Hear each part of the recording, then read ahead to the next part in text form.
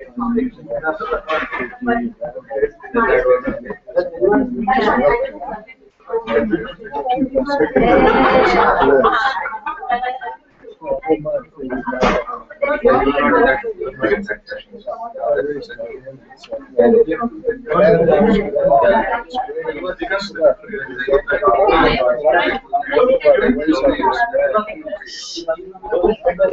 many years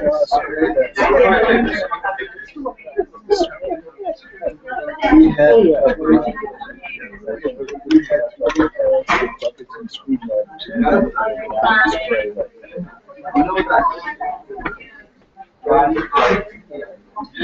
and really, she was doing the same.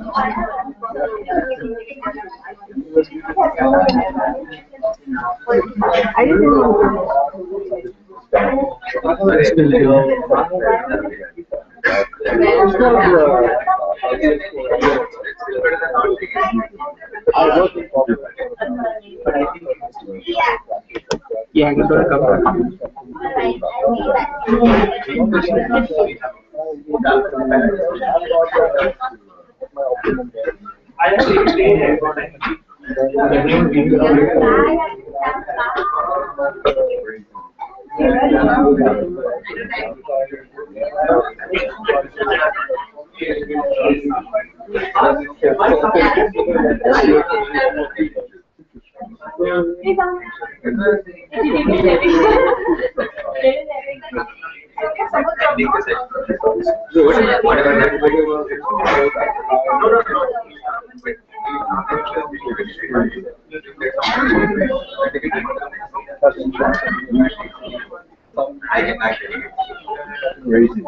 Why don't you want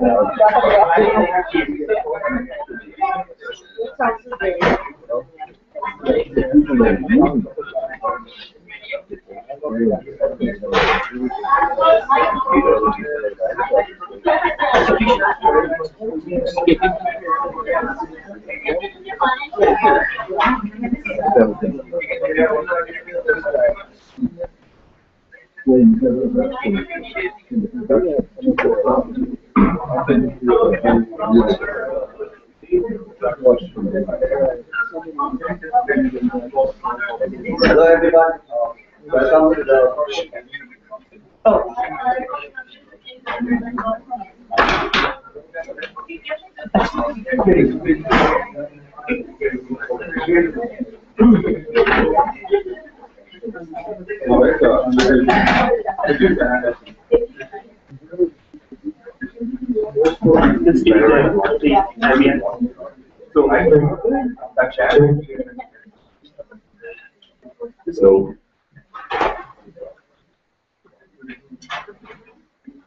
We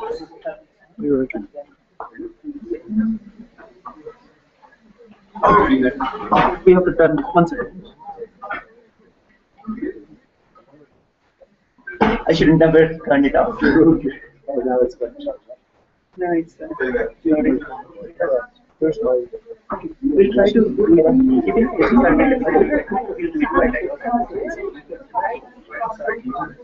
Let's take a photo.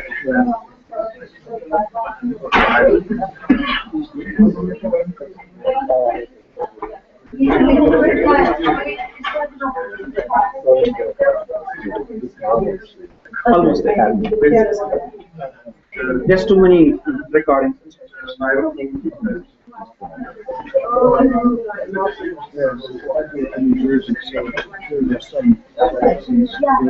We are placing it. I'm just putting that here and. You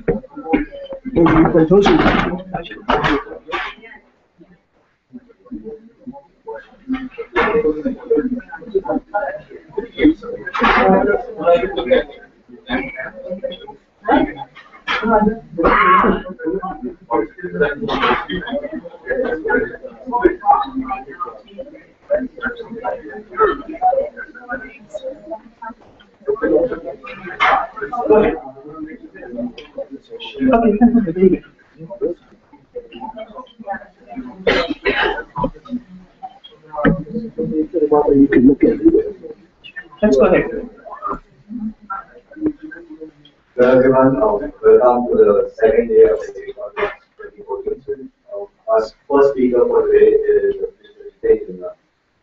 Mr. Jiten is used to be a full-time journalist, but now he is a freelance journalist and is actively involved in human rights advocacy and environmental activism in the state of Manipur.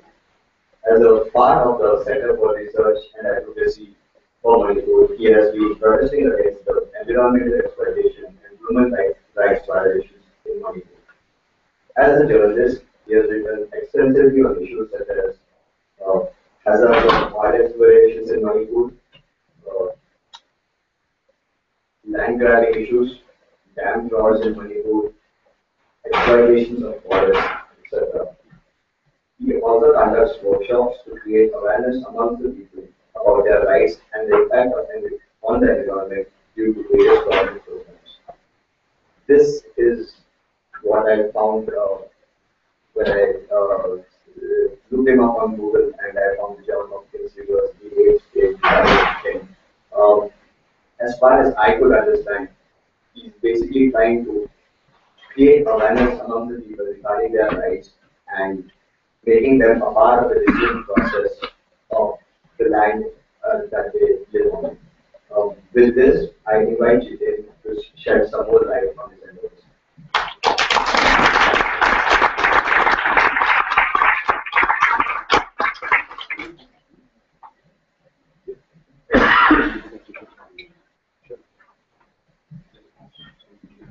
All right. Good morning, friends. Good morning. So I would like to take this privilege to thank Amy for inviting me, and also our organization for this 8th annual conference in Boulder, and also for giving us space to share on some of the most alarming concerns on when it comes to human rights issues and also the developmental challenges in Manipur, and not just in Manipur, but also across the northeast region, which have been kind of afflicted with serious multiple challenges, including the armed conflict and other human rights violations.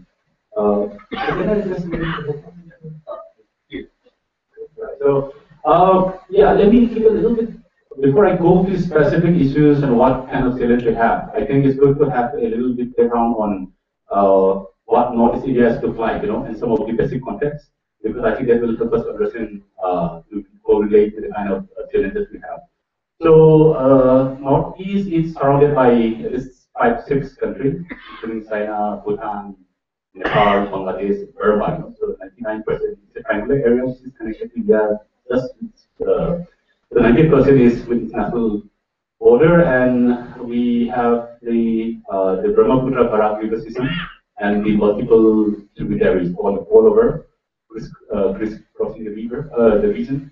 And the region is also included as listed among 25 biodiversity hotspots classified, and the Indo-Burma biodiversity hotspot and Eastern Himalaya hotspot. We are right in the middle of that.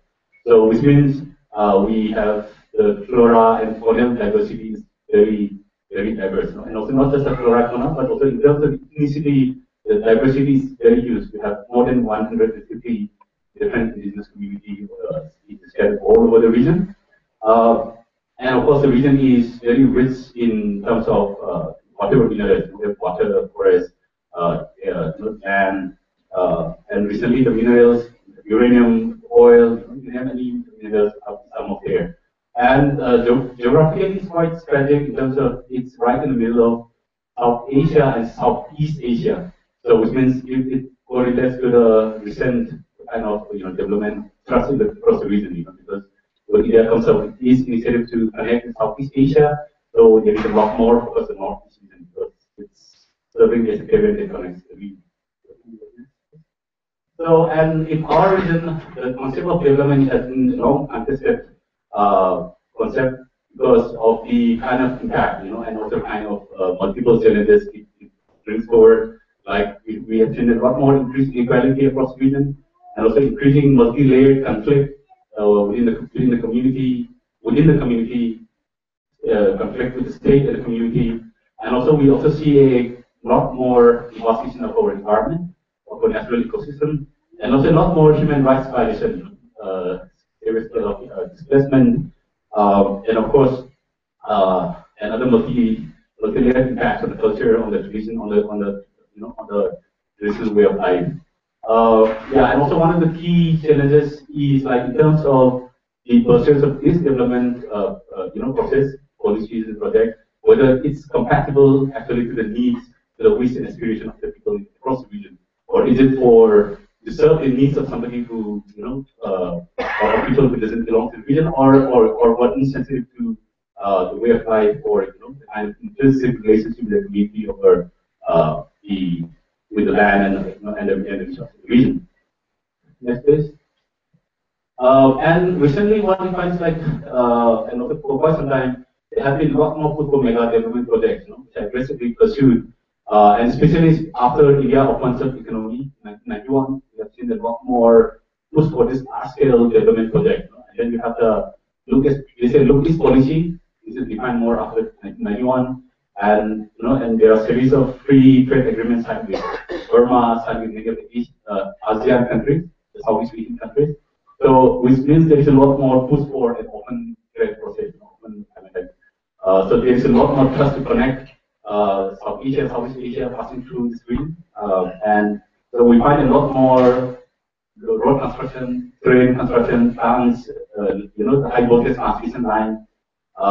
So we find that there is a Trans-Asian highway, which is passing through Manipur and across the region, which is more to connect the entire South Asia with other regions, the Trans-Asian railway. So that is happening, and then we also see a lot more push for mega dams all over the region. Big dams, not just, I'm not talking about just one or two, but in terms of hundreds. So we are seeing nearly 200 dams planned in the region, and many of them are already underway in terms of construction. We also see a lot more oil and natural gas exploration in the region all over, because almost all the 7 states is confirmed to have oil and natural gas. So earlier this was confined only in Assam, but now it's confirmed that almost all the 8 states has oil and natural gas. So there is a lot more push for oil exploration in the region, and we find not just Indian companies but also companies from Canada, from Europe, from all over the world. There is a lot more opening up of the land and territory for this kind of. And then we also see a lot more push for plantation, biofuels, and profile. So these are some of the development contexts. Yes, and the last one is like because the several places in the region is still conflict with armed conflict because of the varying levels of political demands. And so we have a lot more militarization across the region, for a long time. And there are a lot more emergency law like the armed forces, basic policy. And now what we see is like the militarization process is now extended to promote the kind of development trust that we promote aggressively, especially in recent years. Next, please.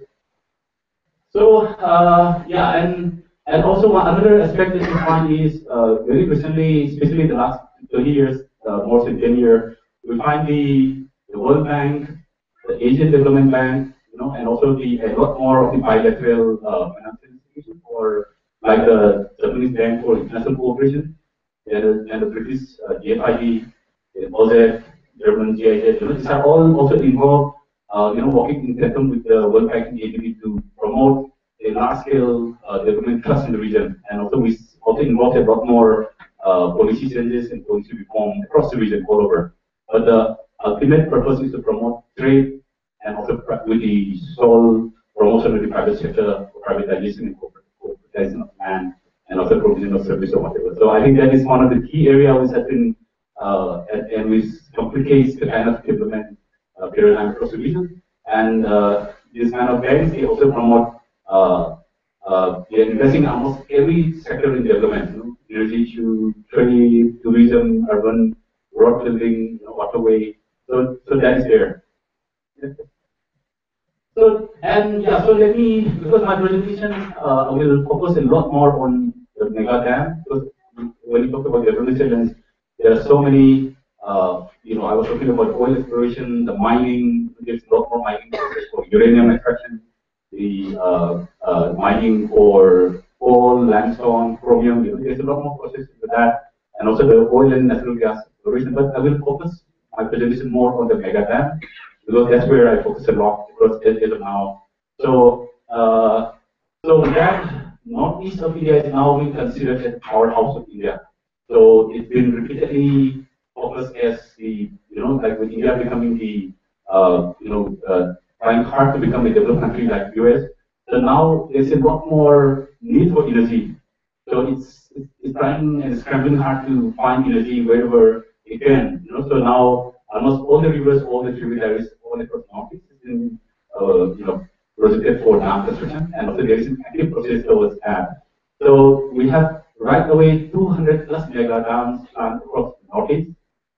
We have in Arunachal alone, there is a state called Arunachal, which is quite big, but then in terms of population, just less than 1 million. So there, 154 memorandum of understanding for construction dam has been signed, recently. So just only in one state, you have more than 150 memorandum of understanding. And so the dams are not being pursued not just for meeting the energy requirements, but also mega dams are being pursued as solution to the climate crisis, unfolding climate crisis across the region. So the mega dams are being, big dams are being projected as clean, renewable energy, which can help or contribute in, in minimizing the possible greenhouse gases. So I mean that's becoming another big area of controversy across the region. So I will explain a little bit as it goes forward. And there are a lot more challenges, and also there is a process to export power, not just to supply the energy needs of India, but also to export to Thailand, because Thailand is very close by. And already the Southeast Asia, they already have the power grid well developed. So there is a plan to connect the Northeast, the power grid of India with the Southeast Asian countries. So that process is there. And in that process, I mean, of course, the violation of the community rights and, as I said, the rights violation is there. But one of the key areas that we find is like there is no way to define alternative energy paradigm based on the taking the community responsibility. So that is one aspect. So this is the Brahmaputra River towards the northern part of Arunachal Pradesh, and this is the main river that flows through northeast. It's quite actually it's a big river actually. Like in Assam, one portion called Dibrugarh, the width of the river is 12 miles. That's the width of the river. So it's a big river, and there are so many tributaries of this river, and almost all the tributaries, even the main river of the Brahmaputra, which is called Siang in Arunachal Pradesh, there are series of dams planned. And one of the biggest dams, and also the most controversial dam, is this one, 3,750 megawatt of Siang CS2 dam to be built. This is one of the biggest dams which is planned to be built right over this river, and it has provoked a lot more controversy across the region. And it's a dam, where the Hydroelectric Power Corporation and also the what's in electric power corporation will allocate this project. And upstream of the river in Tibet, in China portion, you have the there are series of dams built by China. So we are also concerned about the downstream impact of the series of dams built upstream of, and then you have the dams built right in Brahmaputra, in Siang, Arunachal, so that the combination of both the upstream and downstream dams will have a huge corrosive impact. So this is the map of Arunachal Pradesh, and you see the tributaries of Brahmaputra, and yeah, and this is the Brahmaputra river basin. So almost all this 154 dams are planned just in Arunachal Pradesh, and there are 8 states in Northeast, including Sikkim. So, so that's the hydropower scenario in Arunachal. Yeah, these are some of the completed dams and already commissioned. And why I'm presenting this is because at least whatever produced in the region is able to provide whatever we require. No? So it's generating almost 1,000 megawatt, which is almost more or less enough to provide power in the region. But the projected power generation is more than 60,000 megawatt, which is 60 times what we require. So which also confirms that the project is a plant for the region, is not for the people of the region, but more for other corporate interests or serve the needs of for the process is not necessarily for the region. Yeah, so let me focus on Manipur now. So in Manipur also I will focus on dams, specific on some of the specific dam campaigns which we are involved with. But then let me also give the slide overall picture of what's happening in our region, Manipur, because most of the Trans-Asian Highway, the Trans-Asian Railway, the Trans-Asian this high voltage transmission distribution line, energy transmission line. All this tree, it's right in Manipur, pass through Manipur, because it has a pass through region. So yeah, that is one. And then we also seen a lot more food infrastructure projects, which is relevant to just this policy, like the setting of the special economic zone, setting up of the industrial zone, and then of course the construction of series of mega dams in Manipur. And recently we had the Manipur hydroelectric power policy in 2012. Is focused only on building dams all over the rivers of Manipur. So there is a plan to build another 20 dams and to generate more than 3,000 megawatts in Manipur only. And there is an active process to build oil and natural gas in Manipur, where we have the oil and gas company called Jubilant Energy, which is actively involved in the survey, ongoing survey. And also there is a couple of British company and also other Asian companies which are involved in series of surveys in the region. And also there is also one Ireland-based company, which is again awarded contract in one of the oil blocks. And mining project, there is a process to mine chromium and limestone from Manipur, and also there are a couple of other minerals within. And also the Manipur Industrial Policy was set up in last year, 2013, which tries to make it more relevant to the kind of trade and energy push other and yes, in our and then what another concern in our context is the policy deregulation and also promotion of new policies to facilitate the corporatization of land. So I was referring to this policy, the hydroelectric power policy of 2012, and we have the Manipur Industrial Policy 2013. And there is another Manipur Tourism Policy, 2011, and then the Lothap Lake Protection Act, 2006, which are all in one way or another, all focus on the role of private sector participation as a key agent of development. So that is something which has been pushed very aggressively across the region.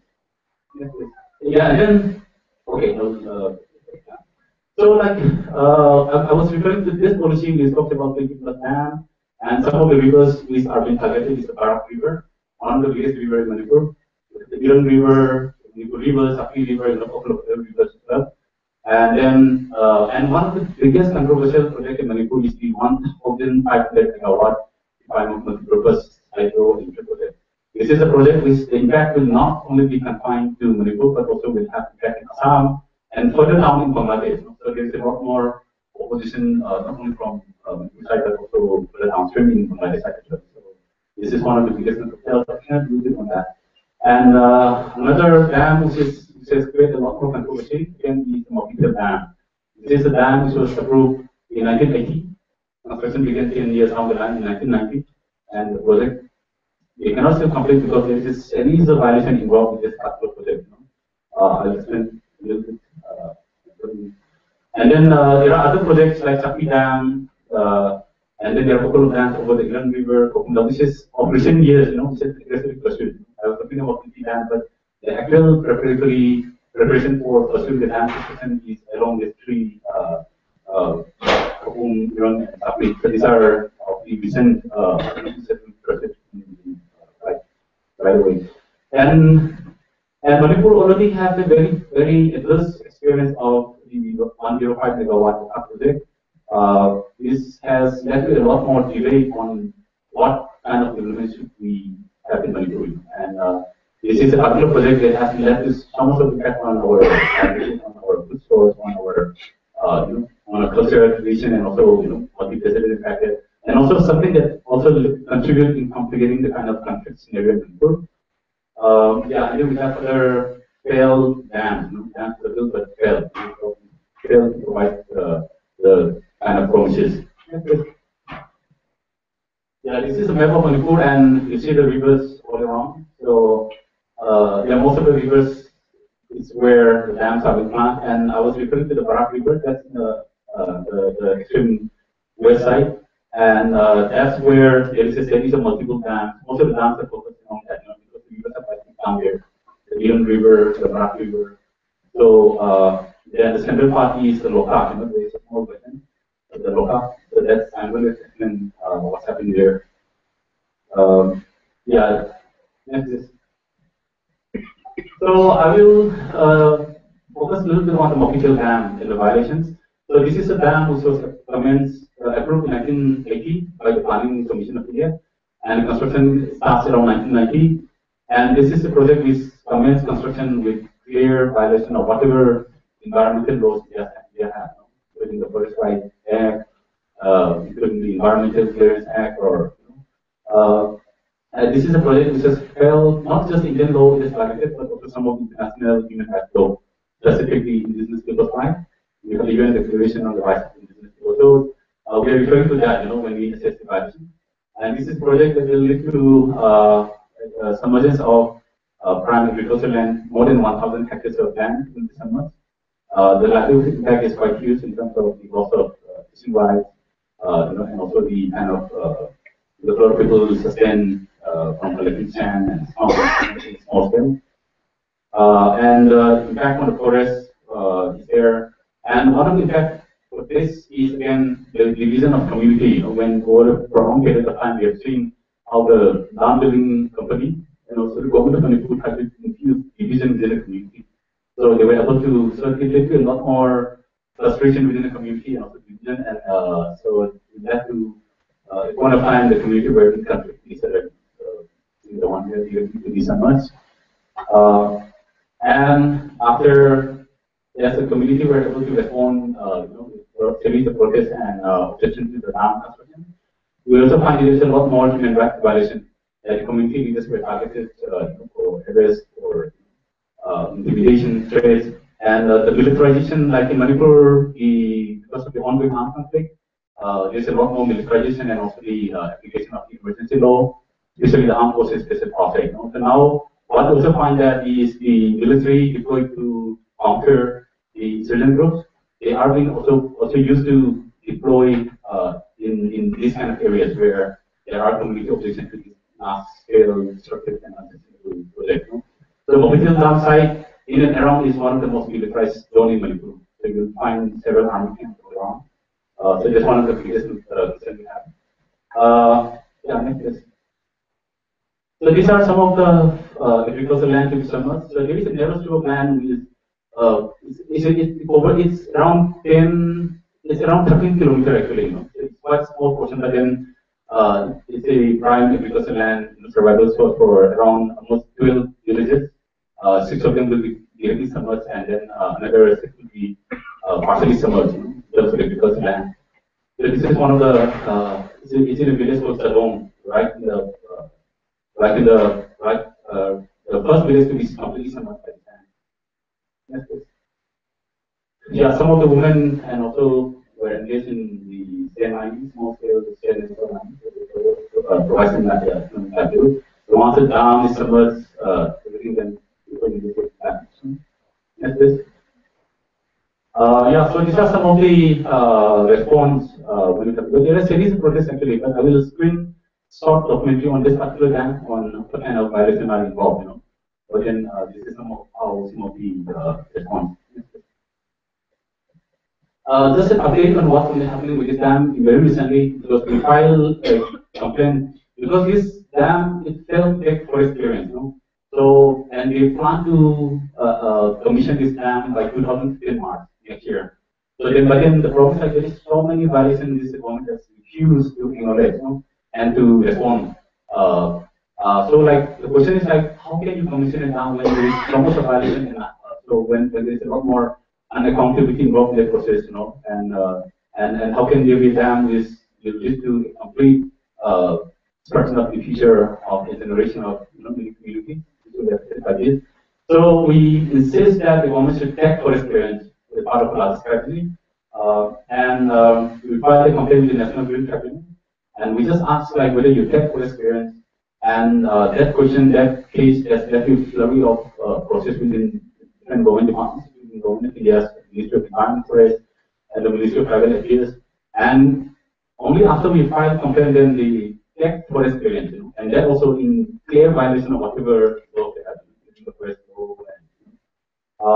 So we challenge the forest clearance out in the process, and I think the project, I think the government of Manipur is stuck as of now, because they have failed to undertake basic, like for example, they need to conduct site visit, site inspection before considering forest clearance, but then they failed to get site visit, and they have just cleared forest clearance, So those kind of violations we're trying to challenge that, and so there is a process in the National Green Tribunal.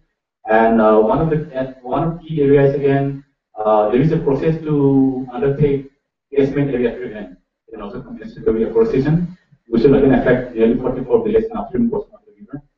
This is more in terms of the forest area which will be created so that there is uninterrupted supply water for the dam. So now there is an ongoing process to mobilize communities that are affected by the compensatory afforestation and catchment area treatment.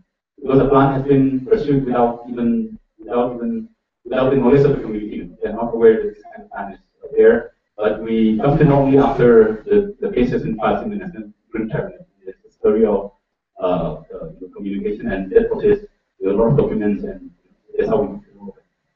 And also there is aggressive push for construction of irrigation canals in the downstream portion, which will again make a position of any of the farm area. And they try to push for irrigation canals where canals are not even required.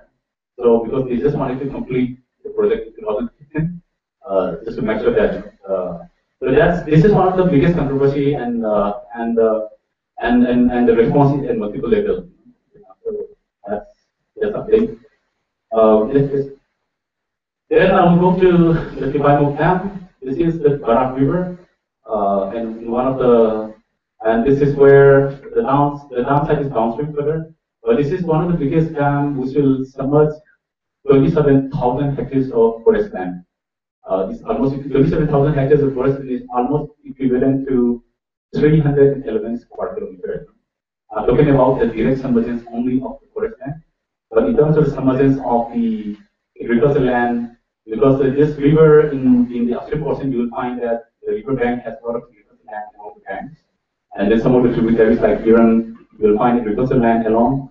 So all those agricultural land which is more near the river bank will all be submerged, and it will also submerge 27,000 hectares of forest land. And the region is quite rich in flora and fauna, and Manipur is quite rich. Like for example, in Manipur alone we have more than 500 different orchid varieties. I'm not referring to other things. It's quite rich in terms of flora and fauna. So many of the impact in terms of the biodiversity is quite significant. And the salience is like the proponent of this dam, the NSPC, the Cell Income Limited, they have failed to conduct a proper effect assessment. And we are talking about an effect assessment which which is not only conducted by the dam developers, but also which involves the community. And so that is one of the key concerns. And so yeah, the three main company will be NHPC, Limited, we have the Northeast Electric Power Corporation, and of course the government of Manipur will be part of the project, some 5%. And there were a couple of agreements signed in 2002, the first one in 2001, and then so there was a lot more controversy again there again.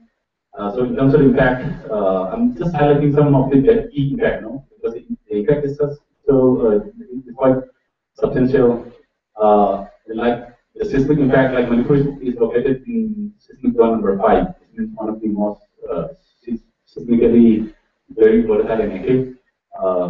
And then impact on the Mar people, because of the community is directly reach the dam site area. Because for them, once the dam is there, business will cut off their relationship with Assam, because they use the river for daily transportation. But for business, will really cut off. And of course we have other cultural impact, notice of waterfall and other cultural sites. And then one of the key impact is also the demographic impact. It appears like most of the indigenous community in this in the dam affected area are quite small indigenous community. So for this kind of huge scale of dam construction, it will require construction workers mostly coming from outside, and the kind of social, health, and other impact, social impact. So there's something that we still need to comprehend. That's the Tipamuk village, portion of the Tipamuk village, the left side. This will be complete summer. This is high flood time. And then for Tipamuk, there is a series of mobilization which spans more than almost over nearly 2 decades. The resistance starts from 1999, 98, and so it's been continuing.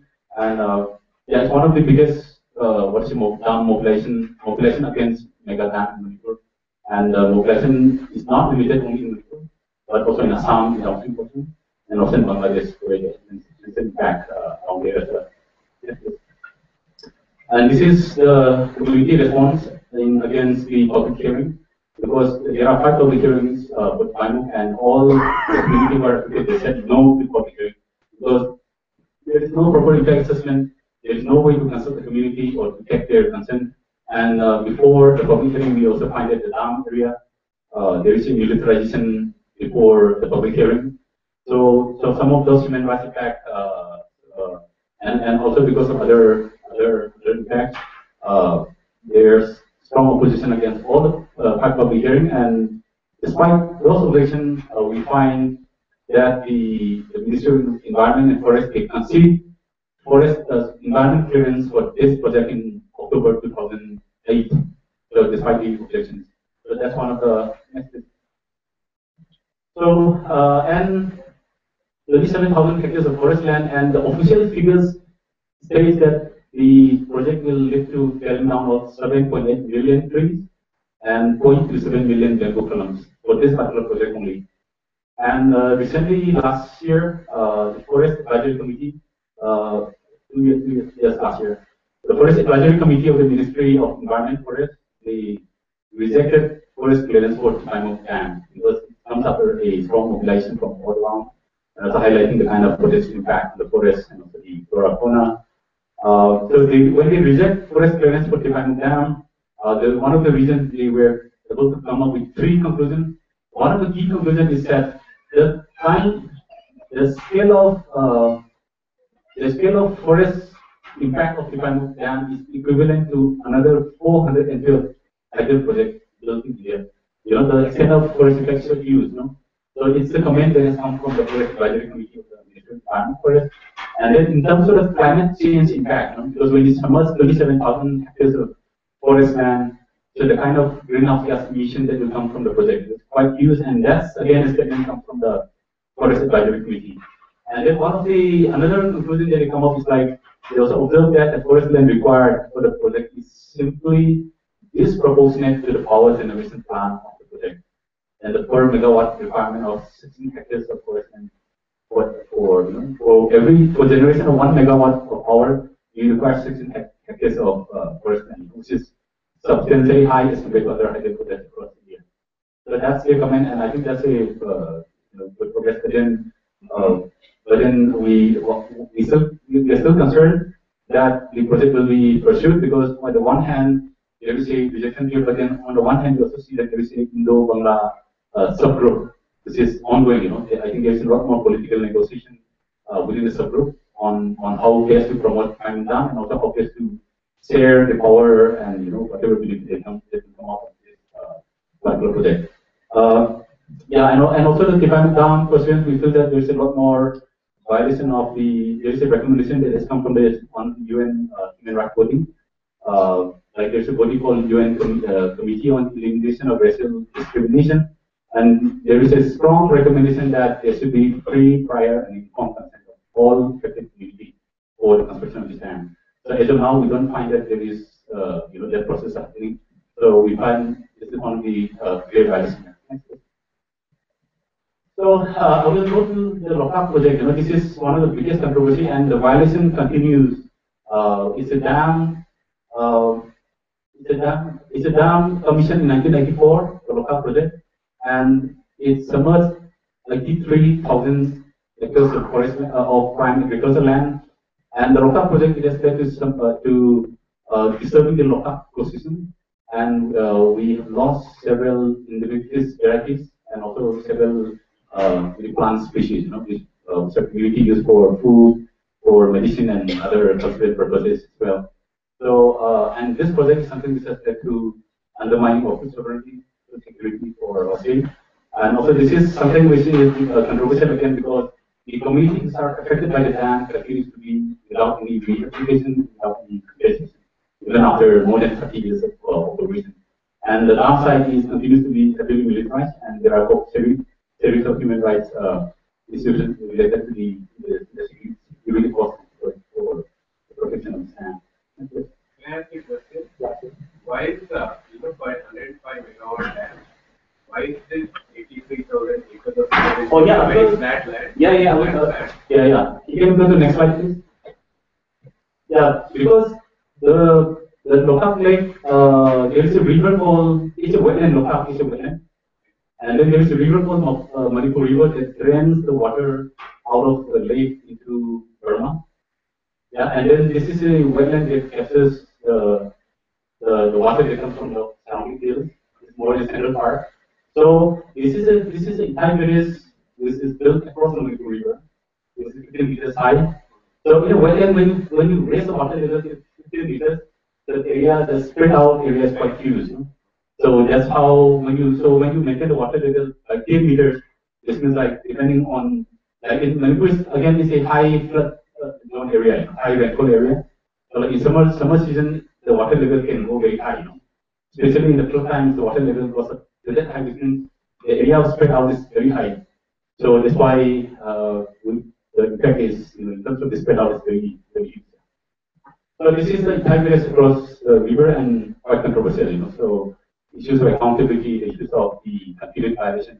And now there is a plan, I was referring to the Manipur Lokak Lake Protection Act 2006, and now there is a process to ensure that there is adequate water for the National Hydroelectric Power Corporation.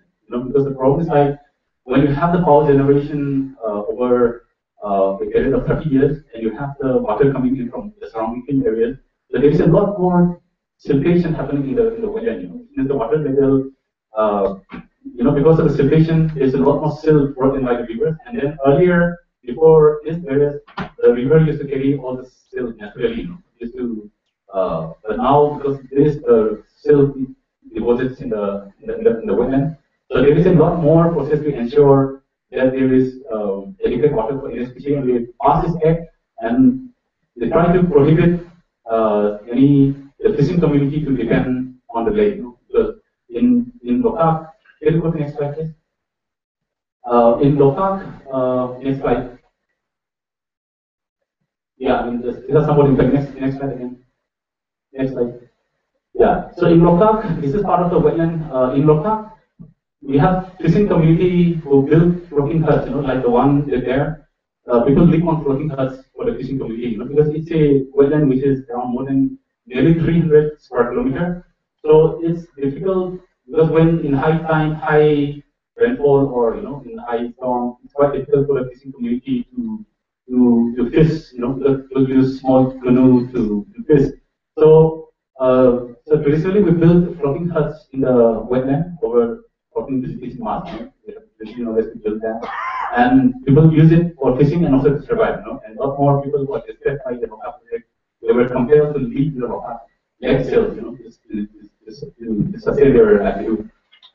So what happened in 2006, like there is an order which prohibits the fishing community to live in the Roca plain, and also there's a lot more blaming on the community, on the fishing community, that they are the ones which are responsible for the pollution and contamination of Roca plain.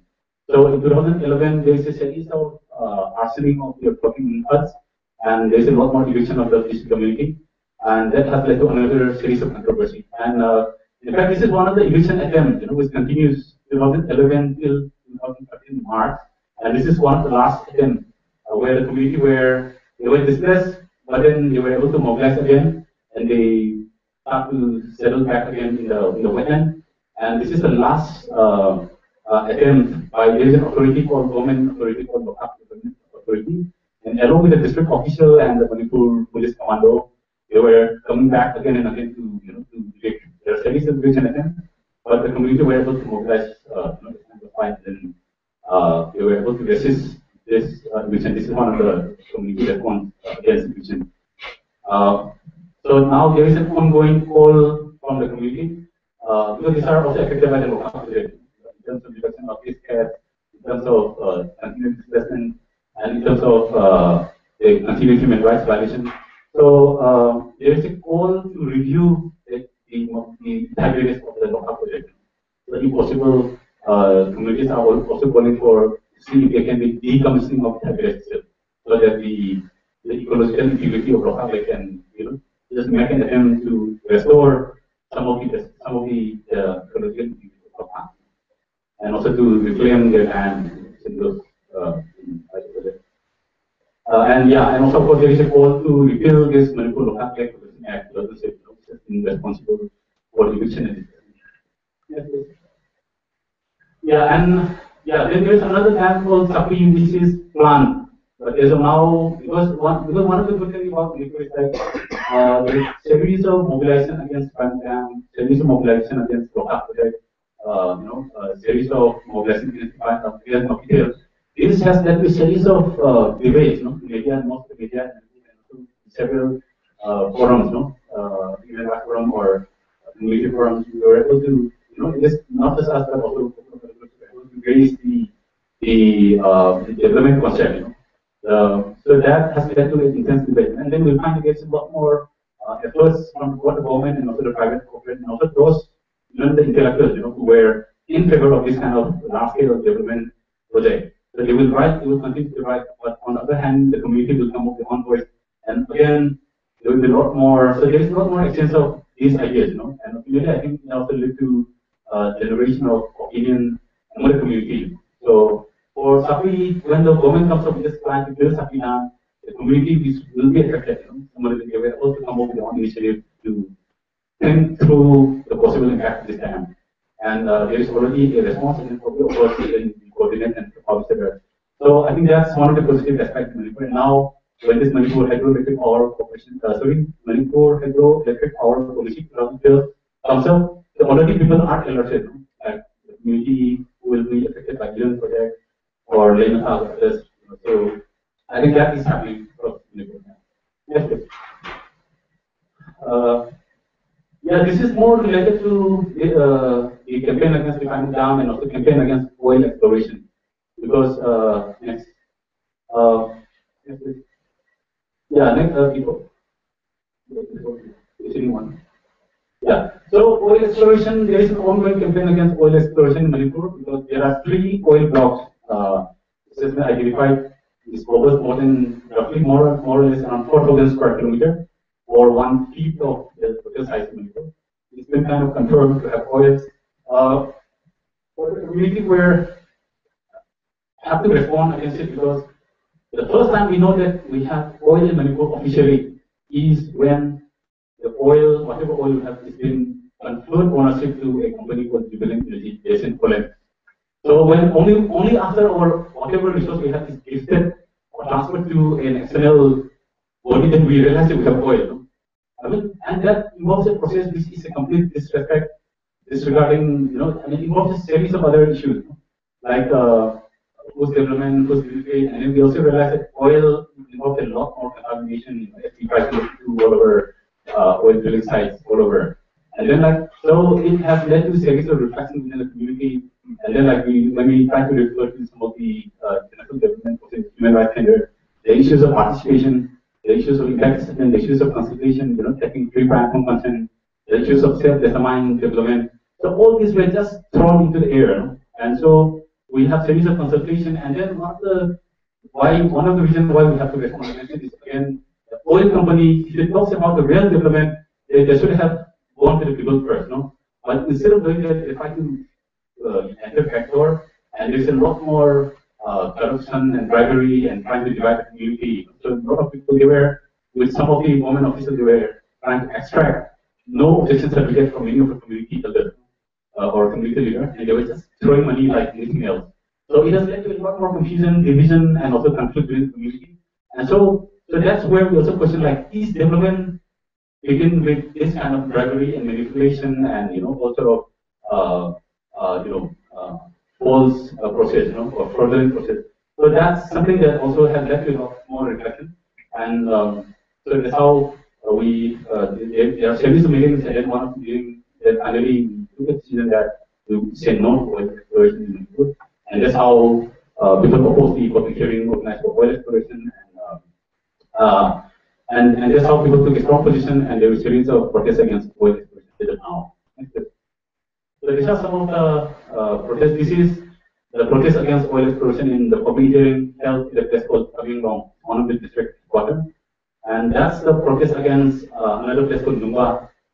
It's a very successful community response because the oil company and also the government officials, they were unable to organize public hearing.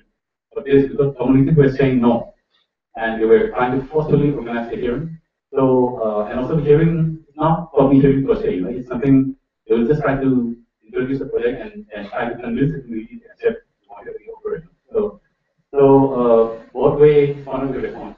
Of course, there are series of other responses. Yeah, this is more some of the basic information on oil exploration. I will not go into details.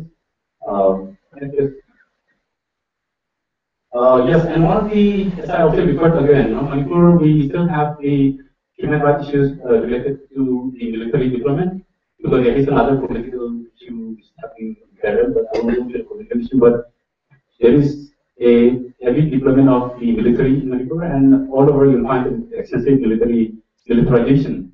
And what you find is the military is no longer again confined to responding to subdued insurgent growth, but also we find that military is again increasingly used to promote the corporate-oriented kind of development, the kind of unsustainable and development project.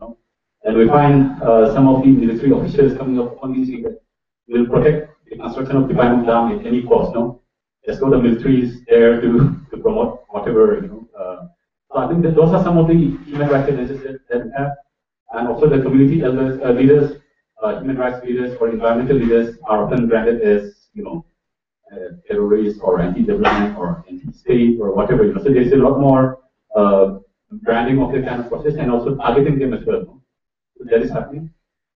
So like when we have this campaign against the Panam Dam and also campaign against oil exploration, because we find military directly involved in that process, so we say we also support a call for the repeal of the Armed Forces Special Powers Act.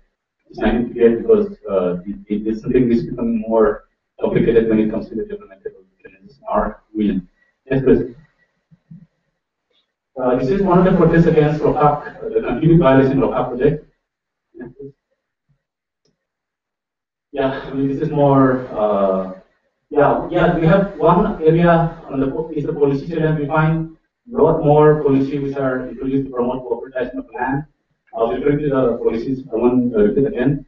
But then there are some laws or policies which we say we should implement, and the government is refusing to implement those.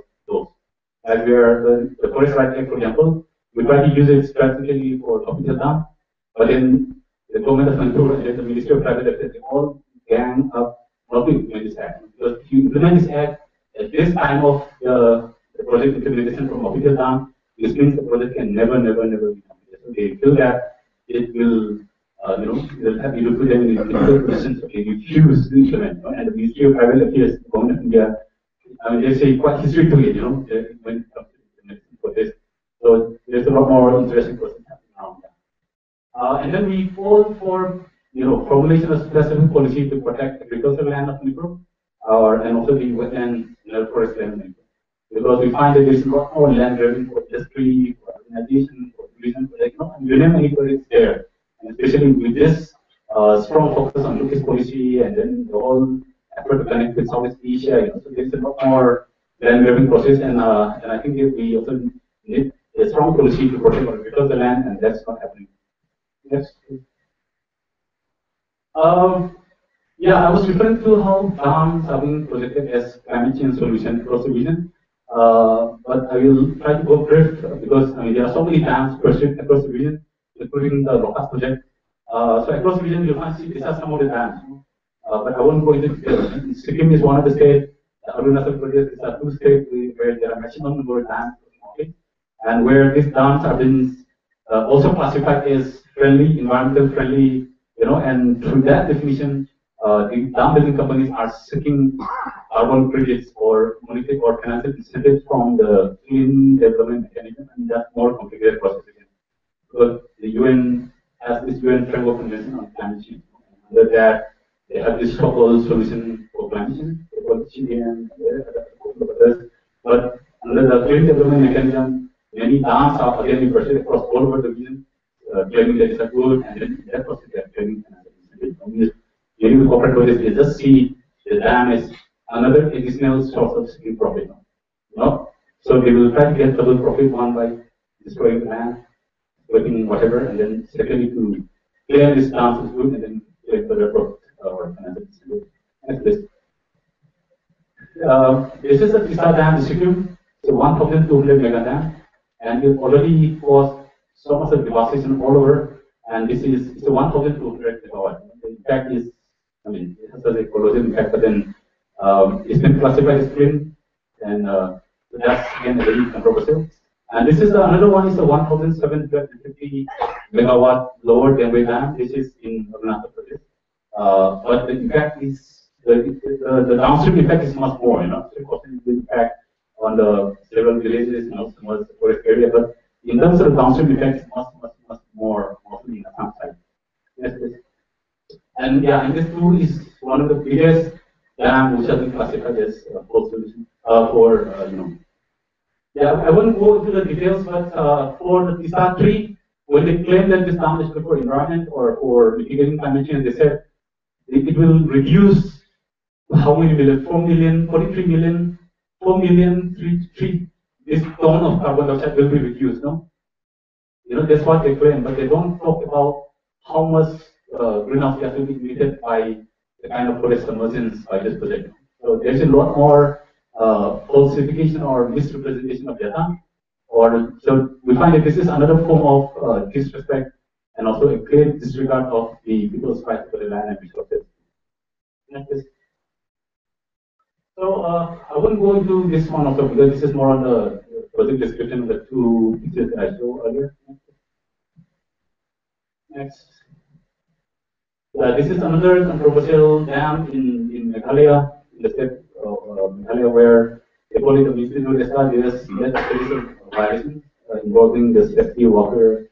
Several workers were killed when the project because there are a lot of complaints that the project is not properly assessed in terms of the preparation. So there's been series of accidents actually, and a lot of people lost their lives, and also the forest.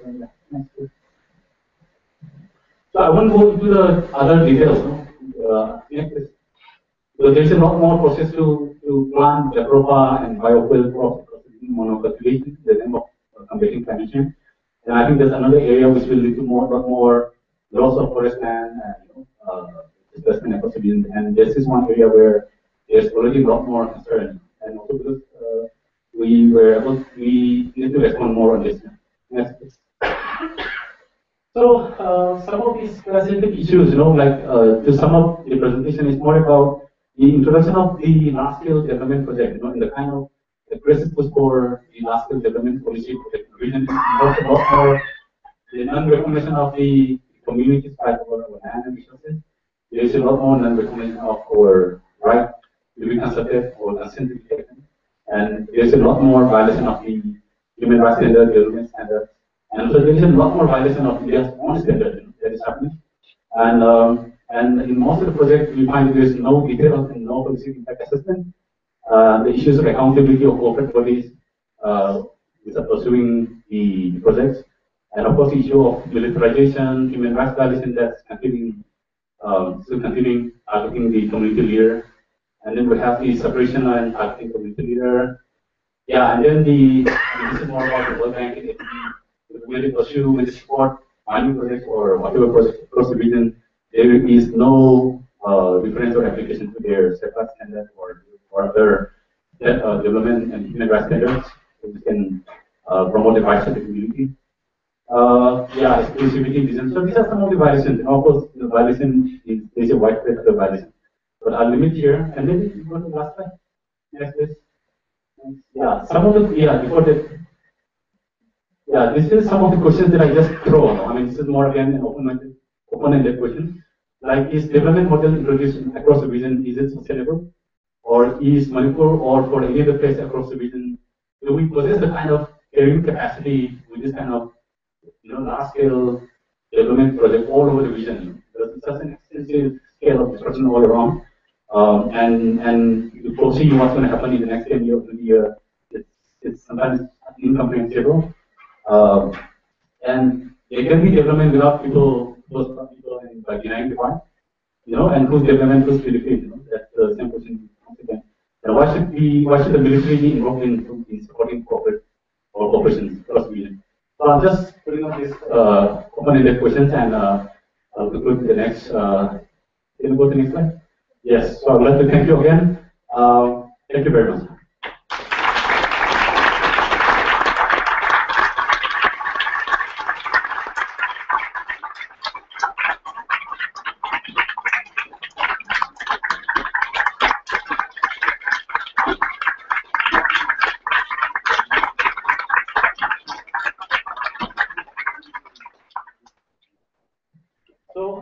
Before I invite for questions, there's a short documentary on Mokitel Dam. It's around 10, 12 to 30 minutes. It's a documentary based on the community response. It's not a very good documentary in terms of its technicality, because we are still struggling with the audiovisual or the technicalities. But we were able to put together some of the footage that we were able to generate in due course of the campaign. So I do hope we can have insight into what exactly is Mokitel Dam and impact.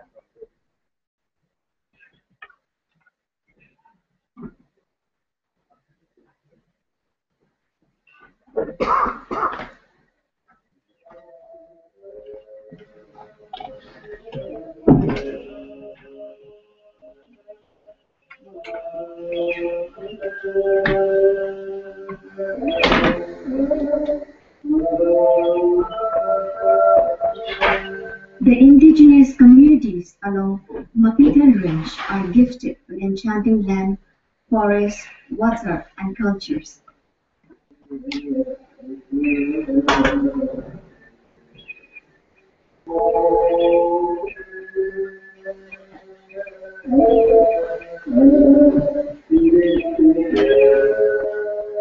The communities deem an inseparable relationship with the land ensures the sustainability of the land and life.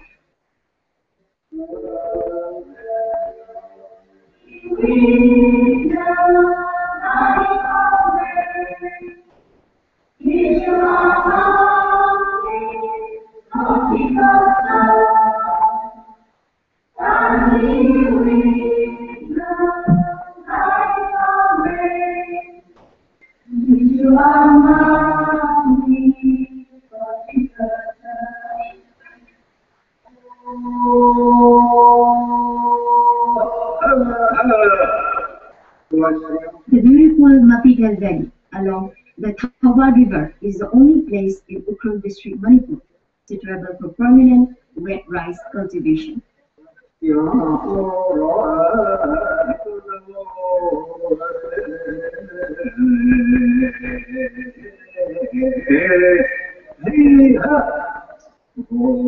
The prosperity of the land is now threatened, and the people are in deep despair as the government of Manipur plans to complete the Mapitel Dam in March 2015.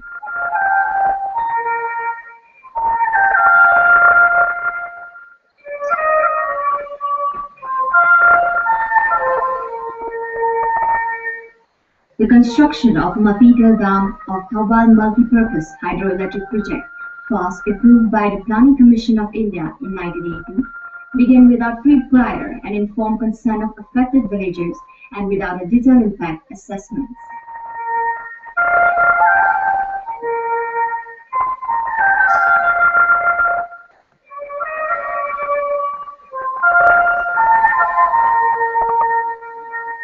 Four villages, namely Chadong, Ramray, Lamlai Kunau, and Lamlai Mortu, will be completely submerged by Mapitel Dam. Other villages like Sikipu, Thoi, Thawaipuki, Janembo, Sankai, Riha, etc. will lose their agriculture and forest land. The dam will submerge more than 1,000 hectares of prime agricultural land in Mapitel Valley and all the grazing grounds for cattle. Communities too will lose their fishing rights. Mapitel Dam Thawar Multipurpose Project 1970s Assembly Initial survey Assembly clearly English Sabri affected villages in pre-plan from Mukila, Prasang Mukila, the government possibly for color 1980 area of Kalamazangla, Planning Commission of India, Project Yami. Third area Munya Salala, government and non-foreigner, she might have the Samuel Salaka project. 1980 forest take a tissue. It is a down Saturday cup for experience.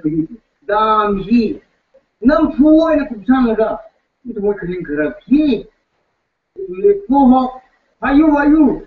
But all things supply government has a clinic. Demanding are we down his track.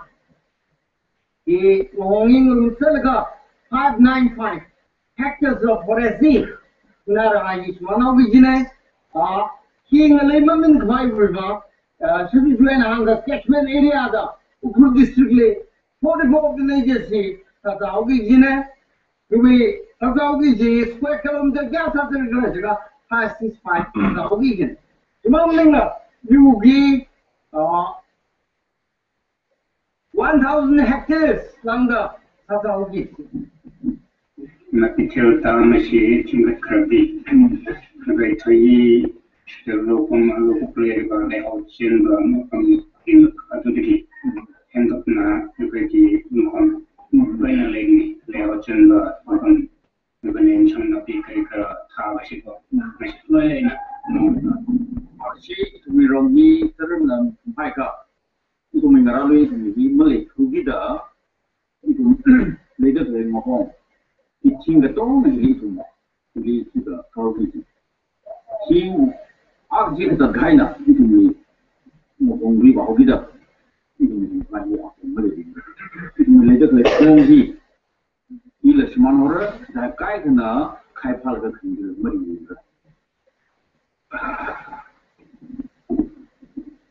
The switch came to see, Nanga from the Diamse. Now you will take me, not another one, but nothing material.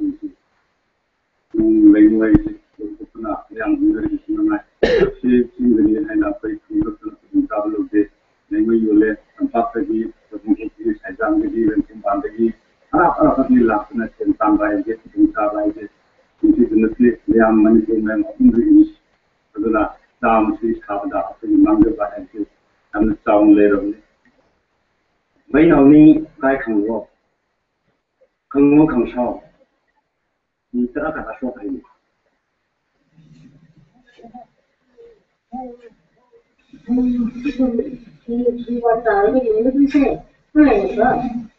đây thì mình có người sao phải có thân đấy một thì mình ngồi tàu mất đi bao nhiêu rồi nên là thì ngoài tính đi tới giờ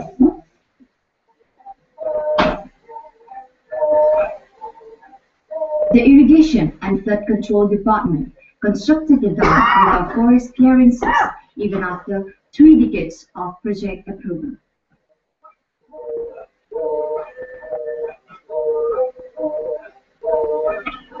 The government continues to propagate lies and violations on compensation of affected villagers. The rehabilitation involves violation of community rights and union.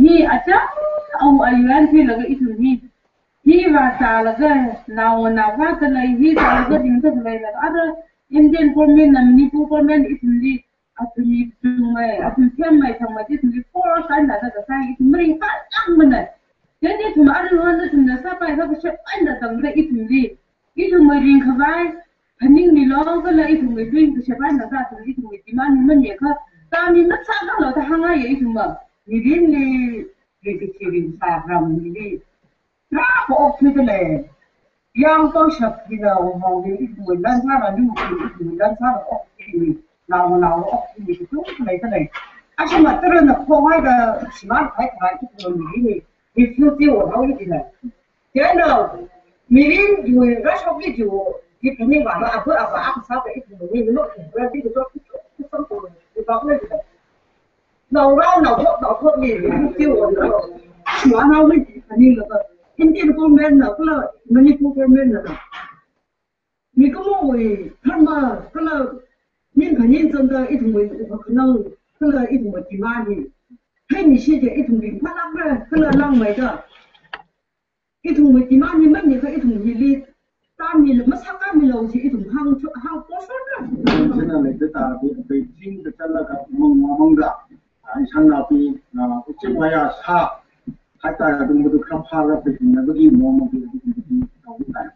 Most villagers along the downstream areas collect sand and stones from the Thoba River, and the dam will destroy livelihood of the villagers. The Gopher Dam submerged agricultural land in upstream portion and created water scarcity in downstream villages such as Tumukong, Itham, Moirangpurel, Laikong, etc.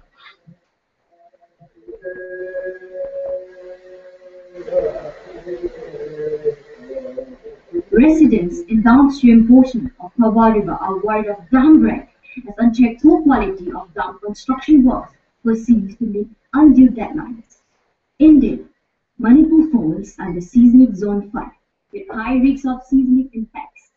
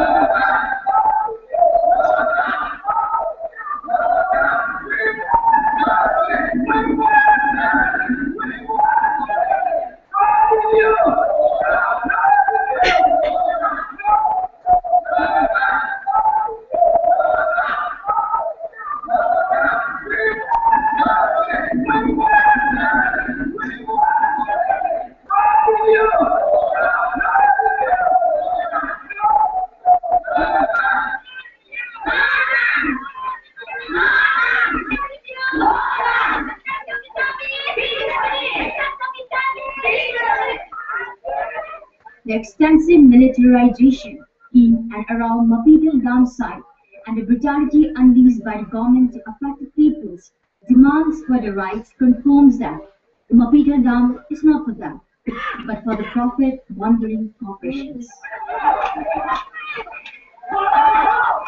On 3rd November 2008, women from Naga, Meitei and Kuki communities demanding justice for Mapital Dam violations were brutally assaulted by the Indian security forces. Mrs. Lumina of Lopong village was hit by a tear gas canister on her head. She continues to be mentally paralyzed.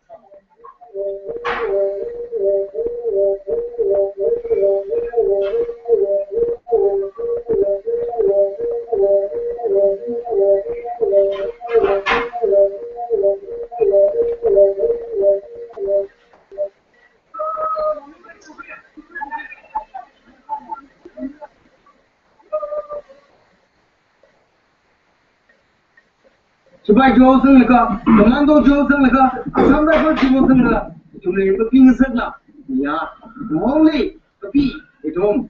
Masua Tana, it Mungalay defense of Umra, it will right, it will we right, or it we right, there we right, there we mission psychoration. And Samura.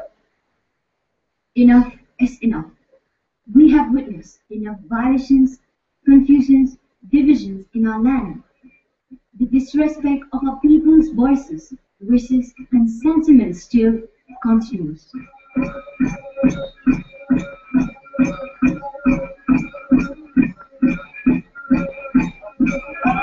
We knew there's uncertainty in our future with this dog. Are we going to be refugees in our own land? What will be the future of our children?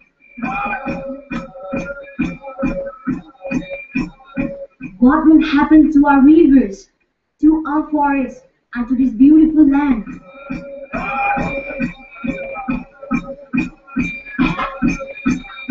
Our forefathers passed on this land to nurture and protect it for our coming generations. What will they say to us? What will be our answers?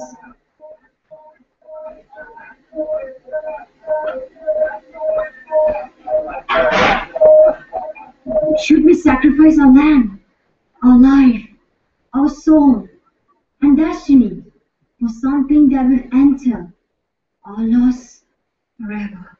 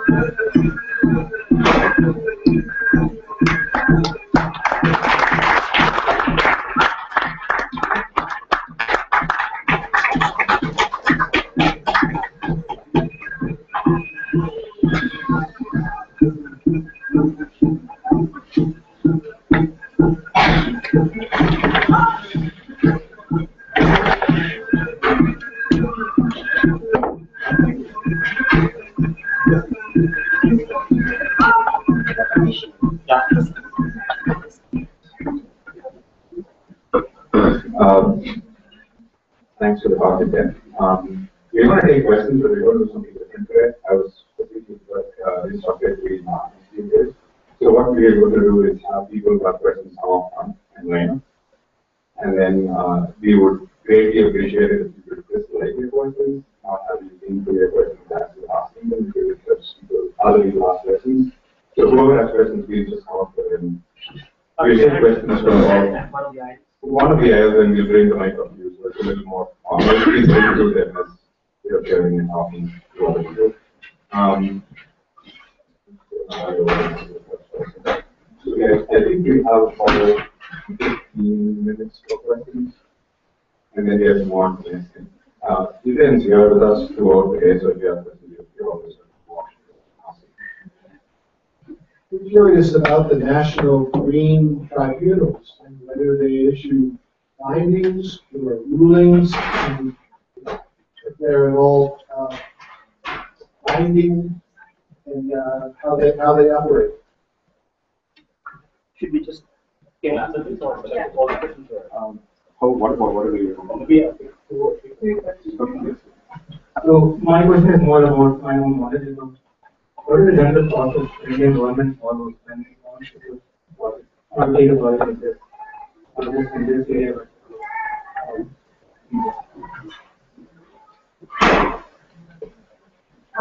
My question is, I have a thought actually to our city projects. At least according to the government, who is supposed to be the director in this project? Like, would be the distributed, and you mentioned they're pushing for irrigation canals and things not needed. Are there places that do need irrigation? And actually, my second question, asking as someone who doesn't know much about this region, what are the viable alternatives that we need to get at least?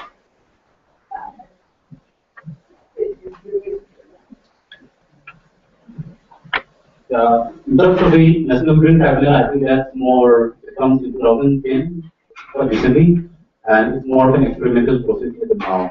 But then it looks into clear cut the environmental clearance process, the violation of environment clearance process, and also the forest clearance process. So in that scope. So what we find is like, in our case, it's a clear cut violation of both forest clearance and environmental clearance. So for us also, we're trying to see whether the entity is more of an experimental process on our part as well, because sometimes we find the legal process or even the institution can be part of the larger, what is it, complementary process to facilitate corporatization and whatever. So we just wanted to see if entity is really something that can make a difference, at least at a community level. So that's why Locatel we do it, but then yeah, so we are still in the process, but it looks into forest and environment. So we cannot, at least from our part, be difficult to come up with conclusion as of now. But one good thing for with entity as of now is like through entity application, we were at least able to corner in terms of violation. So there is a lot more information that has come out through the entity process. So I think this is very helpful in terms of defining the strategy that we develop. Because for a long time, information is something that's been denied to the community, and through entity, at least the information part is as of now. So we hope we can do that. And in terms of the environmental law, I think when it comes to introduction of large-scale project, mining or dam, whatever, it differs on what project it will be. Like for example, linear projects like road and this railway, I don't think it requires environmental clearance or whatever, or the oil pipelines, for example. So it depends on which category project. And then the environmental impact assessment, because they have 1994 notification, there is a lot more process whereby classification of different projects, category A project, category B project, category C, Especially the category A projects are defined as more, will have lot more impact on the environment. So for those you require public hearing and preparing environmental impact assessment and all. So there are a couple of processes. But for the category project, it's more flexible, so it gives lot more advantage or leverage to the corporate body. So it differs on this.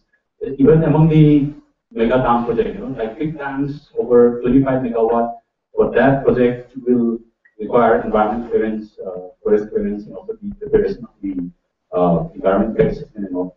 But then again, there is a classification which says that under 25 megawatt, you don't require this process. So there is a lot more deregulation of the policies, which keep changing all.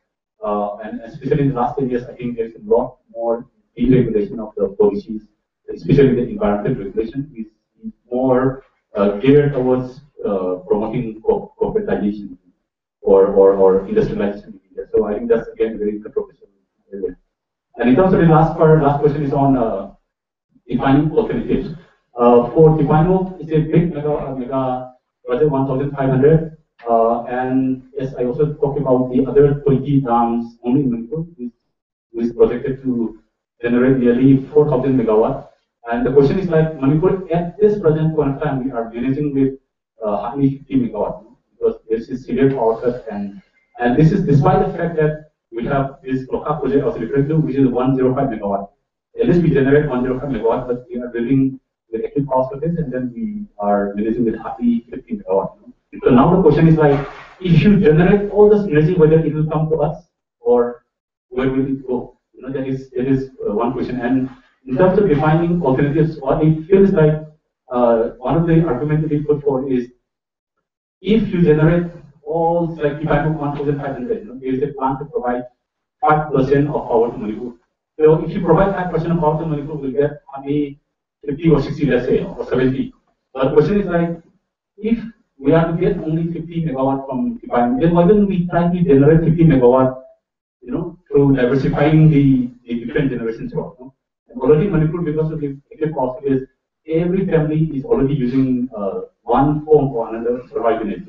Almost every family, at least on the basic power needs, we are looking through affordable solar energy. So which means we don't require that level of big dam to destroy, you know, just for one dam to destroy 300 elements per kilometer of first dam. So that's why we are offering alternatives. You know? Not just that we suggest alternatives, but then we are practicing those alternatives. You know, like every family is almost using solar energy. This is quite an affordable one. You know, so the only challenge we have is like there is space to incorporate or accommodate those alternatives. I think that's the biggest challenge.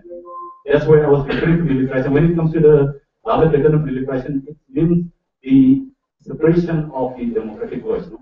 Because when you offer alternatives, then there is a lot more trying to subdue and suppress the democratic voice. I think that's a challenge we have, you know, in terms of accepting, in terms of advancing the alternatives. The challenge to the government or the corporatization process is more refusal or you know, unwillingness to accept and incorporate those alternatives. That's the challenge. Thank you for the talk. Two big questions. One is that, is there any way to see the money trail in this? Like if there's a cap and trade and there's some sort of clean energy that people buy, even when they buy airlines tickets, $2 for a clean energy. But if that can be traced, specific investments to this, then those can be questioned. And the second thing is, I think you mentioned in the conversation, is the impact of other influences in the background, like the trade agreements, the roads that are being made, and the cultural differences that people not wanting to stay in their native habitats. And if they want to, some people, due to all these cultural influences that's coming from outside, they lose that connection to the land, then you know, that affects how the dam is built.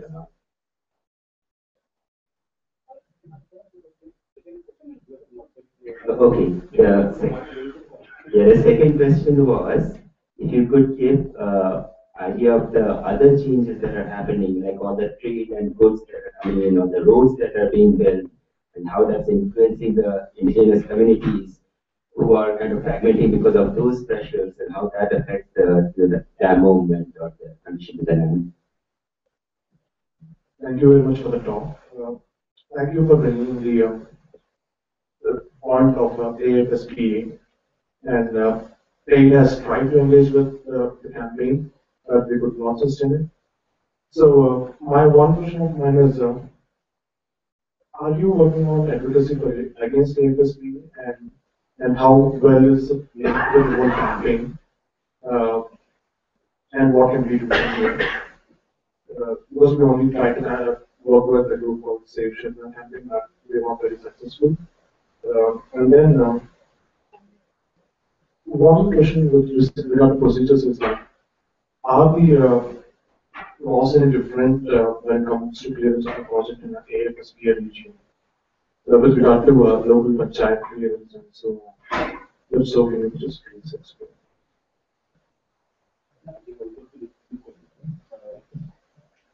Yeah, the first question is more into the carbon trade and so, because I think it's a very, what the problem in our case is like, there is a lot more promotion of the large dams, and there is very little information on what's happening wrong. So the problem is like, so it's very difficult for us to get information, and we are still at the stage of struggling with information. And now, because we also respond a lot more, or community attention, at one level there is a lot more problem with information. And second is in terms of also the certain the mechanism. It's a very technical process, you know, the kind of financial process happening. I know that there is a lot more domestic resource mobilization by the large-scale dam building companies, but also there is a lot more mobilization of capital from other, from like S fund or a couple of other funds that we still need to, but it's a very technical process. Sometimes it's quite incomprehensible from our end. So which is one area where we're trying to seek help of our friends in Delhi or who works about the dam, and also who knows a little bit more on the technicalities. So this sometimes it's possible for us to understand or comprehend the kind of technical process, especially the carbon trade, how we manage the market. It's a very new for us also, and also we're trying to know more what's happening. But at least what we attempt to do is when these dams, the project is clean, the question is like whether are they sustainable, are they really clean? So from that point of view, more from the social, economic, and environmental impact, I think we are able to try to look more from that point. Yeah, but in terms of the financial implications, the market trade, I think there is something that's still struggling with in terms of the information and also the computer process. Yes, in terms of the dam building process, I think it's very much related to the way how India pushed for free trade agreement with ASEAN. Because one of the key components of this free trade agreement is trade. Trade and energy is one of the power is one of the key central aspect of trade. Like for example, and from that point of view, I think it's important for us to comprehend what kind of initiative like ADB, Asian Development Bank, or World Bank is coming up. And at least from our region, what we find is sometimes it's good. That's why I'm trying to project the geography of Northeast. It is just next to Thailand, Burma, Laos, China is there. So if you look at the initiative in Southeast Asia by Asian Development or World Bank, it is very much the same initiative which is pursued in Manipur or Northeast region, and also similarly in places like Uttarakhand, Himachal Pradesh, along this Himalayan belt, where there are a lot of rivers where you can build dams, and also the specific initiative of Asian Development Bank is there is a Greater Mekong sub-region. In our country, it's called South Asia Sub-Economic Cooperation, whereby transmission lines are being aggressively pursued. Where in Southeast Asia, the Greater Mekong region is by Asian Development Bank. In Manipur, the transmission line, the high voltage transmission line, is built by the World Bank, supported by the World Bank. So, there is a long parallel process, and these transmission lines are built in areas where there are big dams planned or pursued, aggressively pursued. So you will find the dam corridor start from the Mekong and the tributaries in Southeast Asia. This continues in Burma, where you have the Irrawaddy, the Salween, the Chiltern River. There are so many dams in Burma, where there are so many dams. And in North India, we have, I was talking about 200 plus dams. And that continues till Bhutan, Nepal, Uttarakhand, Himachal Pradesh, Northern Himachal. So this is a contiguous belt, for sometimes it's important for us to see how ADB and World Bank and other these large-scale financial institutions are promoting this contiguous area and how it's related to the free trade agreement was true. So most of the power plant in Manipur or Northeast is not just for meeting all requirements in northern part of India, but also to Thailand because power grid is almost integrated. So that's response. And second is what is the question?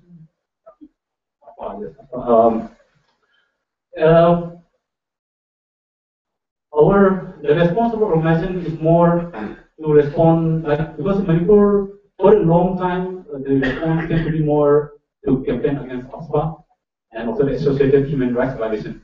So most of the human rights group and also most of the civil society groups, most of the community organizations tend to focus a lot more on the civil rights violations, the impact on the killings, the torture, the rape, sexual harassment, the arbitrary detention, disappearance. I mean, there's a lot more response to that. But as we say in the last couple of decades, we find a lot more a different pattern of human rights violations, more in terms of land grabbing, more in terms of huge development costs which impact on our agricultural land, our forest, our water, and this is intertwined with the way how which is intertwined with the kind of violation which is already taking place. So we say it as a more another form of human rights violation, another form of process which complicates the human rights violation. So that's why we try to respond the emerging pattern of human rights violation. So which involves both the civil and political rights violation, and which also involves the violation of our economic, social, and cultural rights. So one of our responses is we respond, try to respond more from the indigenous point of view, trying to defend our land, trying to defend our forests, trying to ensure or promote a participatory and accountable conflict development. So I think that's more of a response. But then in Manipur, we still have, there are so many organizations that work a lot on campaign against AFA. We are part of that, but still there are groups that focus a lot more to respond to civil rights violations. So maybe I think I can help out to coordinate with the groups who more focused on campaign against the reveal of the emergency law. There was a second conference with one laws in regions which have AFSDA, they're different from the environmental and different other. Someone has to build it in South India, but in Northeast India, I think the laws are not different. Only thing is that in Northeast India, when Manipur, we have a more, some laws which says that land is more with the community, acceptable, and then you have other laws we have which confers more rights to the community in terms of the control of land. So we have a lot more community control of land compared to the ones in South India. Like recently I was in Andhra Pradesh where we find that fifth schedule and so in terms of pursuing development, the application of law, I think is more or less similar. But in a context, even if there are slight conferment of rights to the community, I think the pursuance, aggressive pursuance of the large-scale dam or mining or oil, there's a complete disregard of the community. So that will be not very different. So it's really nice that you guys can ask some questions outside of your tools, so we're going to limit to maybe two, maybe questions right now. I each one ask only one, not two part questions. Right now. Maybe they can all answer questions. Yeah, let's hear. Okay. He can pick who we Like Mike. No, let's go with the questions. My question is, my question is pertaining to strengthening the political process across the different groups and how to build solidarity support, financial projects, campaigns from outside to groups like it. So one, if you can talk more about the evolution of the Armed Forces Act and insurgencies and what we in mainland India are told about that integrated that armed resistance and so on, but how you can suggest some articles and readings which show that both are so linked from the very beginning, and it's only after seeing such a frustrating set of experiences across the spectrum of environmental issues and existence issues that probably people get into separatism or India doesn't care for us. So if you can suggest more readings on that. Second thing is just like some of people mentioned that we try to build networks of support and we couldn't keep up. And I was just saying that even in this Manipur, there are so many different resistances and issues going on, which have been important to people from outside. But if you, people like you, and other groups who are building this network across Northeast, and making it plugin and sustained support work with this kind of political advocacy groups. Because otherwise, Northeast, if you take away some 10, 11 members of parliament from Assam, it's just one or two from east. So your voice politically, in media, in everything is so little that we need to be thinking more creatively about how we from outside can really help you magnify the voices and also consolidate these voices across these different issues and different states.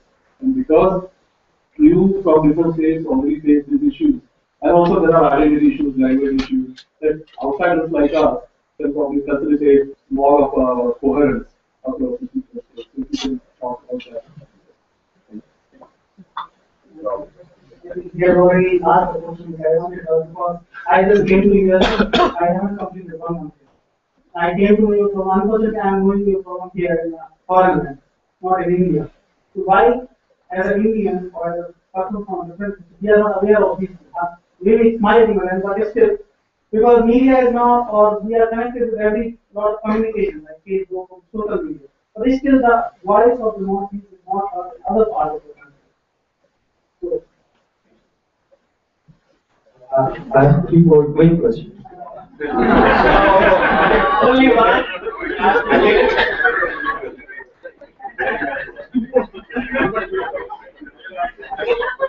have one question. So interrelated, so that's what I think. You can ask. Okay. I'll ask. So many people have been asking you about alternative solutions. I understand the power generation power generation capacity is much more than what is required in India. But I come from the state of Bihar where there is acute shortage of power, and the situation is not very good in other states as well. So I just want to know what are the other. Have you been able to find any other solutions, or are there any other solutions to overcome the issues or violations that you are facing with the dam? Because the reason I'm asking this question is that when I go out of this conference, I have to convince someone that whatever you are showing here, which to any normal person is a very good step towards development or towards progress. And I say that this thing is actually not a step towards progress and development. That's the level which is going to violate many people's rights and many other rights, or it's going to create many violations. I have to convince someone in that way. How do I do that? And that brings me to a second question. Sorry about that, but is it possible that villages can be moved to higher lands where they can be settled as a village and not as a refugee camp? My question is very specific. It's about the one statement that I saw in your slide that said government of Manipur has refused to implement the Forest Rights Act. So does the state government have the power to refuse such acts, and can these decisions be contested in the court of law? जी मेरा एक सवाल है तुम्हारे पास क्या वो इतने सारे dam हो रहा है उधर बेंगल में भी हो रहा है क्या वो किया वो फरक्का डैम फरक्का वजह से कितने सारा मामला मुर्शिदाबाद डिस्ट्रिक्ट का जो गांव है वो पानी का अंदर चल जा रहे हैं क्या कोई ऐसे टीम बना के रखा है डैम तोड़ने के लिए मैं बनाया हमारा है फरक्का तोड़ूंगी ये भी होना चाहिए अगर नहीं है तो हमको बताओ मैं लिंक कर दूंगी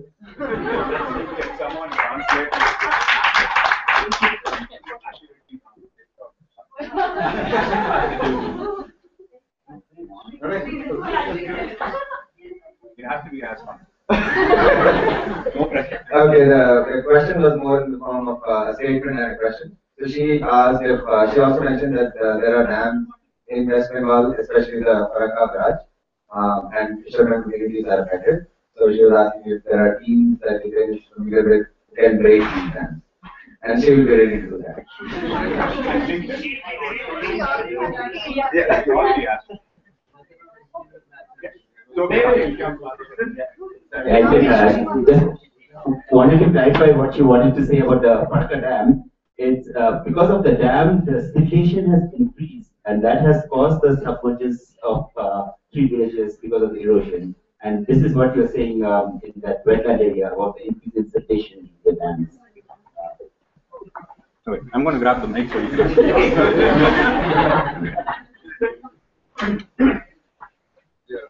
Not bad. We're actually. I think I need to be honest because really I have forgotten the first 3 questions.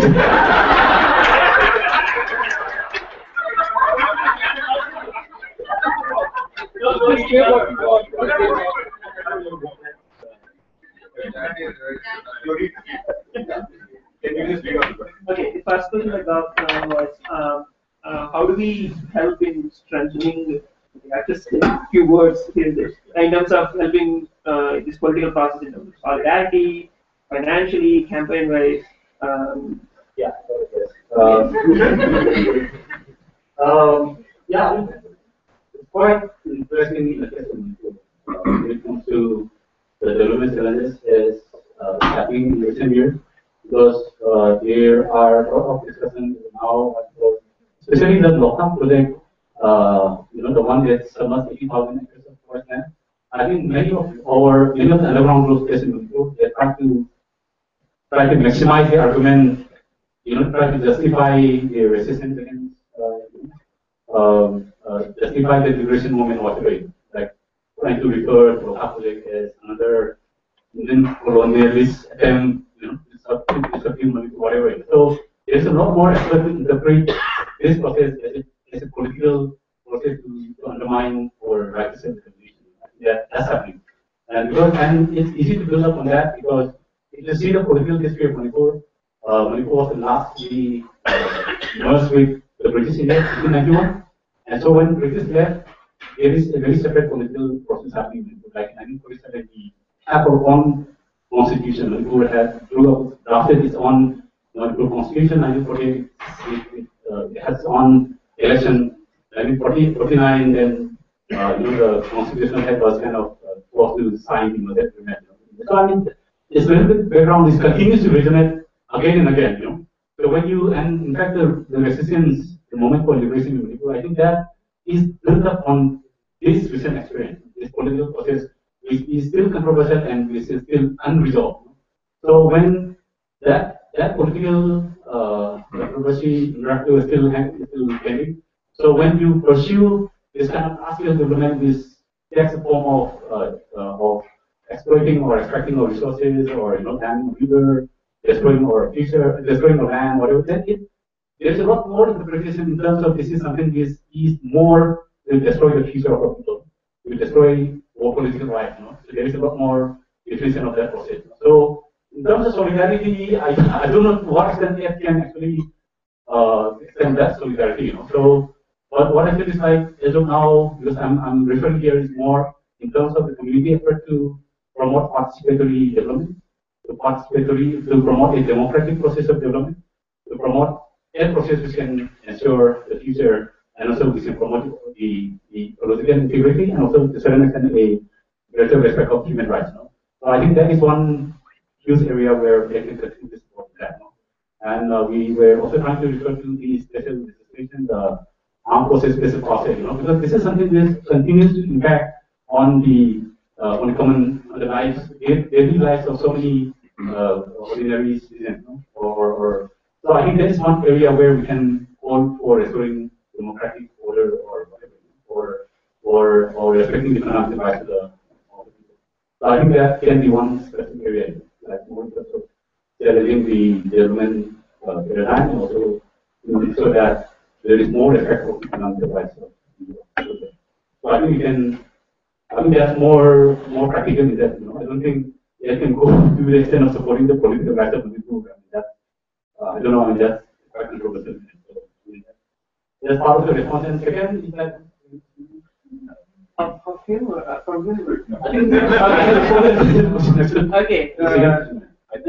Why are we not hearing about Northeast? Oh yeah, with so much media. I think it's again multiple factors. Maybe the media is too corporatized or controlled by media. That's one part. Second is I think there is a deliberate state attempt to subdue the voice of people, because, like for example, it's difficult for foreigners to come to Manipur till now. Like there is a restricted area permit, protected area permit, which debarred any foreigner from outside. If they want to visit Manipur, you need to take Indian visa first. Second, you need to take special permit from the Ministry of Home Affairs. So which means, that's one way of subduing voice from the region. So there is a lot more effort to ensure that the human rights community from outside, to the other organizations from outside, they are not allowed access to Manipur, or just to ensure that the voice from Manipur doesn't come out the platform. So I think that's part of the larger strategy to keep the voice, to suppress the voice. And of course, the media corporatization is there, and of course, the media is a lot more focused on Delhi-based media, whatever. So maybe the geography is another factor, because Manipur, Delhi is how many? Maybe almost 3,000 kilometers from Manipur. It's quite far. So maybe geographical this thing is there. Maybe in India there are so many issues. They're not. Manipur is not just the only place. Like in Sri Lanka, Tamil, the problem with Tamil immigration. I think that's the only problem there. But then in India, how many issues are there? So many. So media has to focus on. So I think that's one of the challenges. And probably another factor is because media, the Times of India or Hindu, the national media, they have regional publishing units. So which means like Hindustan Times or Times of India, they will have a regional northeast publication, whereby the headlines of Manipur will be restricted only to the publicity notice. You know, which means hardly the key issues of Manipur will be reflected in the national, so national, whatever, and then it's difficult to be on the front page. So it's difficult to reach the decision maker. You know? So I think those are some of the factors. That's why it's most of the issues when it doesn't come out only. Or maybe another statement like we often we get a we need to work with one more, or we need to mobilize from there. So that's one more. I think completely some laws government is refusing to implement. Yeah, that government have the effect. The government, that is quite interesting because forest right we are trying to emphasize on implementation of forest right act specifically for Mapitel Dam. You know, Mapitel Dam because they go for without forest clearance, and because forest right requires taking consent of the traditional body, isn't it? So when you push for Mapitel Dam, the implementation of forest rights act, which means the dam building company will be required, the government of Manipur will be required to take consent of the community, and which is the traditional body.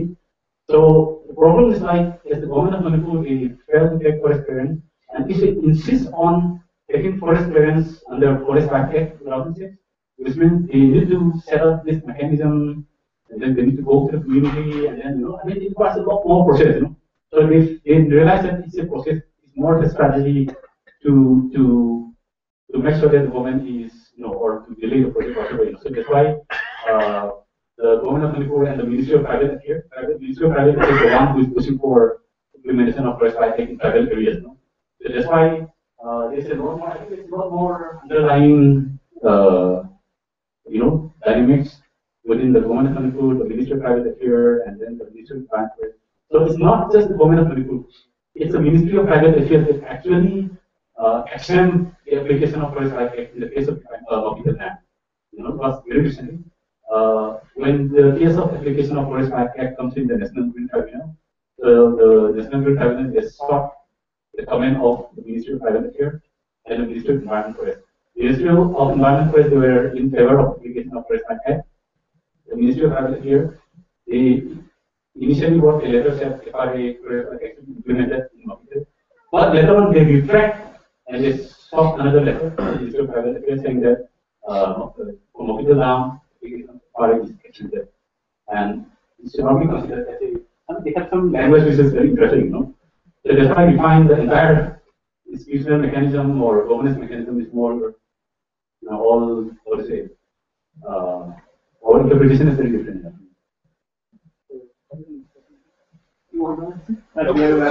Moderator can ask all his questions outside. Yeah, no, there was another question. Oh yeah, the dam, the Faraka. I'm not very sure if Faraka Dam is destroyed. I don't think that is destroyed.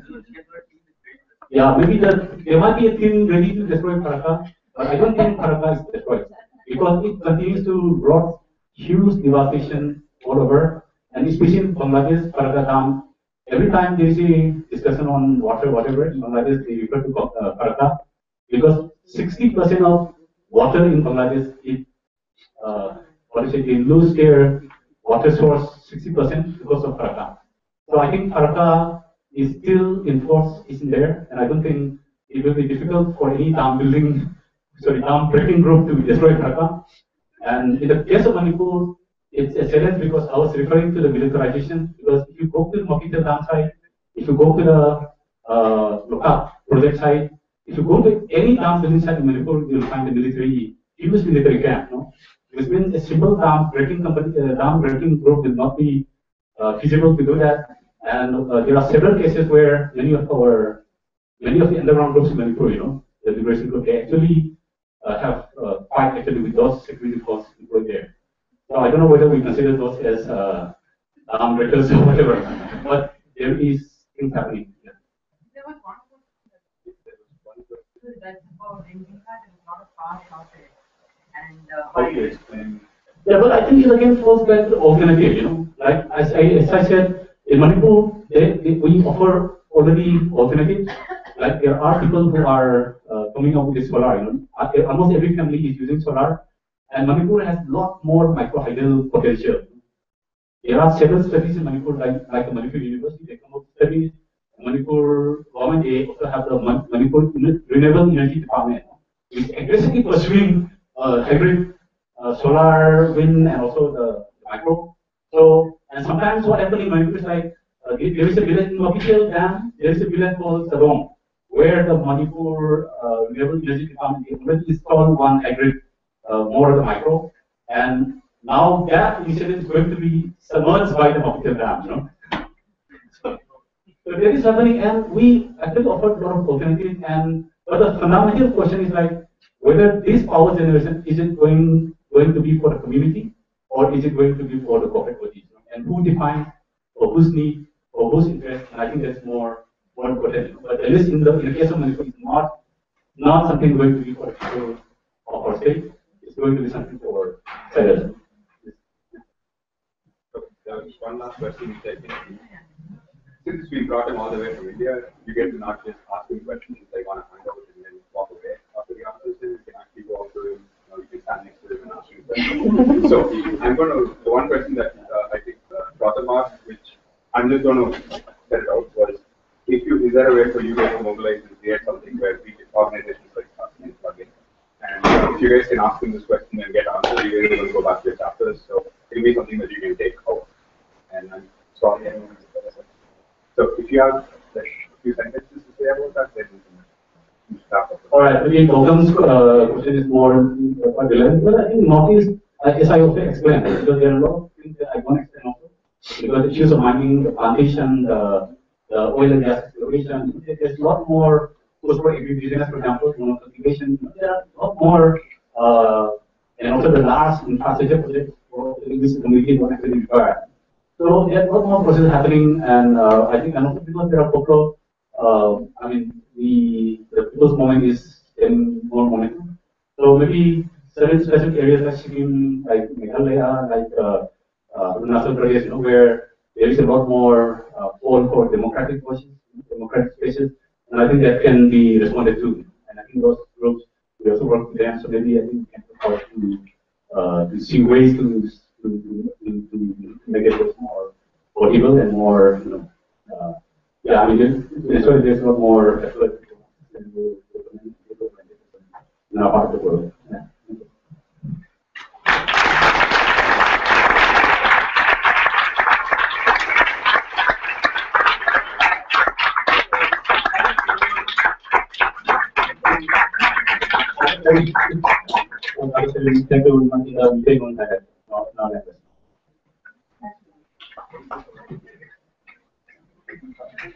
So I think we have one shot and also we have before you guys get like 3 to 5 minutes. If you want to set up those things. Sure, but actually, I have to talk about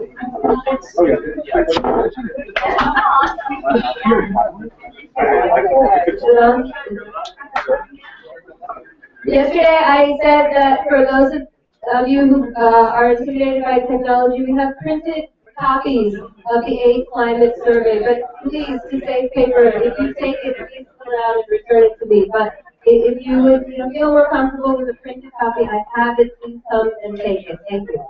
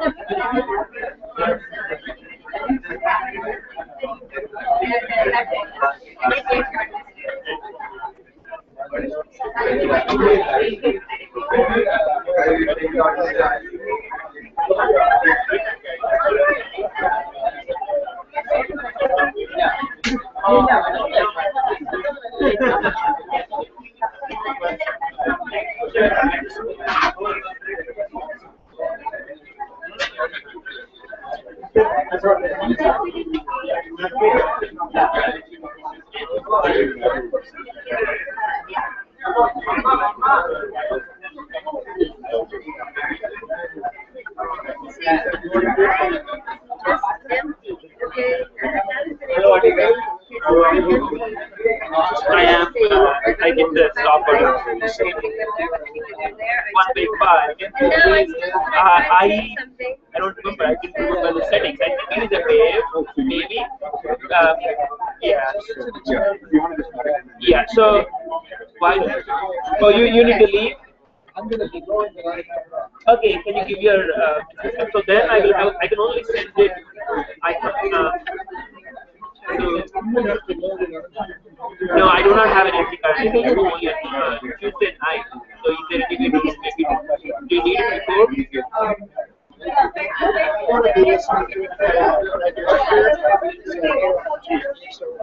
Okay, so there is one.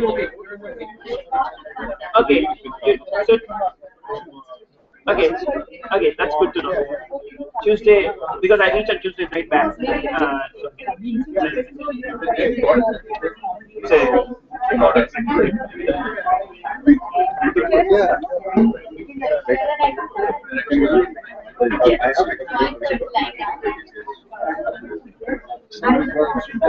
I want one more check.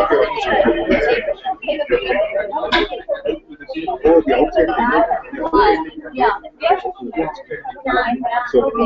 so I can create this during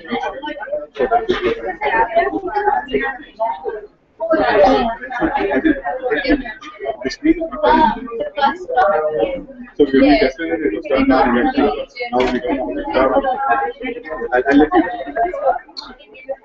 yeah, I think I'll test it during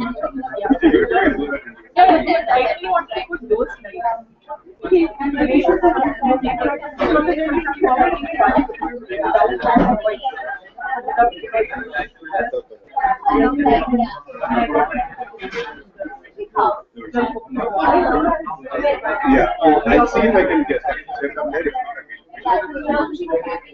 Okay, so here you go. Those are photos. That takes up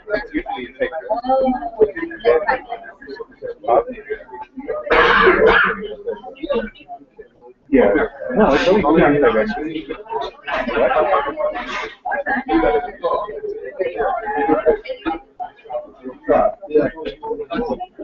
Oh, so I didn't even copy it from this one. Yeah. Okay, so you can start. Yeah. I can just delete it from there. Yeah,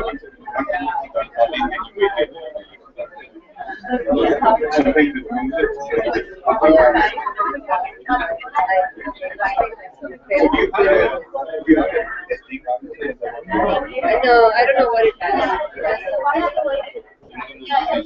Usually they're like on board. I think there's something already inside, but if you could use an SD card. Oh, but this is the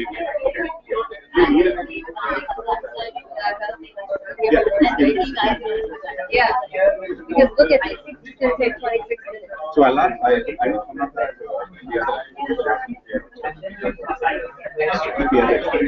But the camera card won't take video.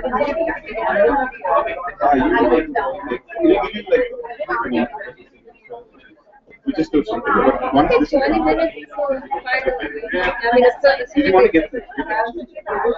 Do you want to ask me? yeah, I mean, I've been trying since yesterday and I'm figuring out why I Okay, so I'll make, let's see. I'm sure.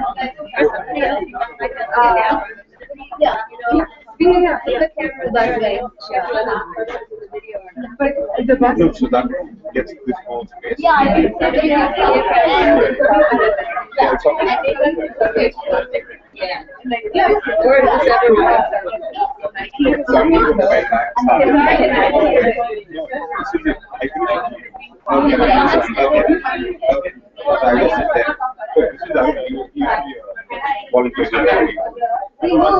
then you can move back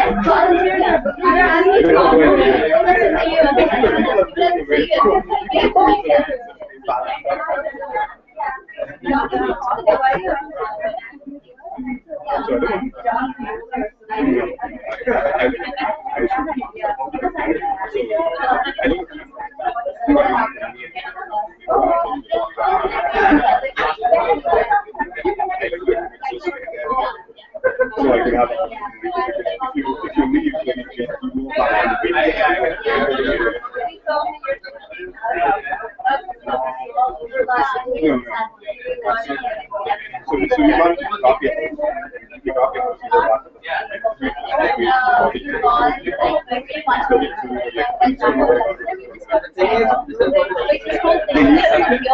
is what is being sent. All of it. Oh, in the notes too. Yeah.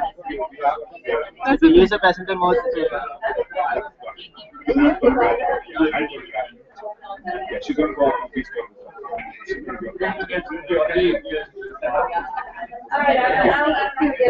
Yeah, I'll explain it. Okay, so.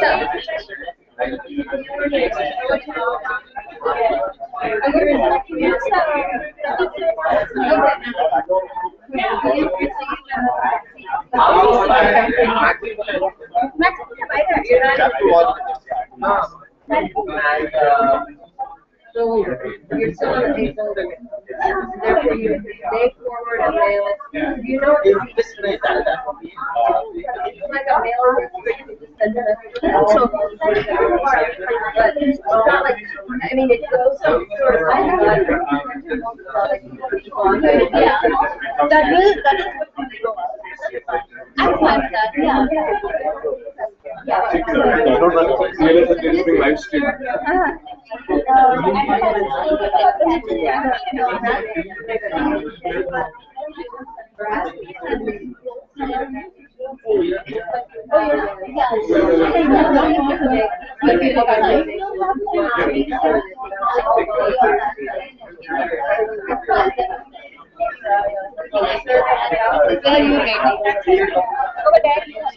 This is the area that we have right now.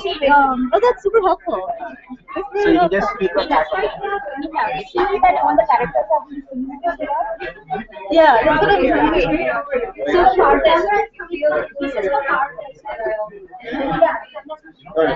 So it's not really. It's easier for you if I do it. Is it better? Yeah, I see.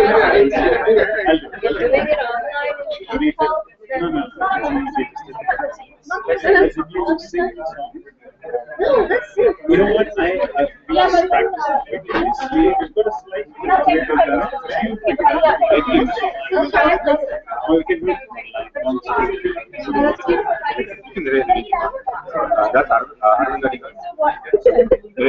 We need to move this. an age song, just take that. It's late. You don't mind if the room isn't full, right? Oh, it doesn't matter. Lyrics are on the Aid website.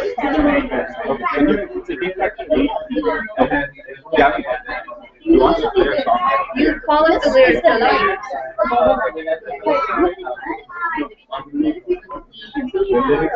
you can see. But I'm saying this is the guys should be saying.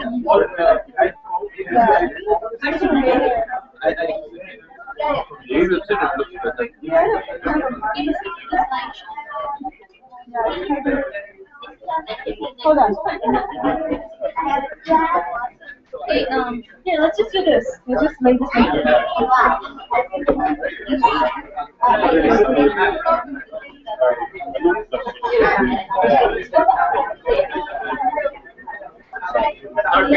You understand these things? No, maybe it's a bigger. I think it's micro. No, this is 6-7 years old. I don't think everybody. Okay.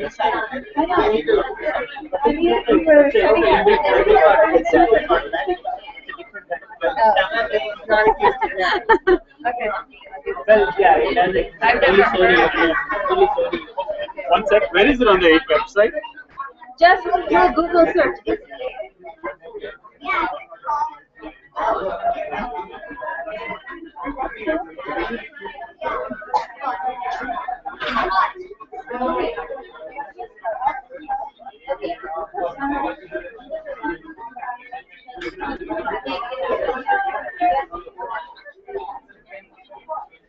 No, it's not straight.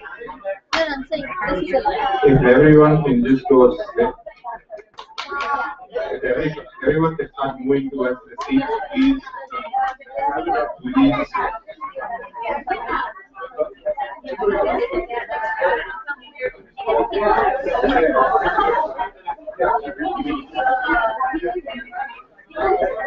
If people can start sitting seat, please.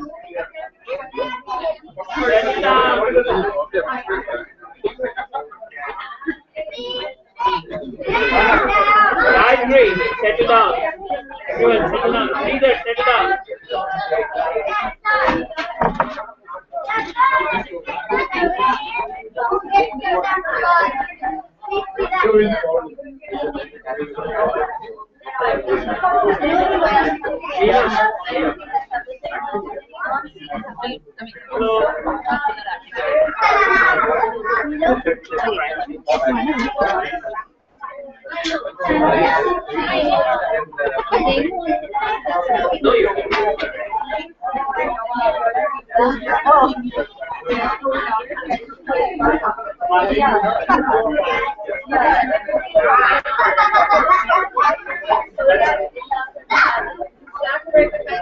It's over. Ramesh, we're starting. Ramesh. Go ahead, start.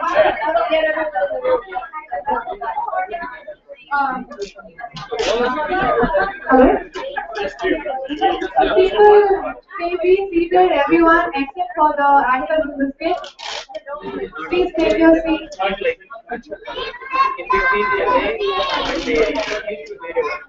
Okay, ladies and gentlemen, will you please have your seat? We're going to sing the de facto A anthem. It's called SPA. It's a song about why we do what we do. We're going to project the lyrics, and if you can, please join us. If anybody else knows the song, please join us. Just sing one mudra and one anthem. And then move it up to up Tamanna. I'll tell you.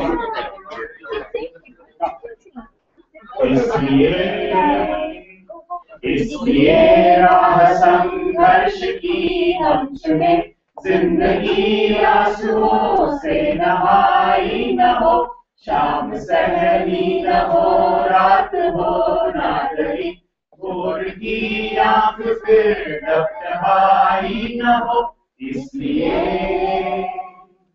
इसलिए राह संघर्ष की हम चुने जिंदगी आंसुओं से नहाई न हो शाम सहनी न हो रात हो ना डरी भोर की आंख फिर डबडबाई न हो इसलिए अब तमन्ना है सूर्य पर बादलों का पहरा रहे रोशनी रोशनाई में डूबी न हो यूं न ईमान फुटपाथ पर हो खड़ा हर समय आत्मा सबकी डूबी न हो आसमां में कभी हो न खुशहालियां आसमां में कभी हो न खुशहालियां कैद लहरों में सब्र की कमाई न हो इसलिए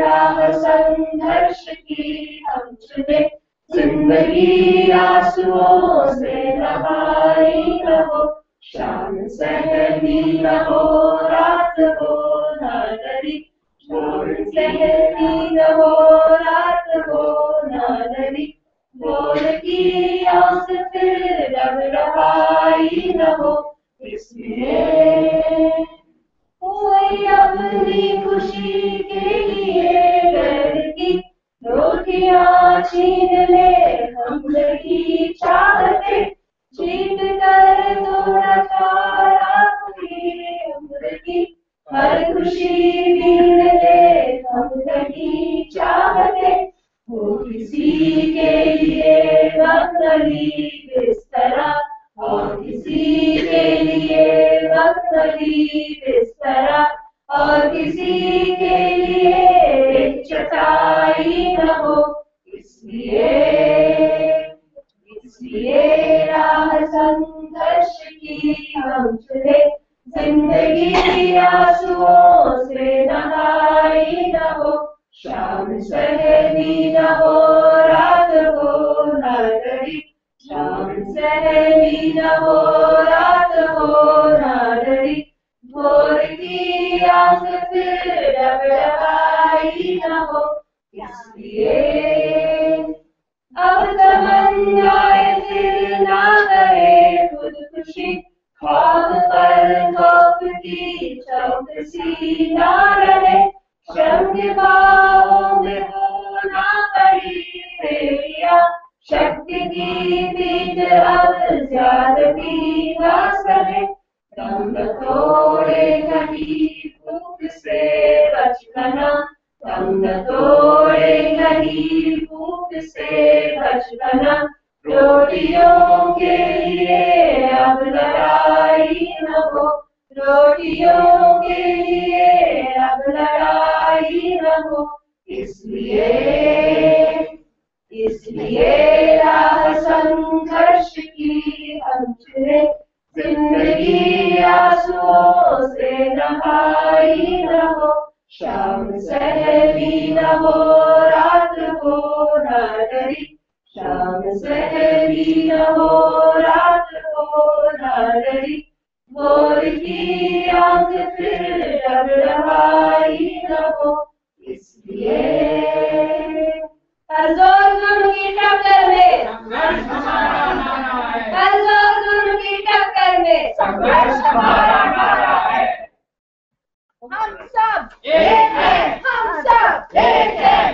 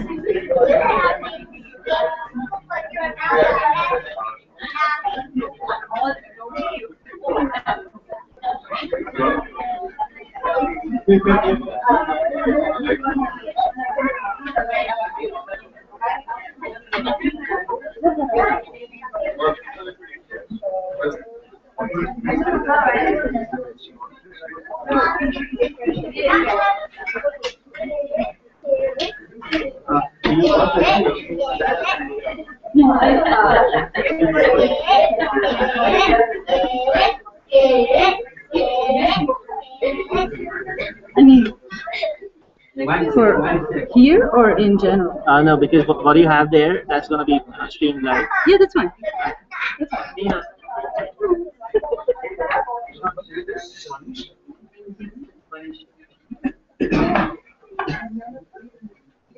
Hi everyone. Hello. How are you? It's Sunday, nearly noon, so we're already halfway through. We wanted to bring something to you. Our question is, first, does anybody know about Section 377 of the Indian Penal Code and the ruling that took place last December 2013? Has anybody heard of this? What? Okay, can someone tell me what that was? What was the ruling? What was?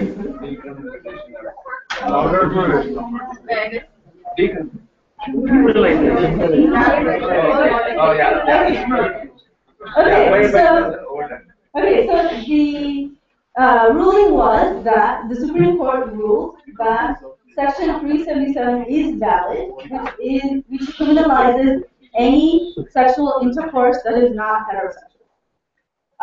And so as a result of this, there were a lot of conversations going on among various volunteers in our aid chapters. And one of the things that the volunteers want to do is, because you're all here, to have this greater conversation here, and hopefully you'll take it back to your chapters as well and continue that conversation. The one action step or item that sort of came out of that was to look at our volunteer responsibility code and look at our language there. So there you may have heard, you may have seen emails on the CDC list or either on at your chapter or CSHs that there's a proposed change to the volunteer responsibility code. Is that a familiar thing, by the way? Have you heard of this? Yes. How many of you have heard something about the change? Okay, great, because we're going to talk to you about it. So, Arvinda, would you mind?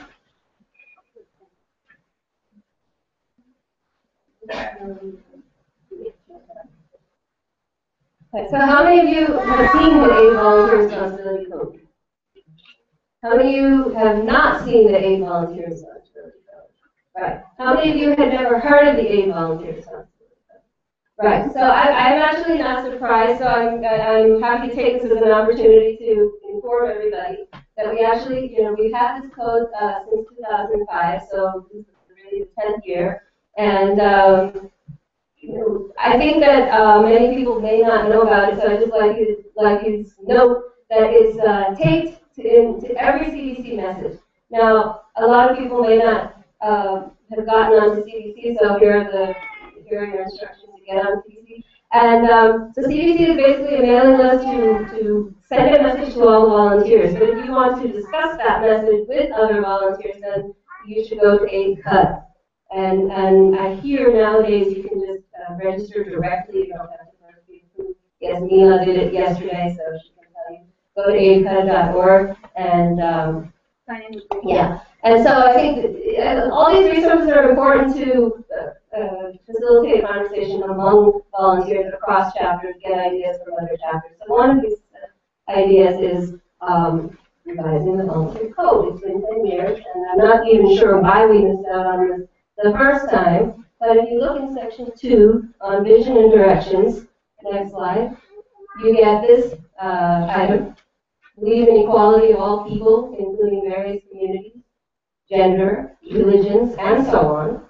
Promote harmony, and refrain from any actions or statements that constitute communal, racial, gender prejudice. Incorporate this in choosing partners in India and in the U.S. So, served us well, but now it's time to improve it.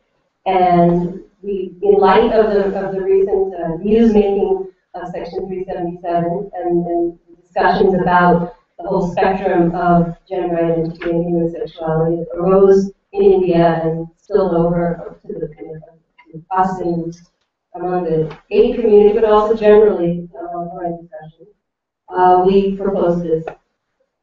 We proposed to amend the code. Yeah, so anyway, you can see that this came up in AidCut. There were 2 comments. So go ahead to the next one. So we got one of the comments, I'm just zooming in on it. This is from Maryland chapter, and so they looked at the line of the code and they thought, while adding gender and sexual orientation, some other things that were missing were also caste and race and ethnicity. So we added. So the proposed text now is respect equality of all people, regardless of caste, gender, religion, race, ethnicity, sexual orientation, and refrain from any actions or statements that constitute communal, racial, gender prejudice. And they also commented, so they deleted the and so on, and kind of understood that it reflects different markers of difference among volunteers and among the wider community that aid works with. Next. So some Austin and Iowa chapters also took this up, and in Iowa chapter, they proposed changing gender to gender identity to try to cover the spectrum of genders and not just the binary male-female options for gender. So now we come to this proposal for the new line of the volunteer responsibility code. Respect equality of all people, regardless of caste, gender identity, religion, race, ethnicity, sexual orientation, and refrain from any actions or statements that constitute communal, racial, gender prejudice. So this is where we are up to this point. We'll come back to hearing what you all think. Are there any basic questions about this, or should we wait for the end? Quick question. Yes. Why isn't there a racial / gender / sexual orientation prejudice? Huh?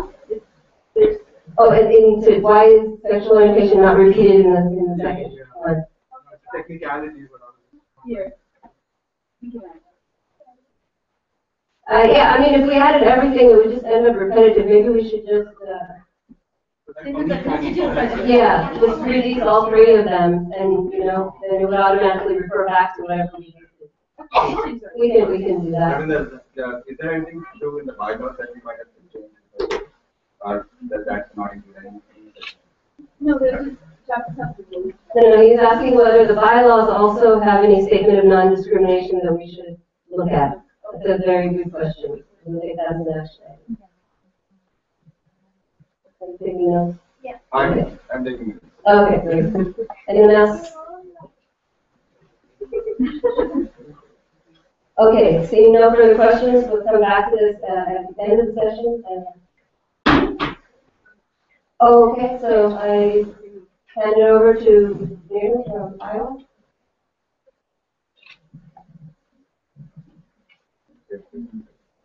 Okay, so before we begin the rest of the session, I just thought it might be a good idea to just go over some of the terms the community uses to talk about themselves, ourselves. So, so I just thought I don't want to assume that everyone understands and knows how to talk about gender and sexual identities. So I thought we can just talk a little bit about some of these terms. GLBTQIA. Does anyone know what each of those alphabets stand for?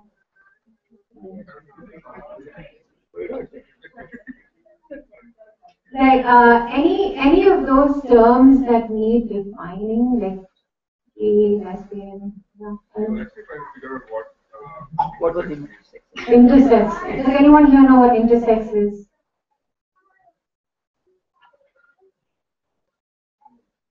No one's heard of intersex?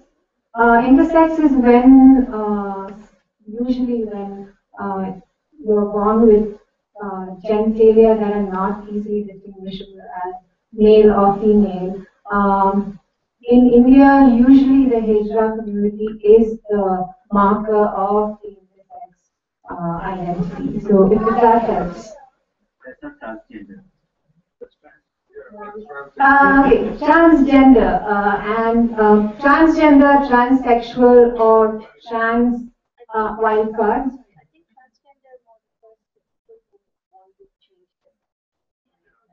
Not necessarily.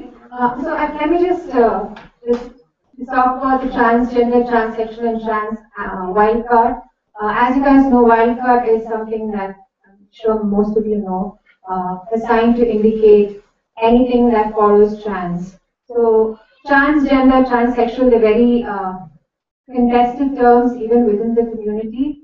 And some people prefer transsexual, some people say transgender are not involved in transsexual, and you have to go through a sex change of some sort to be to identify yourselves as transsexual. But then some people say transgender, and any sort of gender questioning, gender identity questioning, gives you the right to call yourself a trans, and then, you know, the asterisk. So just we don't have to talk about these terms necessarily, but just to know that these are some of the terms that are used within the community. And again, these are working with definitions. Even within the community, these terms are highly contested because they have different political meanings attached to each of these terms. Sexual orientation, is everyone okay with that term? Does it need explanation? Yes. Yes. Okay, bye. Okay, I'm going to skip that over. Gender identity. Okay, so the reason we decided to talk a little bit about gender identity is because initially the wording for the change in the volunteer for responsibility said gender, or rather the initial, the very first wording said gender, but after we did our discussion at Iowa chapter, our faculty advisor told us that gender doesn't necessarily reflect all the genders, the trans, asterisk. So that we need to talk about gender identity, so that gender is not considered something that's just male and female, a binary between the male and female. So that's a proposed amendment, the gender identity addition to what used to be gender. So the gender identity reflects the spectrum of genders, not just male and female. I don't have a definition for each of the genders, but it's just to define anyone on the spectrum of male, female, intersex, whatever identities might be there, and are questioning, or I guess the questioning is an important aspect of that word gender identity, so that it's not just male and female. Gender non-conforming, basically someone who doesn't conform to any of the norms that society sets for a particular gender. As in, if you're male, you have to be X, or you have to do X. And if you're female, you have to be X or do X. So this person basically does not conform to those prescribed norms. Preferred gender pronouns. Anyone here familiar with preferred gender pronouns? Like, or, yeah. Yes. What would be an example of a? I've only read a lot of articles where people have preference about whether they want to be called he, she, they. That's my answer. And also, well, There are neutral. there and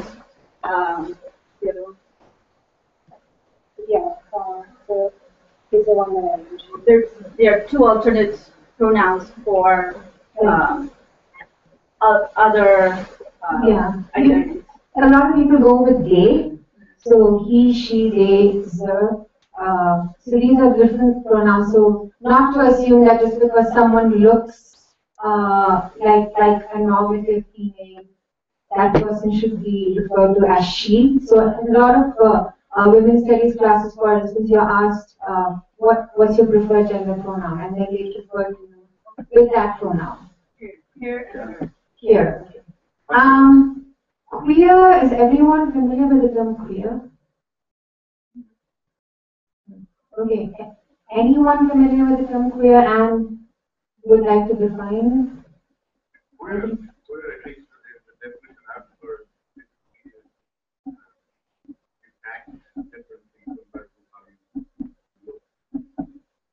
They're typically called queer. Anything different? Almost synonymous. Okay, so queer used to be a derogatory term. It used to be a slur to refer to anyone who's either gender queer, who does not conform to gender and therefore is strange in some way, or who has a different sexual preference or orientation than what is the norm.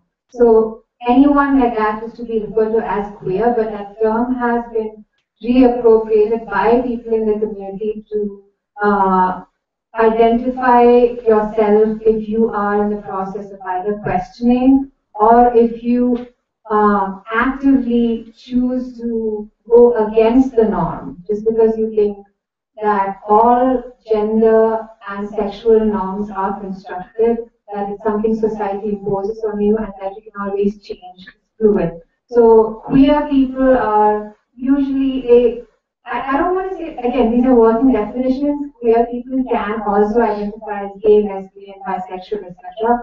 But sometimes they tend to also dissociate from gay, lesbian people who tend to want gay marriage.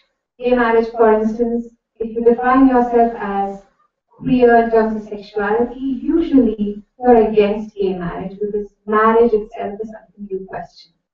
So, if that makes sense, people who keep questioning all kinds of norms, especially gender and sexuality related norms. Cross-dressing is that we will cross-dress. It could be, yeah. Anything that questions gender expectation, gender role expectation, or gender expression conversation. Homophobia and transphobia.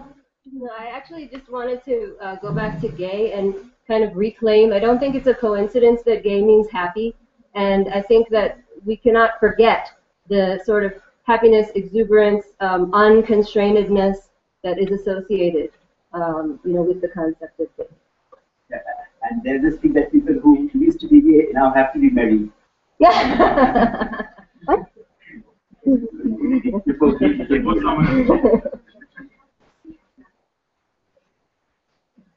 All right, so I just quickly want to go over the last three terms, homophobia and transphobia. Homophobia, you are aware of, anyone who has some kind of fear of homosexuality or LGBT community. And transphobia, specifically phobia or fear of people who do not conform to gender in some way.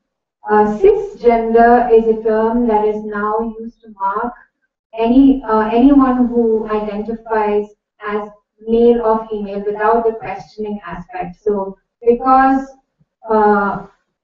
cis people tend to identify or mark people who are non-conforming, the non-conformists have imposed or have marked most of us here in this room, I'm assuming, of course, as cis people. So if you say cis man, cis woman, you mean someone who has been assigned male or female at birth and does not feel any conflict with that identity that has been assigned to them. Whereas someone who is genderqueer or trans asterisk might be people who question that assignment. When the doctor pulls the baby out and says, this is it's a girl or it's a boy, these people are the people who question that, versus a lot of us who don't question that. We just say, okay, I am male and I'm going to be male. So in conclusion, GLBTQIA,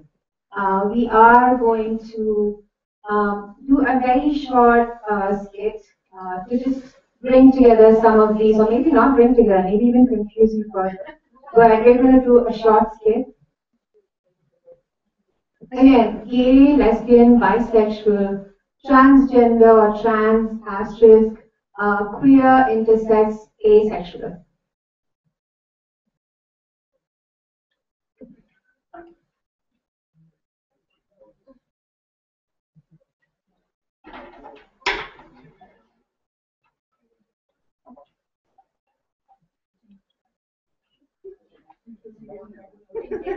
In case you have any questions. Do you have any questions?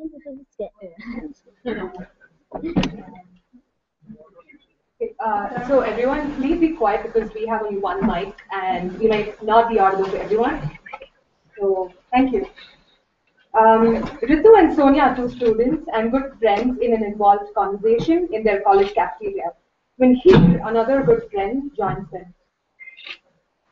Hey Rose, what are you up to? Hey, listen, you watched the IPL match this morning? No, it's all fixed anyway. Who cares? Come on, you two were in such deep discussion. Now don't blame me for thinking that only IPL warrants for an early morning coffee. And two very intrigued faces. Not really, we were just talking about Siddharth and Arjun. Siddharth and Arjun? What about them? And why do you look so disappointed? I don't know. I mean, they are, oh come on, it's kind of weird. No, I don't. And you can say that they are gay couple and not just weird. And what's with all those Now, don't get me wrong, they are nice guys. But let's not call them a couple, please. A couple? Two guys? Seriously? I mean, look at Brad and Angelina. Andrew Garfield and Emma Stone. Bosch and Beckham, now they are a couple. Gay relationships are normal. You get what I mean? See, they just got it in their heads somehow. I'm sure it's a phase and they'll come out of it. When they find the right woman. And why do you say that? I mean, look at them. They could look so good holding each other's hands, could be the next biggest thing with the most prettiest girls. Which girl would not want to go out with Siddharth, you know? I don't care why he would not want that person said. Okay, Heath, apart from having a humongously evident crush on him, I think you have some real issues there. Okay, wow. Okay, I really thought I was an rational and we definitely did not expect the conversation to end up here. If I were to tell you right now that I'm a lesbian, would you say the same thing to me? That it's just a phase that I've somehow got in my head? Now don't be silly, Ritu. I've known you since the 4th grade. You're not a lesbian, are you? Why are we talking about hypothetical situations here? Yeah, you scared me there for a while, Ritu. You, a lesbian, please don't joke about things like that. See, Ritu, we've had so many sleepovers and movie nights. I'm really freaked out at the thought of one of my closest friends being attracted to the same sex. Hey, when did you decide, Ritu, that you're not straight? And how can you be so sure? I mean, you haven't even been in a relationship with a guy before. You know, I'm not as narrow-minded as I sounded in the beginning of everything. You're my really close friend, and you can be whatever you want to be. As long as I won't care, as long as you don't hit on me. Seriously, I don't know why you think I'll be attracted to every single girl, including my closest friends, now that you know my orientation. Are you attracted to every single guy that comes you up? No, you know, it's not how that works. If you find a cute guy, you would date for a bit and then you fall in love. And there's commitment involved with you, not just plain curiosity of which team do I play for. It's much more than just physical attraction. Being gay is, you know, right? It's very different. You don't know who the man is, who the woman is. There are such well-defined roles. How can one make a family? And imagine about the kids. What values will they grow up with? No, Dave, it's really not that different, okay?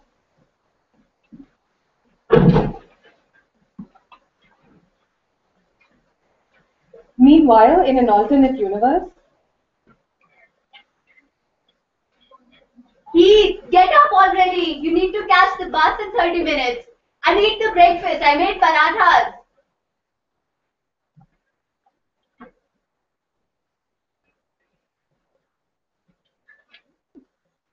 Mama, I'm going to meet Sonia and Ritu. I'll be back home by 7. Bye. Thank God the bus is not here yet.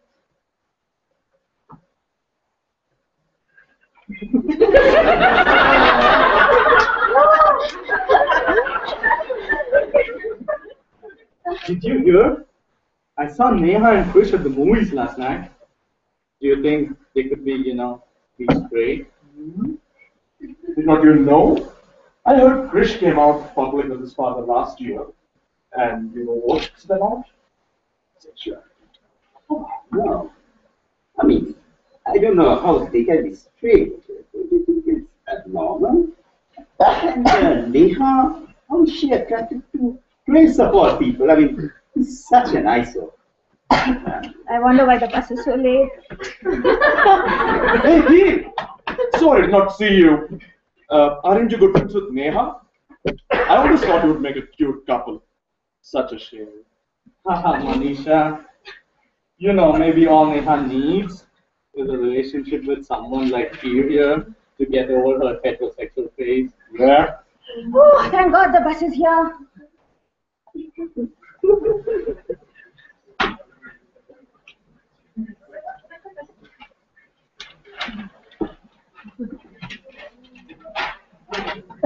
Rajini!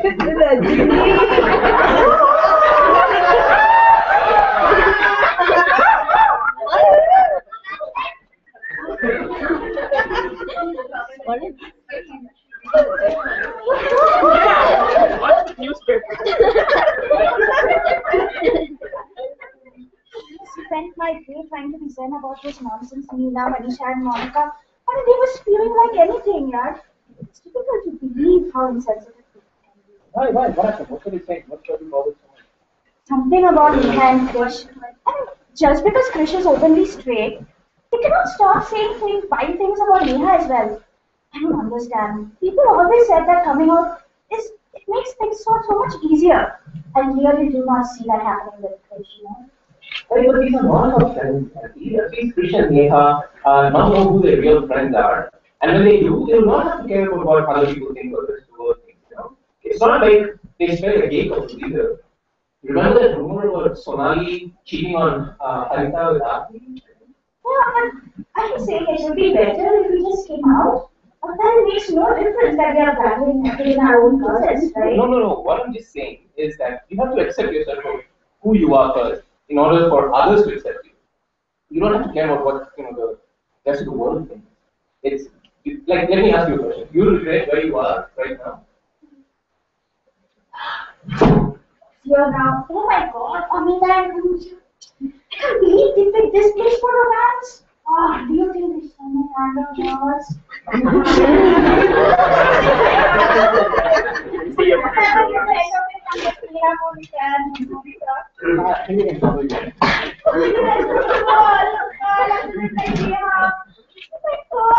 From the basketball teams want to talk to me again.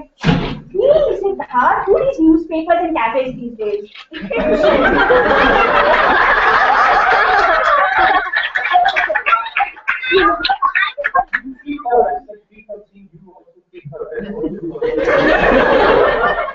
No, actually, you know what? I'm sorry. I really don't know what to do. I'm just not ready for, to feel like an outsider. Sad enough, I know who I am on the inside. No, you're not. I mean, you have Ritu and Sonia, right? I mean, you have other friends who seem sensible. They might understand. You've not answered my original question. You regret where we are at the moment? Look at you. I love you so much. I'm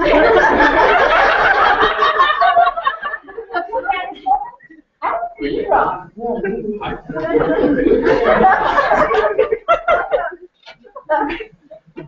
You know what? Let's just pay the bill and leave.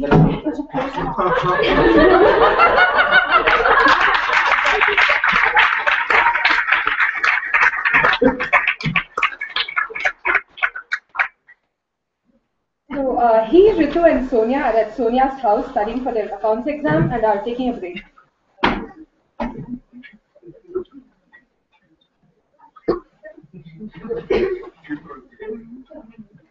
So how is everything between you and Siddharth? He recounts what happened the other day when they met up at Kana House while expressing her worry about how it's getting progressively difficult for her to keep their relationship a secret. Well, I don't believe our classmates would react as badly as you think they will. I mean, come on, it's 2014. I believe our generation is less bigoted than that. Oh, that's idealistic of you to think that way. But after personally witnessing what my cousin Raj went through when he came out to all his friends as a straight guy, I think we're a long, long way from that being a reality. I agree with that. Guys, I'm done with today's accounting and everything for us. I'll meet you guys tomorrow. Bye, Auntie. Thanks for the yummy pakoras. Wait, I'm coming too. Hi, Mommy. Oh.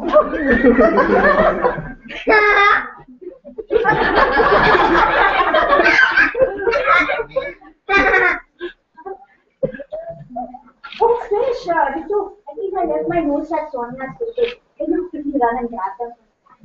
It's not a good idea for you to continue being such close friends with her. What if she has diseases that she's caught doing all that she does? And worse, what if you caught all those diseases?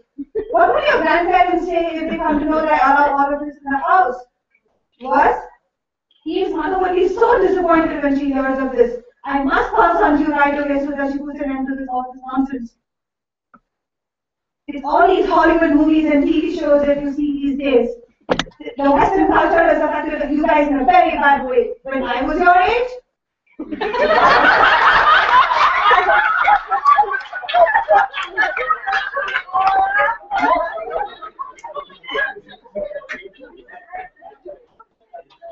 He wakes up from her dream and then she calls Sonia.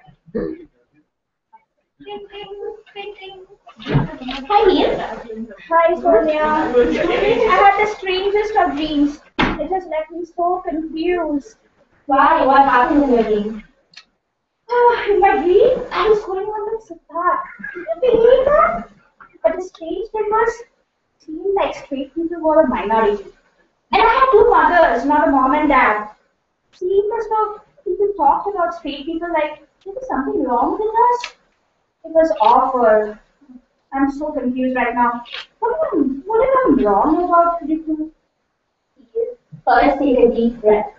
And yes, you could have handled the situation about people coming out a little better, but it's never too late to make amends. In fact, I think I handled it very well. Yeah, you know what? I agree. We really messed up, huh? Even now, though, I don't understand the point of why someone would choose to do. But I think I need some time to think about all these things.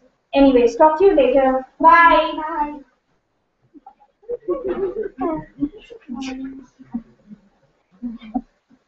Sonia calls up Ritu after he hangs up and plans to meet her at Kaban Park.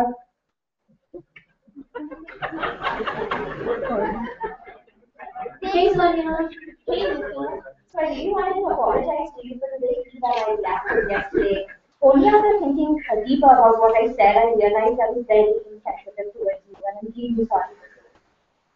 Honestly, I was very taken back by our conversation yesterday. I did not expect you guys to be enthusiastic about the idea, but I did not expect you to be homophobic on it. I've actually been planning to come out to you two for weeks now, but I did not have the guts to do that until yesterday. He said a bunch of things that picked me off so badly. I've just had enough. Okay, and let's leave Heath out of this conversation for the time being. And I have a feeling she'll come around soon. But now that you've finally come out to us, how do you feel about it? I feel so liberated.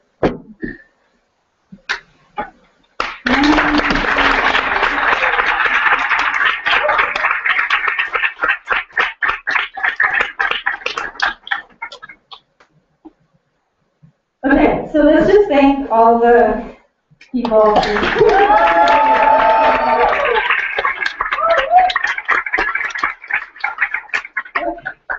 And on that note, we actually want to get some audience participation. So this is where you get to take out all your phones and your laptops, and we're going to do some live polling.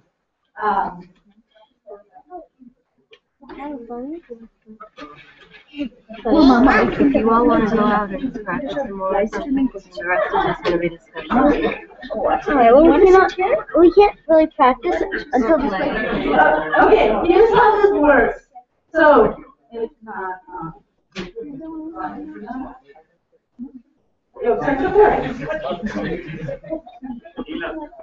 no signal for many of us. Okay, so here's how this works. So if you can text, you're going to text your answer to we'll give you a phone number and we'll give you a code to text right now. Now, if you don't have a text plan and you want to do this on the web, this poll is also on the web at pollev.com. pollev.com/8conf2014. See that there? So please reply. The phone number you text to is 37607. Or on the website pollev.com/8conf2014. And the question or the statement is, someone who does not conform to traditional gender identities would be comfortable in my A chapter. Do you agree? If you agree, that number. If you're not sure, you text that number. And if you disagree, that number. So we are supposed to exit now. Yes, do this now, please. I'm getting a different question. Sorry? I'm getting a different question on the website. Okay, so let me do it. Should be here. Oh, okay. Got it. Yeah? Okay. So,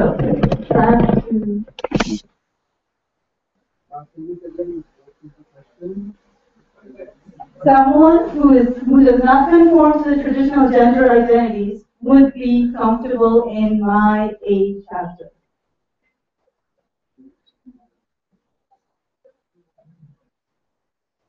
Interesting, right?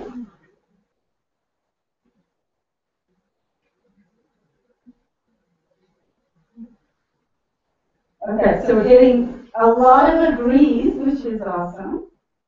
I wish I had someone who were of these non-traditional identities to ask about it, but we think if you're comfortable, and I'm sure that's great. Thank you. And disagree, thank you for being honest. The poll has reached the maximum number of responses. Sorry. Yeah. All right. So the next question I want to ask you.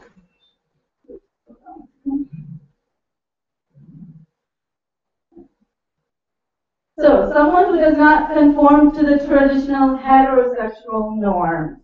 So, we talked about gender identity as how you see yourself, and heterosexuality is who you're attracted to, right? Different, completely different. So,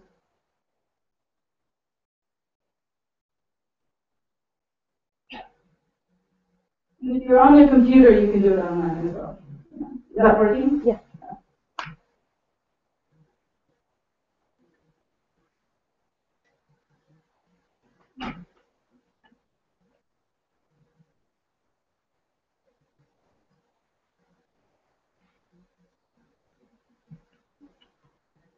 Okay, so that's really cool as well.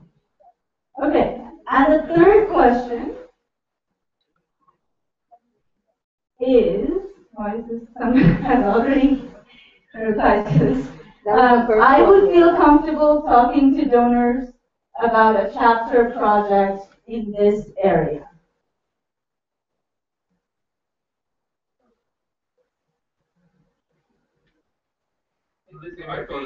Yes, yes, these issues are talked about in this area.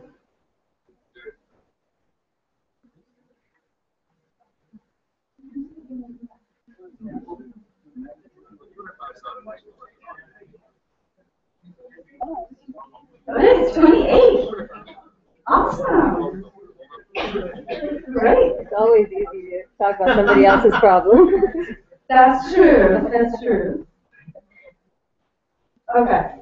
So these are the 3 poll questions. We're going to go on to the next part, and where we actually start to do some more discussion, we get to talk a little bit more.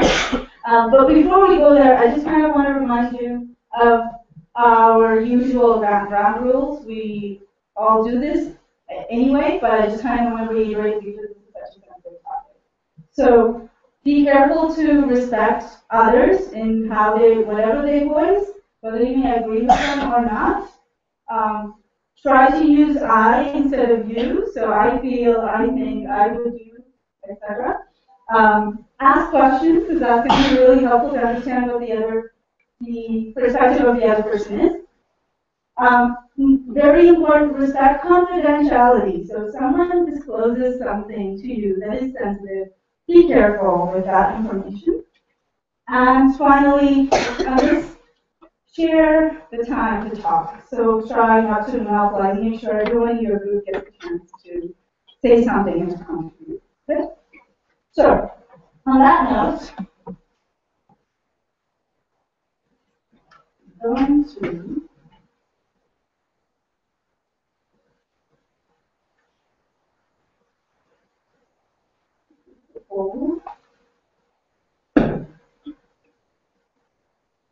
okay, so we have some statements for you, and we're going to put you together in some, or you could form groups of no more than 6, and choose one of these sentences to discuss about.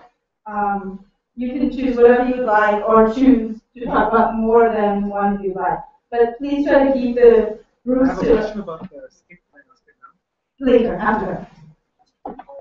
We'll have a bigger discussion after. When you say most meetings, it's just general, right? Yeah.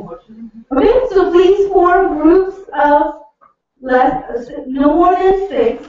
Ideally, you're not all of the same chapter talking to each other, right? And discuss one of these statements.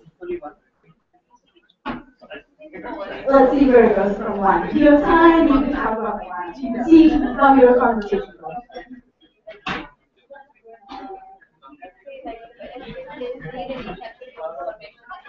If anybody needs help in group formation or help,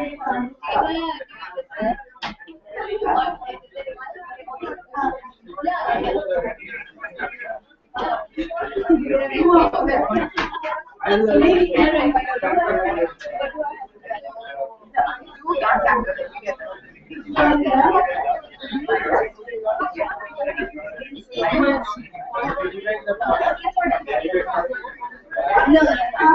you guys can do it. Go that way. There are more people there. Oh, I see.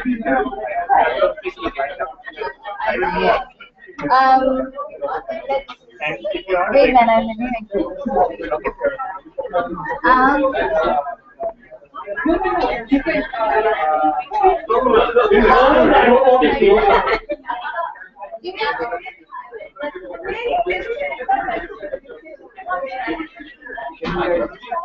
yeah, it's okay. Go ahead. It's only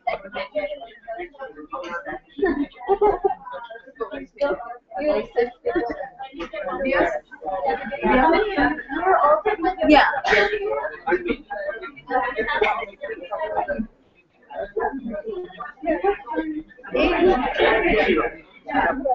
Yes. Elevator.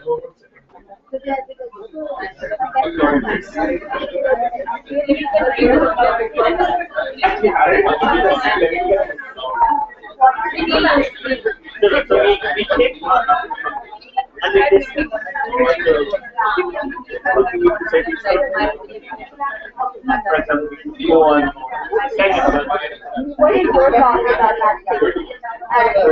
What, I mean, we're talking about the privilege of being heterosexual as opposed to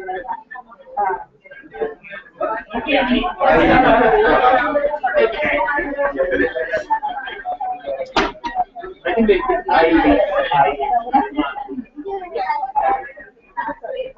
I is I. Okay.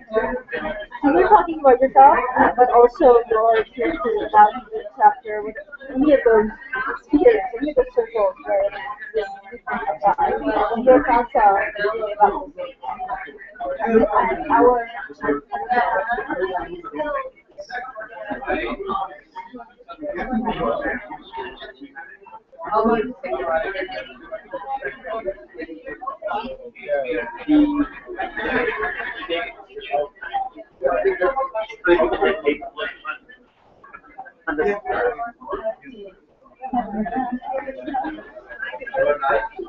Do you face situations where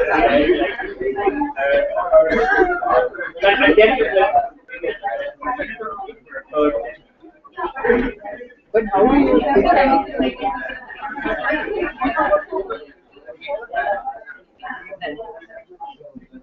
so that's the theory. That was it.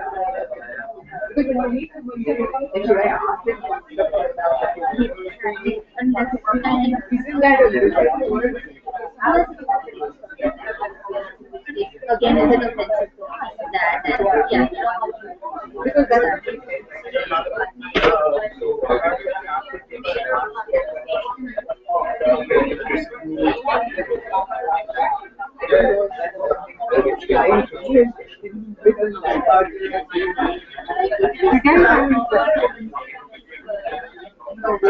we try to discuss the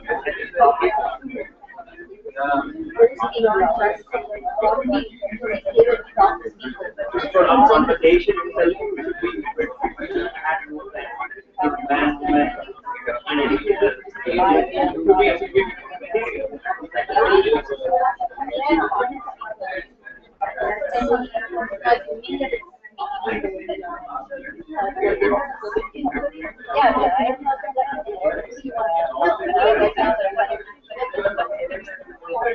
I started taking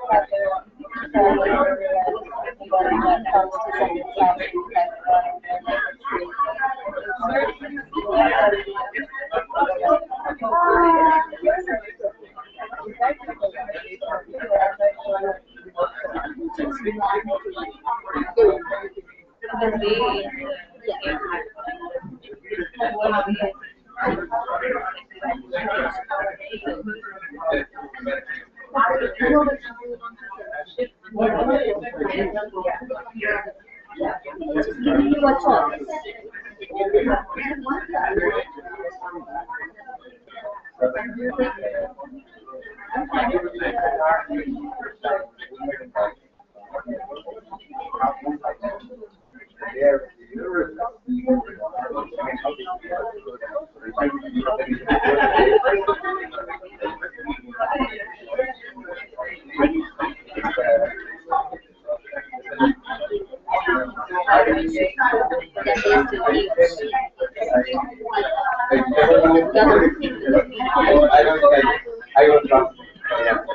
But I guess the question here is to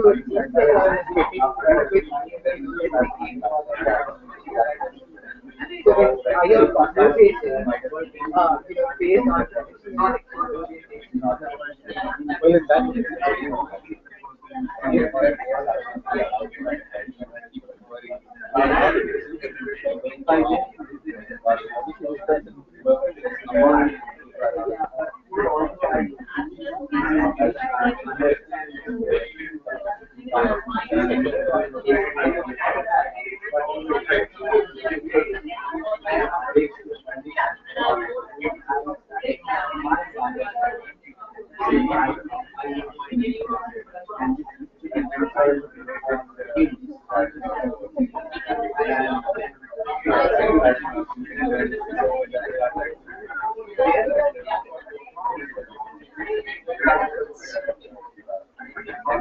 No, I think it's more about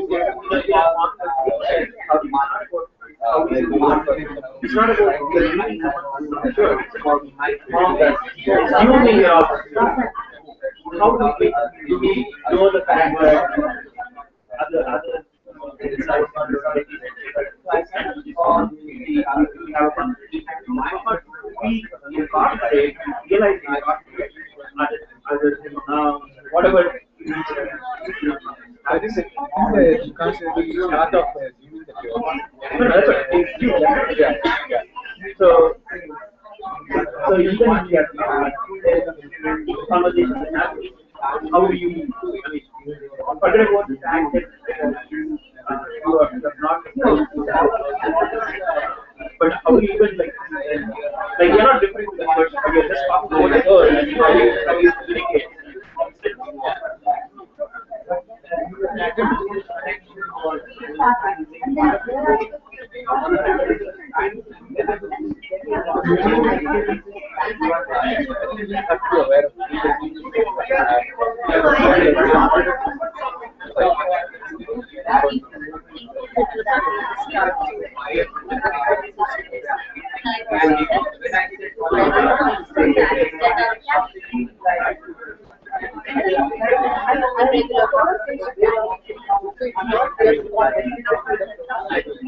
We are having a conversation, and then people we're talking about something. We just assume that the right way to do it, but then it should be, not be so that they might, they might. So, for example,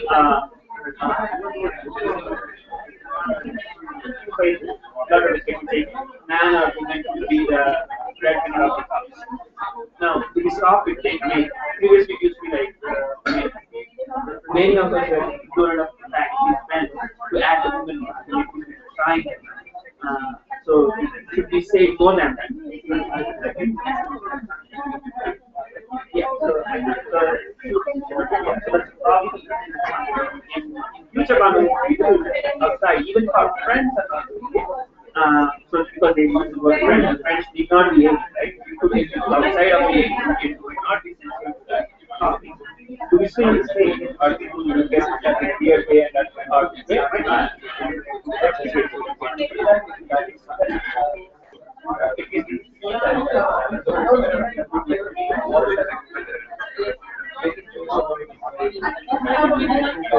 right. Keep forgetting, right? I was saying she's a one-man machine. That's what I said. And then I realized, oh, I mean, yeah, now, so, I mean, that person was not realizing that she was one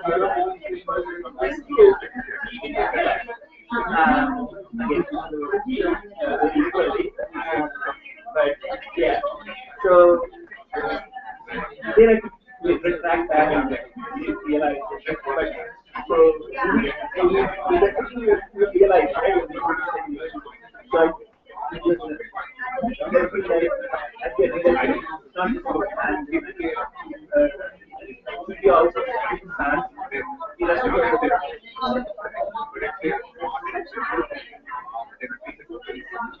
because you do not know the other person.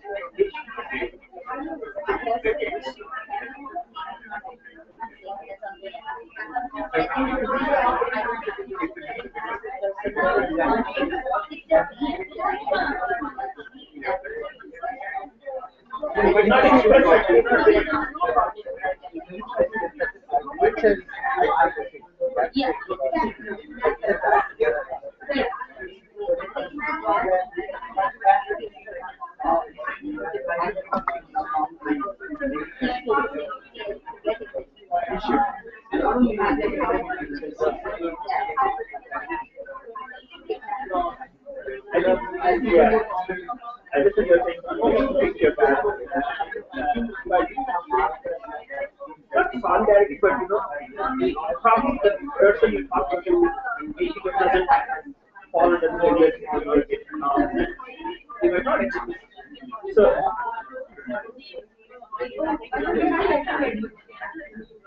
that is the wrong way to think. Okay, I'm going to be like, say yesterday, some of you were and then we used to stay in one room. So it was in show, right? Then at one point we were like, okay, you know what? Let's just stop the joke. I mean, if not we do anything, at least stop the joke. That's something. That's something we should do. And we should start. We will make mistakes.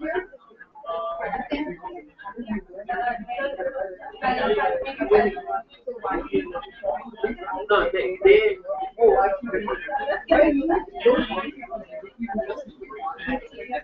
yeah, so if it is one thing about relationship. Could I get us all back to the big group? I know I'm interrupting, and I'm seeing 2 minutes. All right, 1 minute.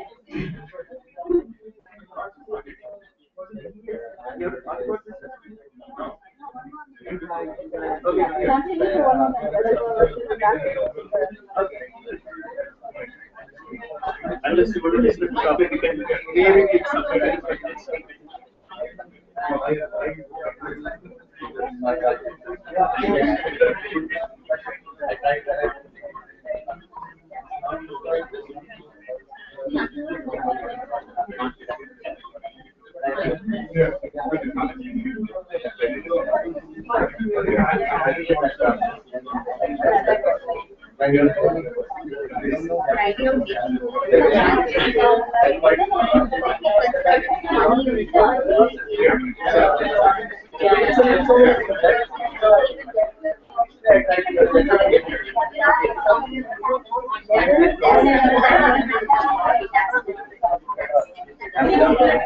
That'll take time and we need to really stop ourselves.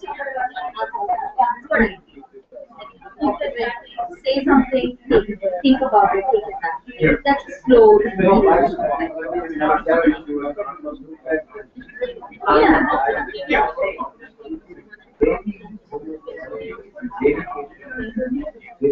Yeah, but sort of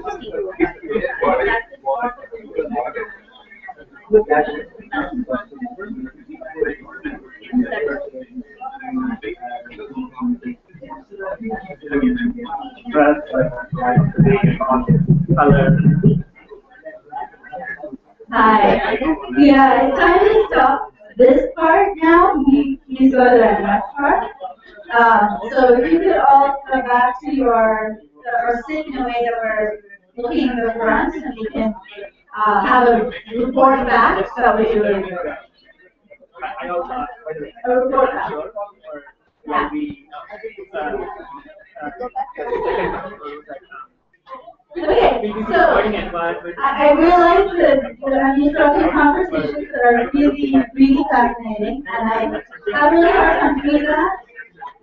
But if I let you alone, you would keep going for another 2 hours. Not me, but Could I please? Thank you. Another one.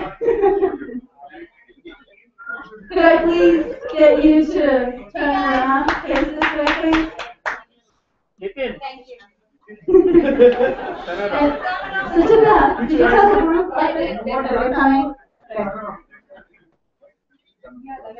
Okay, so there were a lot of lively discussions as well. So we wanted to get a little bit of a report back at this point. So could you tell us what stood out in your conversations? In any of your conversations, anything that you felt really either surprised you or impressed you or you had a strong reaction to, or that's something we should share with a larger group?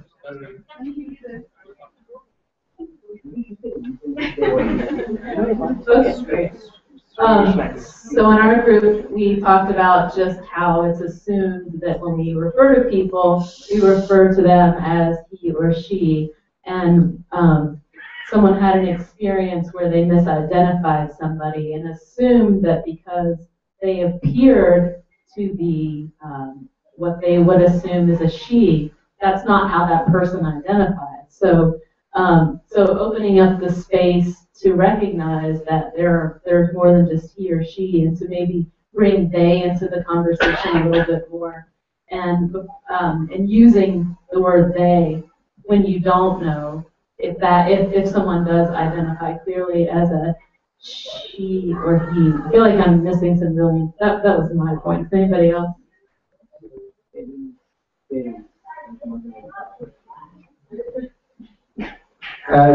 The other point that came out is when we see one person, especially if it's a woman, we always refer to the missing partner as the husband. So that should not be assumed. And we also talked about how both men, women, especially use the male collective pronoun of guys. Like everyone is assumed to be a guy. So I think that's a very conscious effort that we should make of not using the term guys in our language.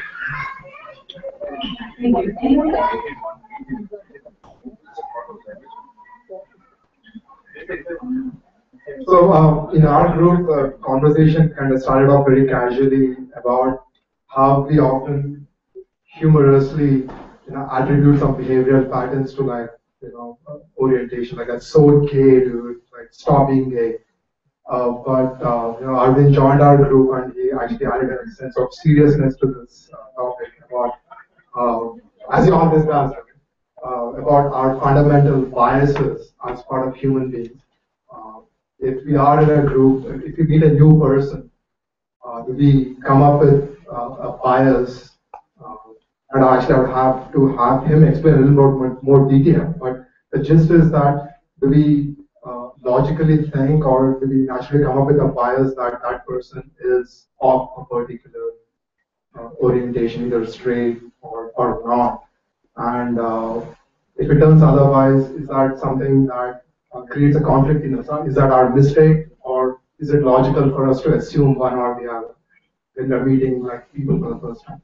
And we were kind of debating on that, and kind of open-ended, I guess. Different people have different viewpoints on that. I'm sorry, I'm going to ask you to try to be a little distinct because you have a lot of people who want to say things. Very quick points. I think many of in the group felt that we kind of have different roles in different groups. So when there are spaces available, we are much open, but when there are not, we don't try to challenge the general cliches and norms that are there. So we're comfortable when there is space, but we're restricted when there is not. and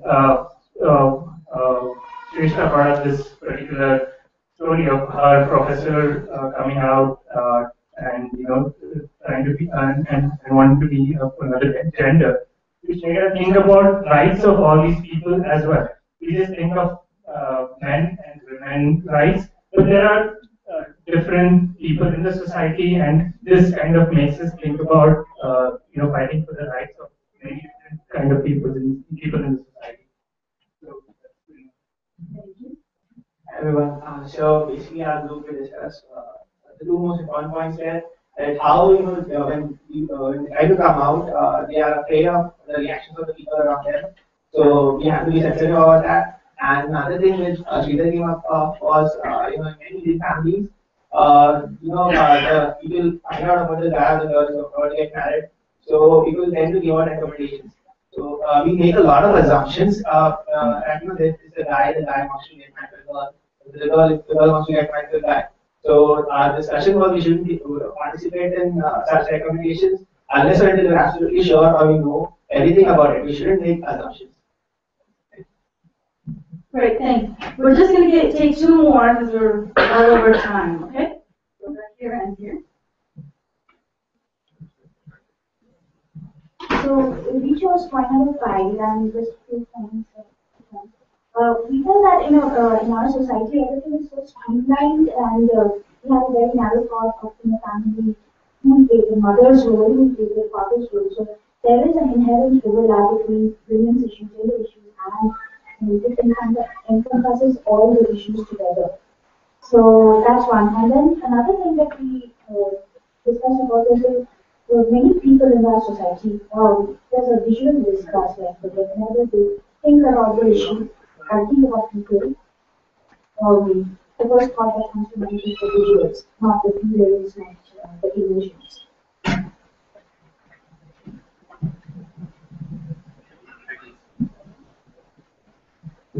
So in our group, we had a very good discussion. We all agreed that people should be able to choose what they want to do, whatever orientation their preferences, so long as it doesn't cause harm to anybody else. They should be able to do that. The one question we had was, how does aid figure in this discussion? And some of us was like, there's so many things to deal with. We don't have the bandwidth to deal with things that we already have taken on, say chapter-wise, conference-wise, and we deal with the poorest of the poor. But it was also brought up that we should be sensitive because we are considering all human rights issues, and even the marginalized is what aid focus on. So being aware of what's happening in India in the light of the Supreme Court decision is good for awareness. Whether we choose to do anything with it as an aid chapter, aid volunteer is good, but the awareness is important.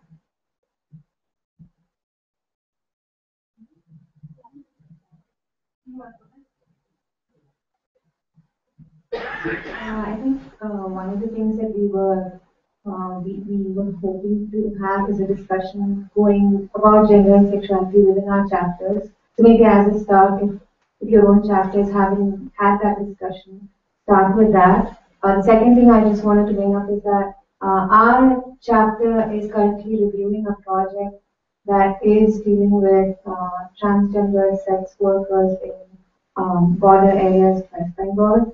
And we haven't finished the review stage, but some of these projects are coming into the project database. So just watch for them if you feel like those are some issues you'd like to take on. During lunch, is there office hours during lunch? Yeah, we can have office hours too.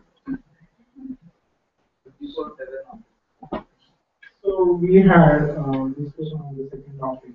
So I think we did a conversation language things like using sexual orientation and accredited as okay. So we touched like 2-3 points on this particular topic. The first one was how do we refer to like transgender, the various forms of the transgender in the Indian language. So like in English we have like I think some of them mentioned that they use they or people can choose what they can refer to.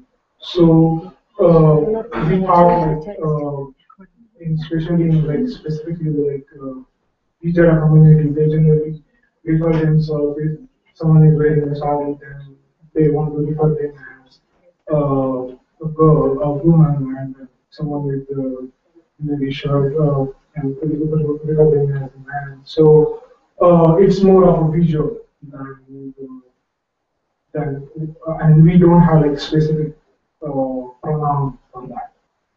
The second topic, second point that we had is we in our society we always refer to like guy will always go with girl, girl will always go with guy, but we never talk about a guy might like a guy, a girl might like a girl. So that kind of conversation even happens. So if even if you see two guys together, they are being teased about it, but it's I mean it's kind of a joke, but it's never been taken seriously. The third thing is by improving the conversation, or by improving the language that we use during various conversations, will that really help the situation? Will that really help the situation around like LGBT? So that was kind of an open question, but usually what we concluded is it might not for maybe the current generation, but for the next generation, if we make sure that we have a right conversation with our kids, that will really help.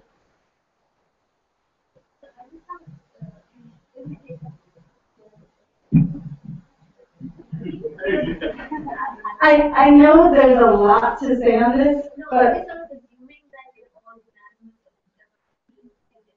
no, we're not assuming that we're all unanimous.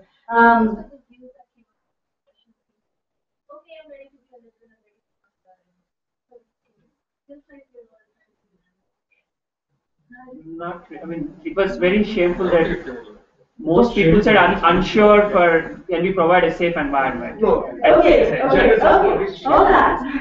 All right. Please, can I get? So we really, I know there's a lot you all have to say, but the point of this, hopefully, was to open that door to that conversation, and hopefully that you will continue that at lunch, yeah, which is soon to come.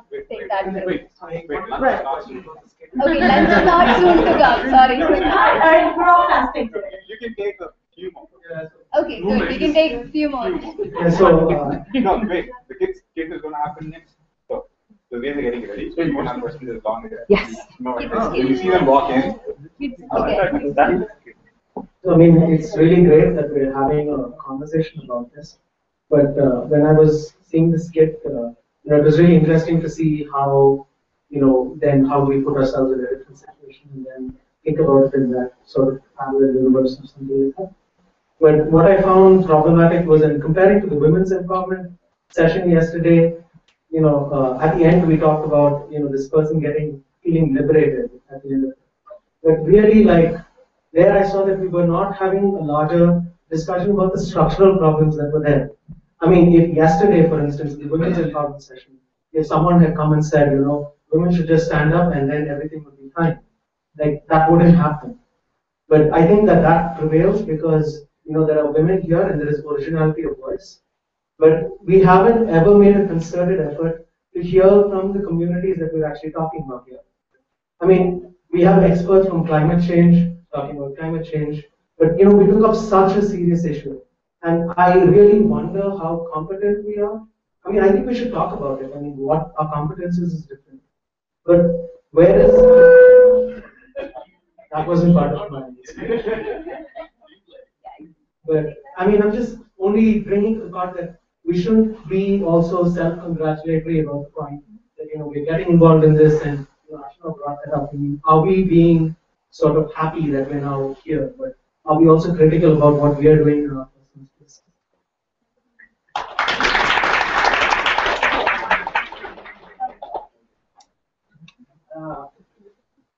as an organization we discuss what we should be doing or what we should not be doing and things like that.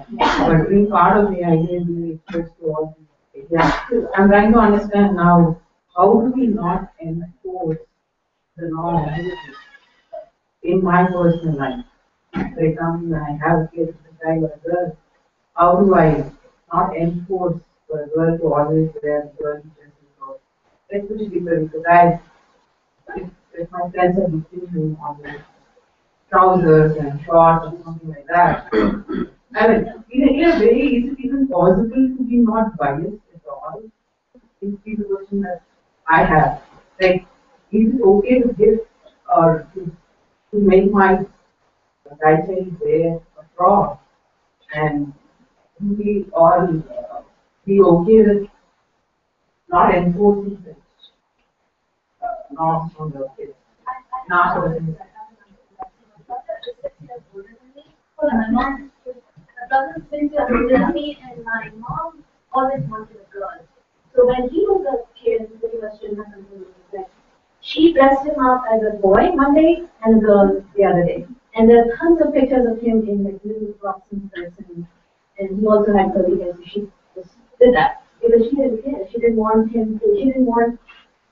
identify him from like a month old or 2 months or something like that. Hey, I have a boy and a boy only.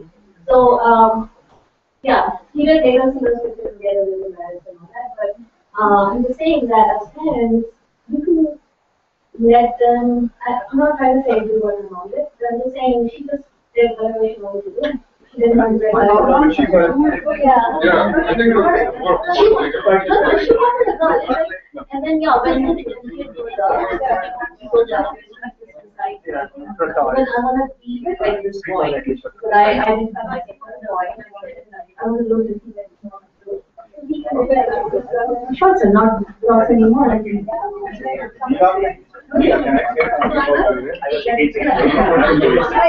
Alright, so clearly this is an amazing discussion. Skit part 2. I couldn't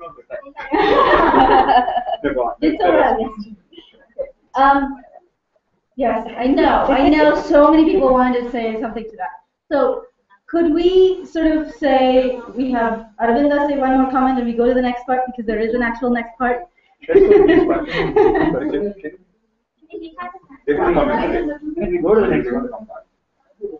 Only when we tell them.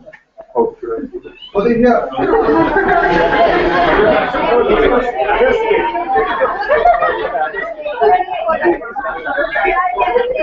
No, I mean, I just wanted to say that I don't think that your brother was the only one. My brother was also, and I don't think it had anything to do with anything except that, you know, it's like my mom got a new doll.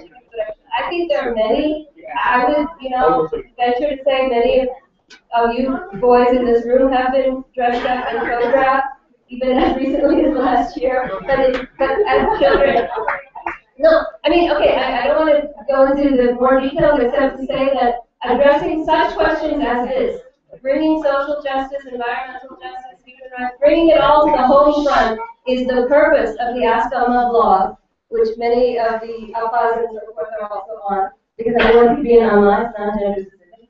And askalma.wordpress.com, I encourage you to put this question, join the group, put this question out there. Many aiders are part of the list, and this question isn't going to be resolved today. But we need spaces to discuss, as one of the people said, when we have spaces to discuss, we do. And the purpose of that group is to help create that space. I don't know, right here, I'll put up a page for this discussion. We can put all the questions there. Okay, so, no, we need to actually need that. So, on that note,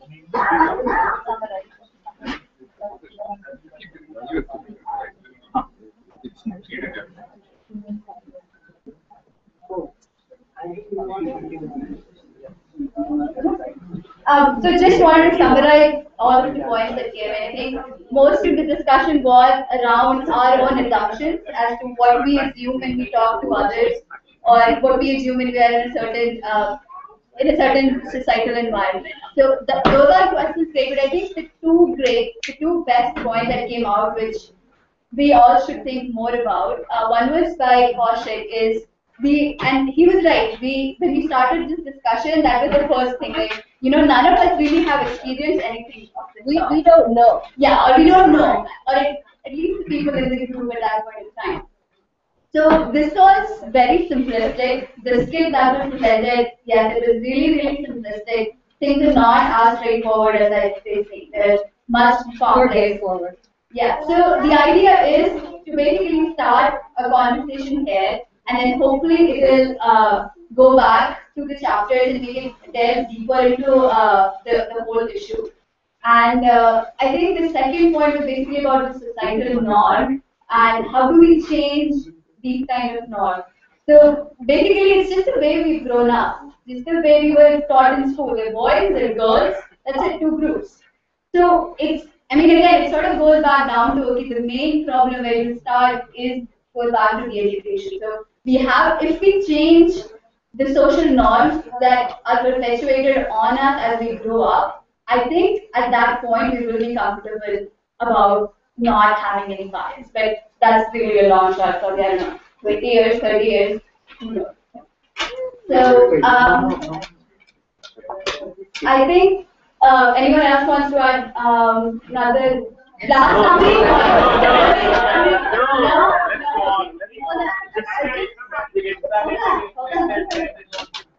I just wanted to say, in response to Anita's question about how you bring up your children, this has been done. There are actually lots of parental groups and lots of resources on the web on how to do this and how best to do this. So we can talk about that afterwards.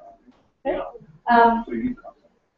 Just one. So the thought of that, I was thinking that we are also assuming that in this room itself, we have people who are all heterosexual and also in the gender clothing that we are in. While I would like to point out that there is a lot of reasons why a lot of people also stay closeted, even when they will advocate. Absolutely. And I just wanted to add this that I think it's cautious point. I actually, when I was looking for an apartment, I got interviewed by a lesbian couple, and I was surprised how little I knew. I think this comes up a lot. It's not just restricted to LGBT. You often encounter people being from the law, people don't know anything about it. And I think the thing is, they not know anything. Try and Okay, great. So, on that note, can we send a resolution from this conference to amend to revise the point in the volunteer responsibility code to, this is the old, I'm pointing, above is the old one, below the arrow is the new one. Respect equality of all people regardless of race, ethnicity, caste, religion, gender identity, sexual orientation, and refrain from any actions or statements that constitute prejudice. Are we ready to vote? Anyone think we are not ready to vote? All in favor, please raise your hands. Put your hands down. Anyone opposed? Anyone want to abstain? All right, so the resolution is endorsed. No, you don't need to. The next step is then you take this back to your chapter and continue this conversation with your chapter to make this change. Okay? Great. Guys, just have a really quick poll of what did you think of this session? Like, thumbs up, thumbs down. It's like a good start. It's a good start. It was meant to be a start. Okay. Yeah. One last thing, we just wanted to thank everybody who's contributed.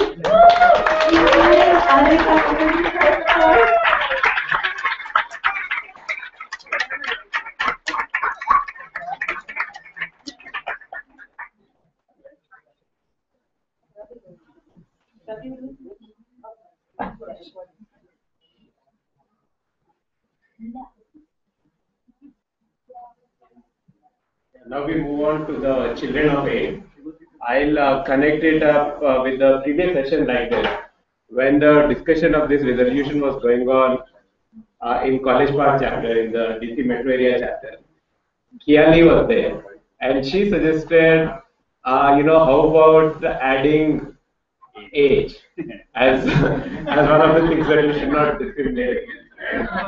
So,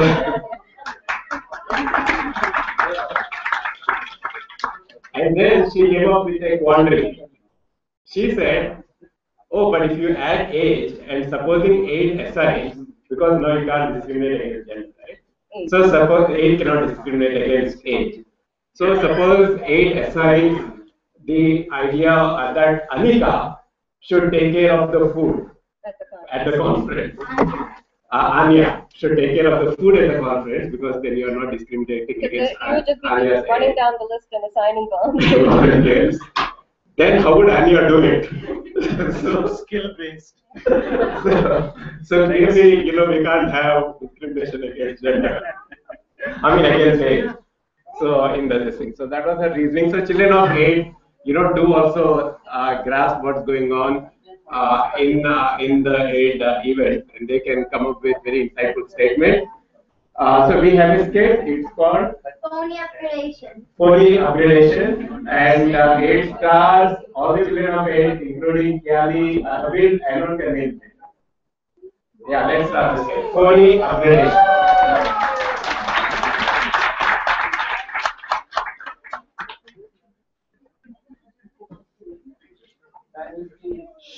Silent. Give it a mic.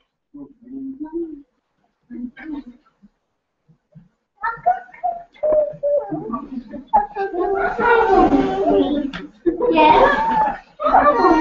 Wait. Is it? Thanks.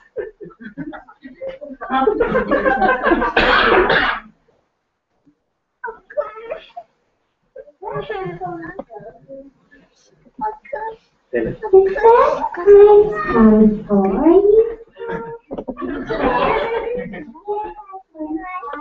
way down.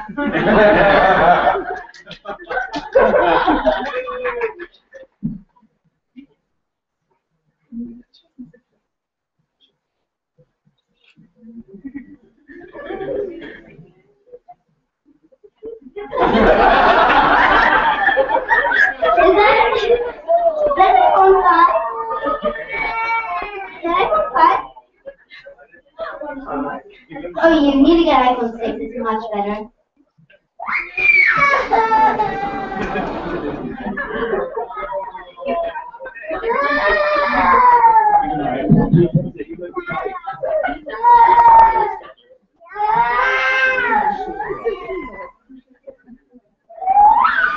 Way better. Way better.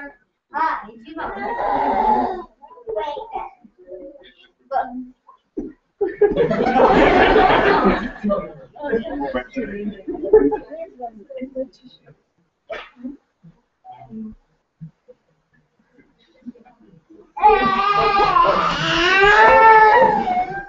Ring ring, ring ring.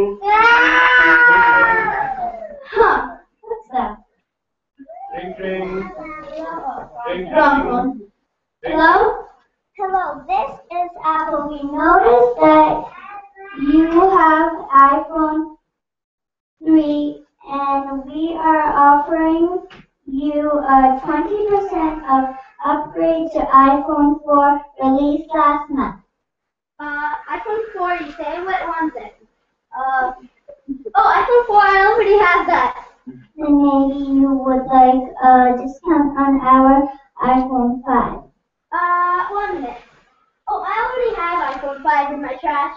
You already threw away an iPhone 5. Who are you, the World Bank?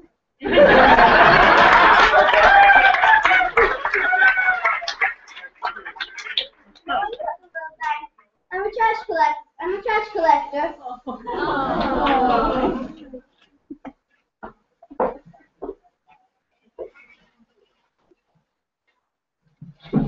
What should I do with all this trash? Should I trash this trash? Oh, I know. I saw on Satyameva Jayate, 8 Sati Srinivasan Leo and Ajay Kumar talking about zero waste. Maybe I should call 8.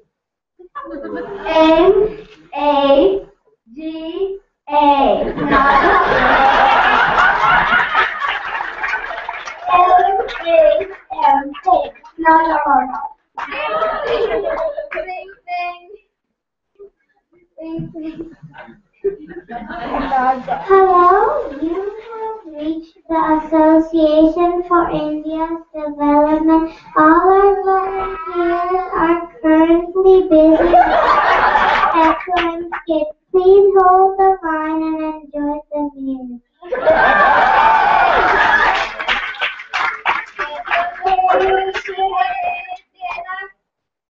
स्वदेश है तेरा तुझे पुकारा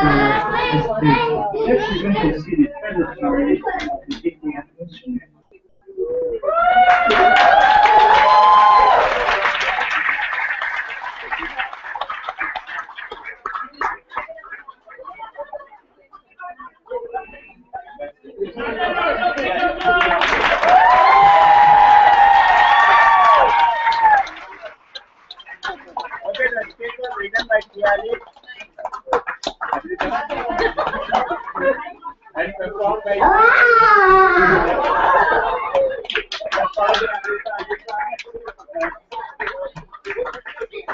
Good job,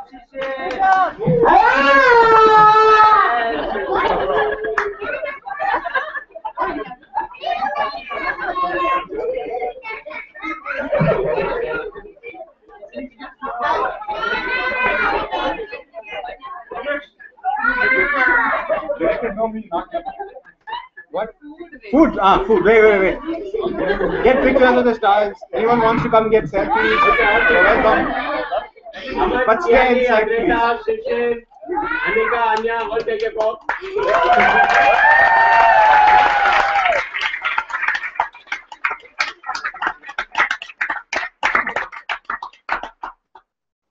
Okay, so we have an announcement.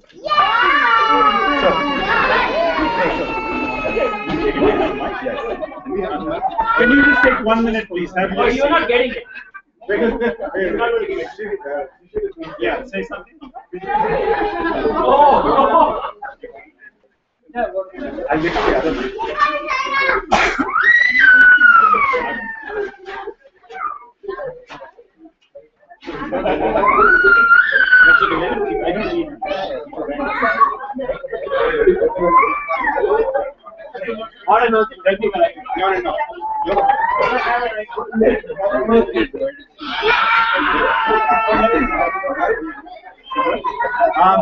There's an announcement.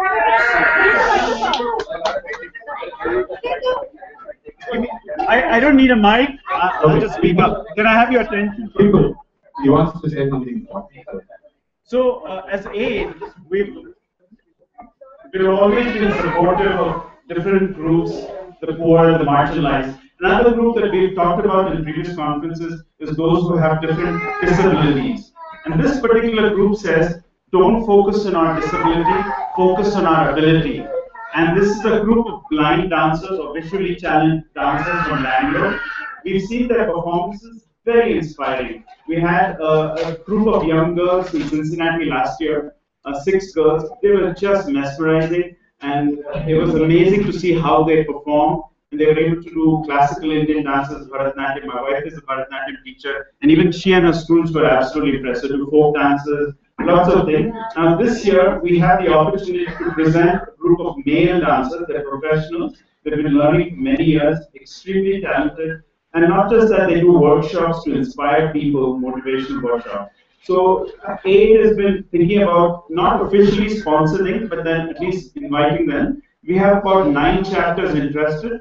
We need 12 chapters. So what we'd like to do is show you a little bit about them. And maybe if any of you are interested, join us for lunch. We can talk about it. The chapters that have already shown interest, those that may have questions. So we're talking about from end of August till early October for 6 weeks. They want to come. There'll be 6 visually challenged dancers, 2 other sighted dancers with them, and they do a repertoire of lots of Indian dances, Bharatanatyam, Kathak, folk dances, etc.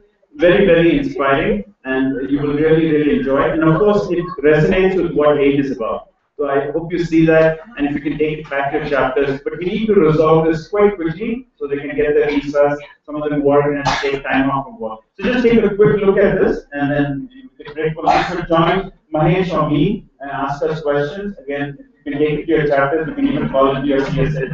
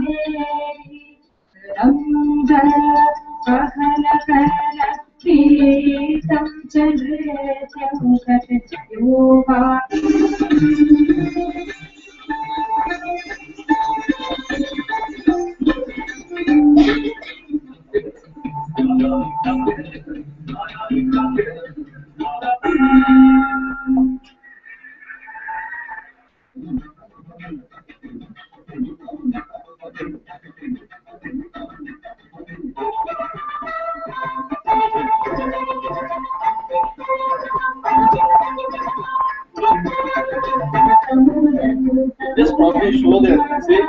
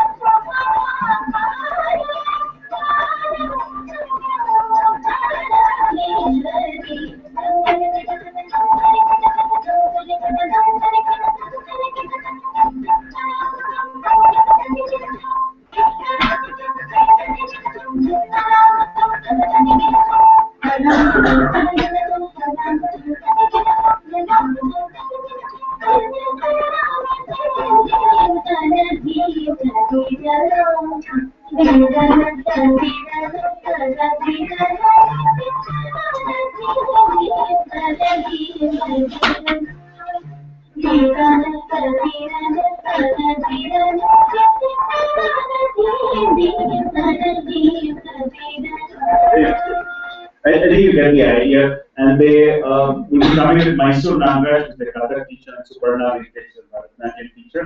And what was the other point that we wanted? So if you have any questions, just join us. They're interested in hosting, like, usually the events are on weekends and concerts would be on weekends.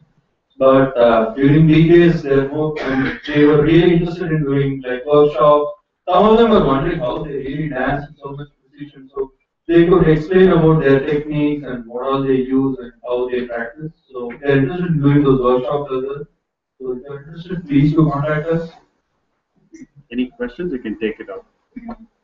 Thank you. So we have one last announcement. So we have to come back to this room exactly at 1:30, so we can start. We can listen to Hermione. We are going to play a video that is going to be part of her talk, and she wants you guys to just, while you're eating, just walk in, just look at. No. We'll take her request. She's really nice, so we will take her request. So walk in, just look at the images, just take in what's in that video. It's going to be part of her talk, so it's going to be. There's going to be. So we're going to play a video which is going to be part of Hermione's presentation. So walk by. There's no volume or anything, so it's just going to be images. So Hermione experience it, watch it, so that she can use that in her talk. Just keep it rolling. Yeah, it's going to be cute. It's going to be keep going in the loop.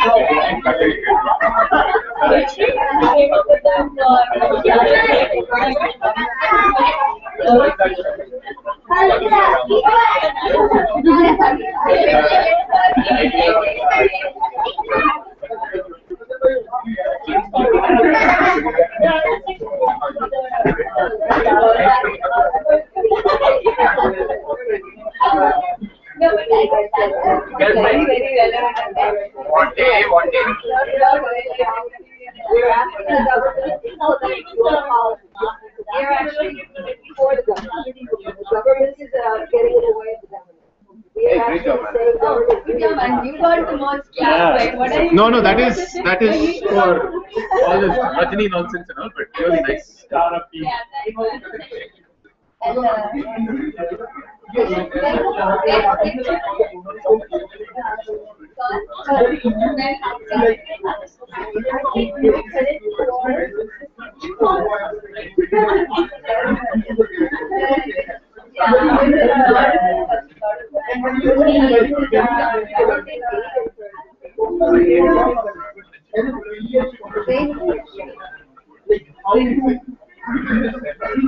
Yeah, we were planning on it, but I think we just. Yeah, they know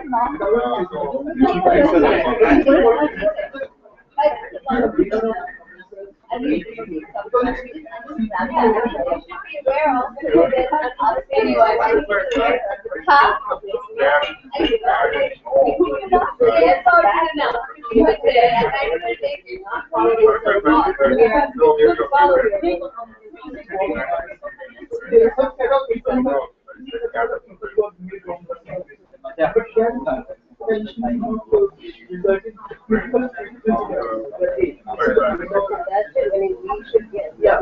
No, I was just saying that can be one that can be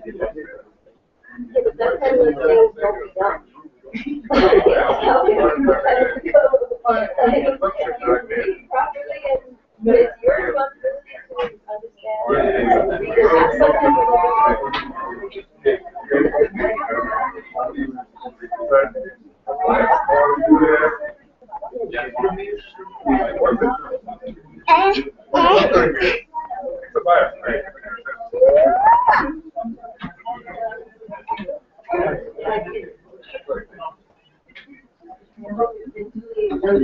Did you see the I didn't look for the hashtag. I added your.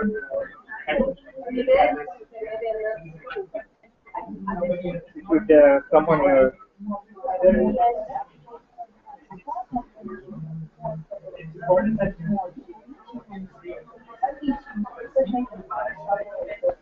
Okay, how do I find it? So these are something like at the rate. So when. Okay. But even if I search 8 conference, So you do, yeah, you can do that, yeah, you can do that, but not, I think all, yeah, you should get those too, because there will bunch lot of tweets, because all chapters and everyone is tweeting, so you'll have to go down a lot. There are lots of people that hashtag. Everyone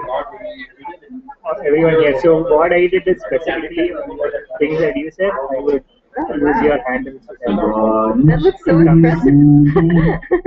So I put your article on the link. Okay. Okay. So here's one more. So you can So basically how just do you find the thing that I tweeted? See, I wrote this on my blog, and then I sent that link in the tweet. Okay. But I mean, the people may not even notice it, right? So did you tweet this? Yes.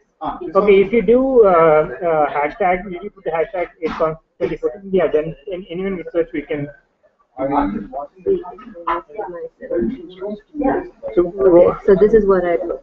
8 conference 2014 notes from there. Yeah. So then we have to search.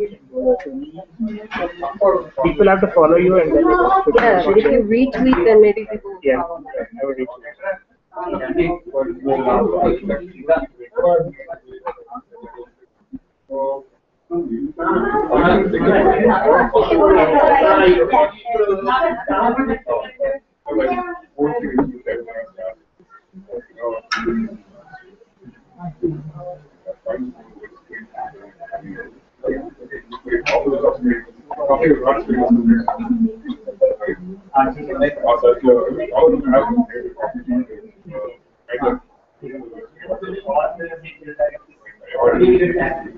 But it was a weird situation where I said that because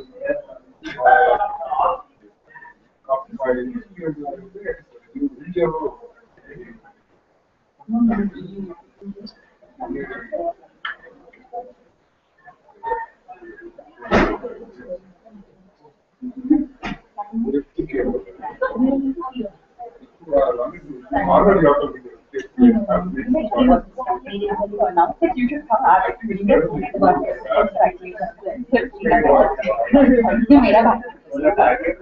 मेरा मेरा भाई मेरा भाई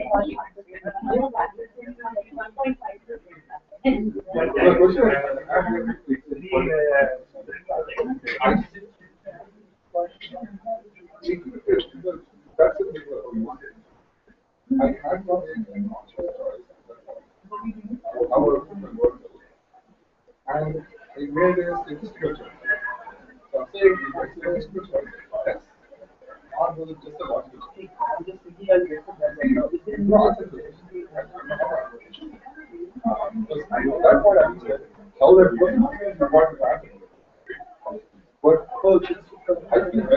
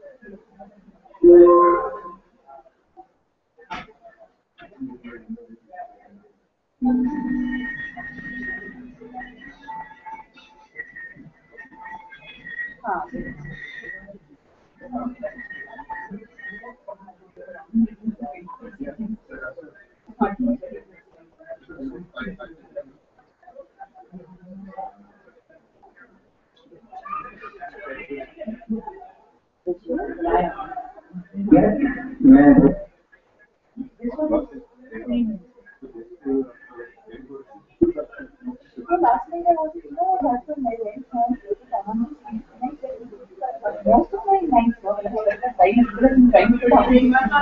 now he told that when he was younger, he would wake up, he would wake me up and tell me, you are asleep.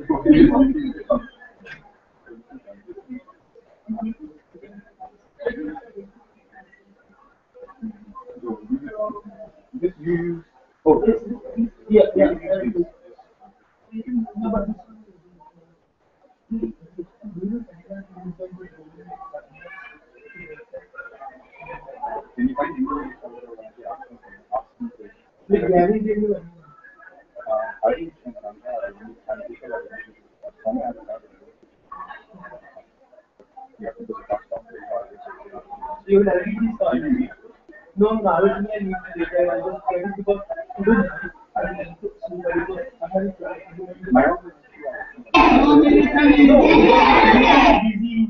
No, then I'll give you. Then you can leave the and it's very secure. Okay. So, yes,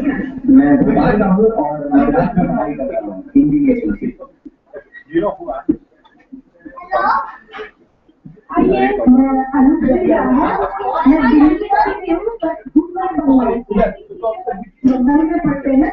और हमारा घर है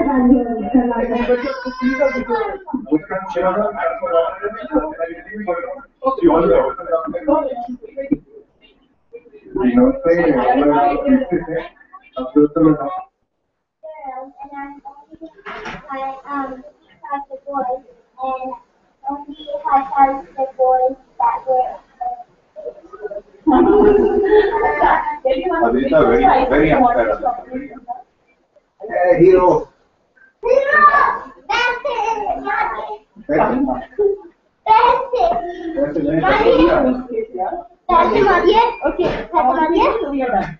Now you can actually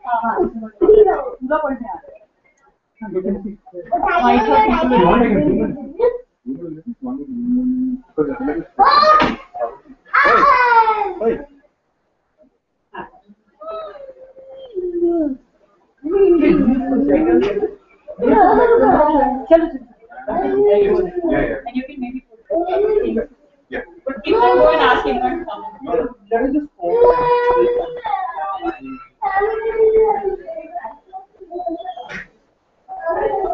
your person will know. I don't.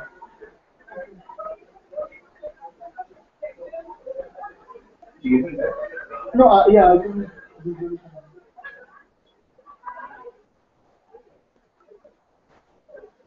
let's call it just should we recognize your and we otherwise no, you need a number. oh no, that I will take and oh small, okay, sorry, I didn't know that. No. So are you enjoying? But this is awesome, man. This is awesome. Yeah, no, that's what I thought last time. I really like the. Yeah, it's very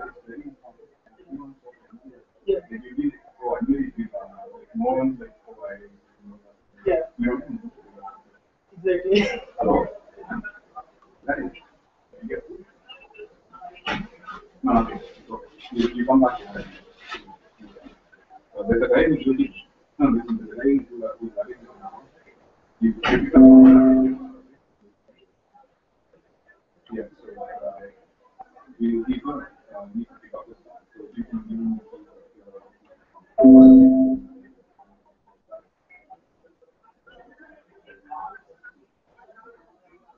oh, pick up. No, don't worry. Don't be worried. Because don't worry, because you turn you go and come here and then you come. As long as you're getting back from the ground.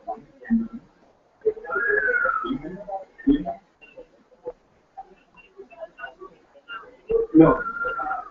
Yeah, this one. No, you go pick up the car. I'm not saying you should pick up the car. I'm saying you don't need to do this thing. If you really take it, they'll be asking you.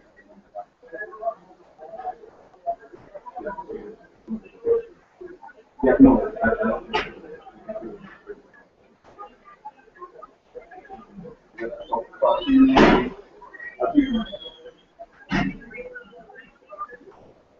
Are you going home? You're going to drop back. Okay. So yeah, this comes. Put it in your. Yeah, this is it.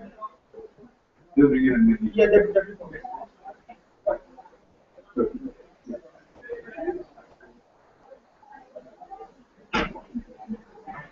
Turn off this off.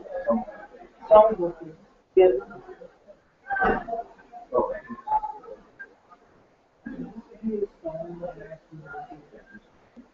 So she's bringing it? Yes.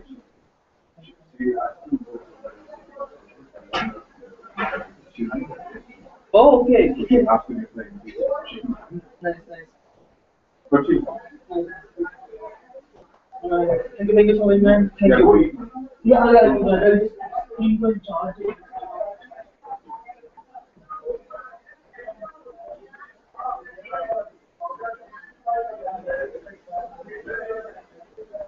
How did you manage without your stuff?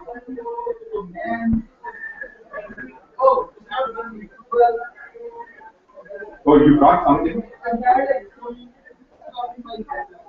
Oh.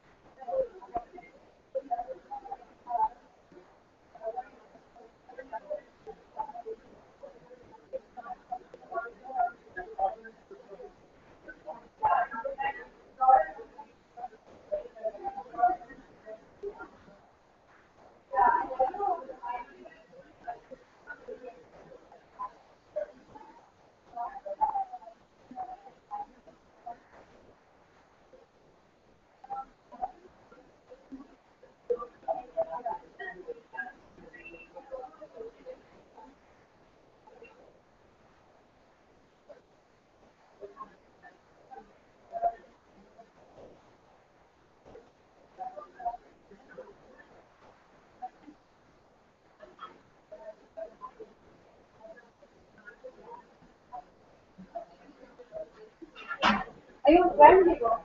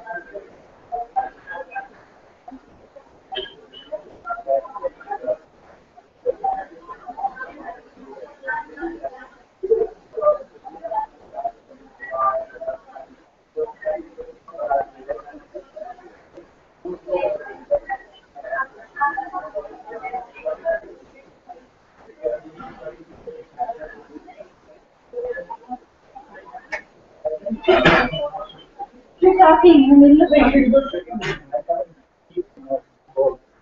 Well, you were talking, that's why they wanted us to come in. Just go.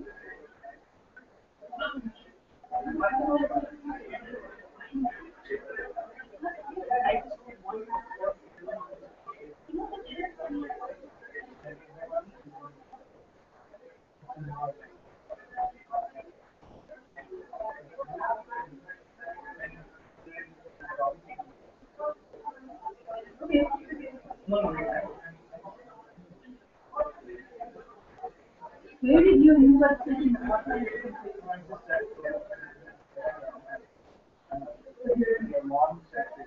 Right. No, that's her. So where is that brown thing? Brown. I don't know. I'm thinking. It might be the garden. Here, take this. Share. It's more than. Coming up. I don't know.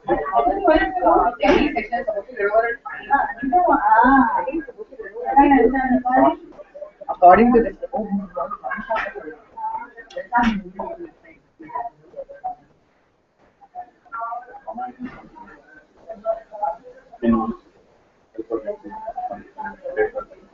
Yeah.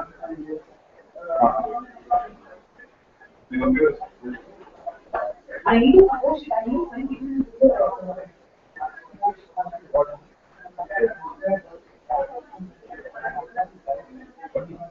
no, I need to find the person. I mean, I'm not told that person that person. I don't know who it is. Okay, so basically, someone is supposed to start at 1. Supposed to start at 1:45. So,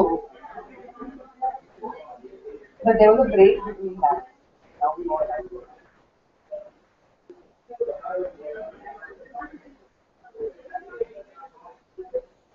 So should we start like a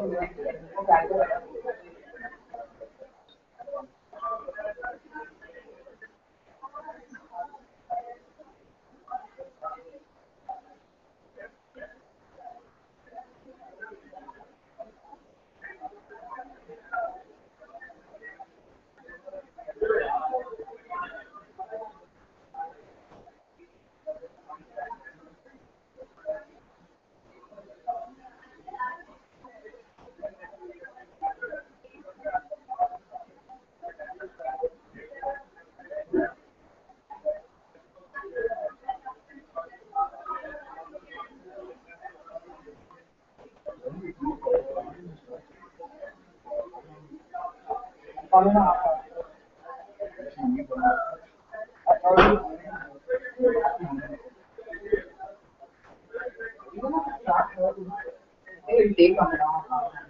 When? That's what. There's a PowerPoint. Still escape. But this is what this is duplicate. I mean, template. Yeah. Move it to this side. So just minimize it. Oh, no. It's okay. It's okay. She has to look at the side. On your screen, it will be on the side. No, it's I have to. Oh, press escape again.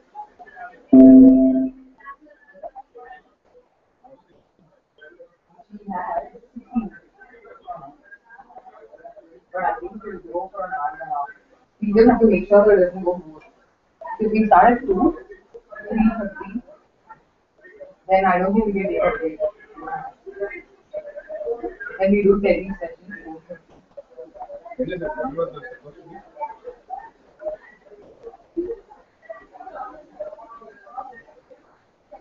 It was supposed to be at 3.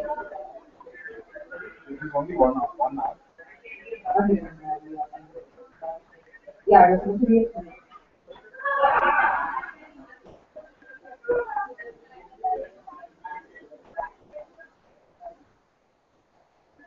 And now it becomes 3:30. It becomes 3:30.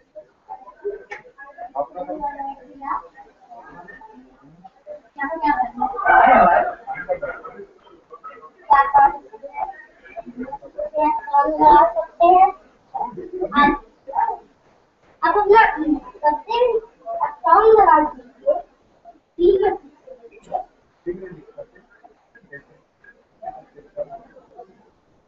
नहीं आप आप 10 मुझे तो गाना पूरा लिखिएगा please लगा दीजिए सॉन्ग लगा दीजिए हो गया ये लगा दीजिए सॉन्ग सब like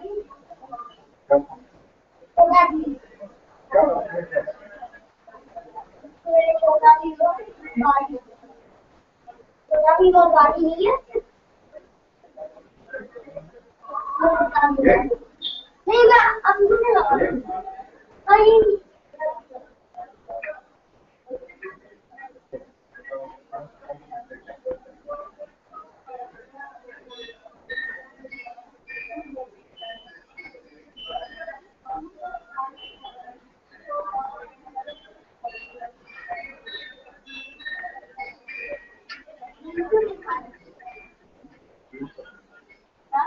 1:30, start hurting people. I was trying to clear up these things in my head.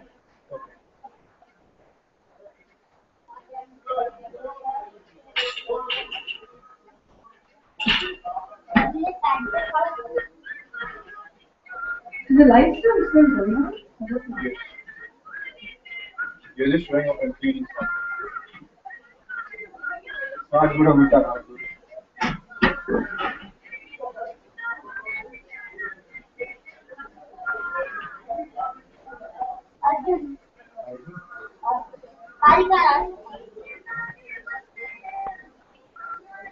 ये छोटा भी है, ये छोटा भी है।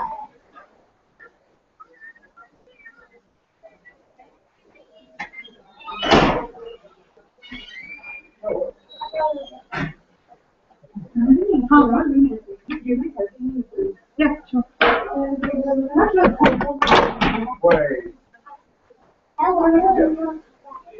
Where do you want me to take these? Okay. We brought these in for the...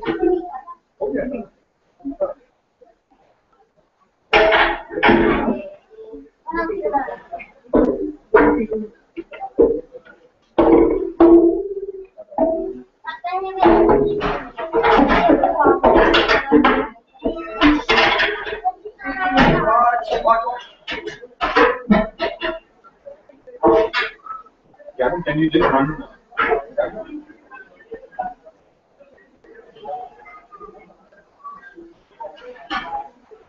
We don't want to have... Hey. I'm not taking. Came after No, I ate when you inside the session. Do we need chairs here with any Hey, there's a climate change panel. So what? There's a panel event, no? What panel? I thought it was a climate change. Oh, there's only one person. Oh, so no need for three chairs? It's a plenary session. As in she's just talking. Oh, who's talking? Very. Is Professor Sterling? Oh no, right next to, right after this is command. Okay, so we are wondering we need a chair. Is she around? I don't know. She said she'd come. I don't know.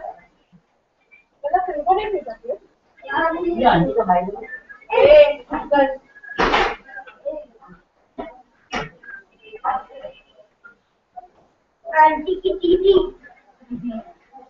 This is smart. नहीं भाई वापस आ अरे आ रहे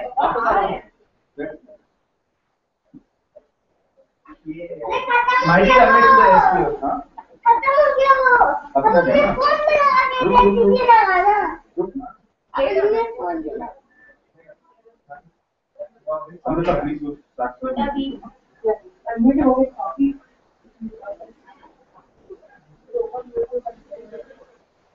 यहाँ पे आ जाओ अमन phone पे यहाँ पे फोन पे स्टॉप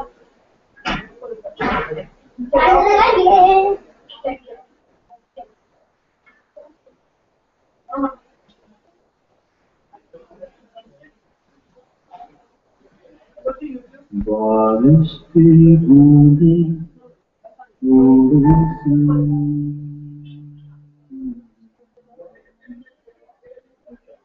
सूरज के किरणें थोड़ी सी चंदा की थोड़ी सी चांदनी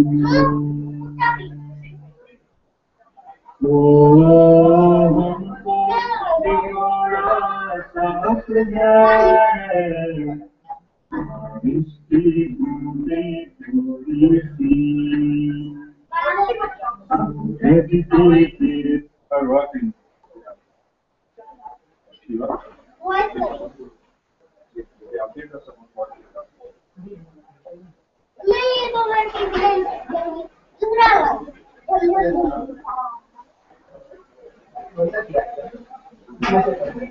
बच्चों का Hey, she's talking to you. I was talking to some of the business. Very difficult. Make some money, please.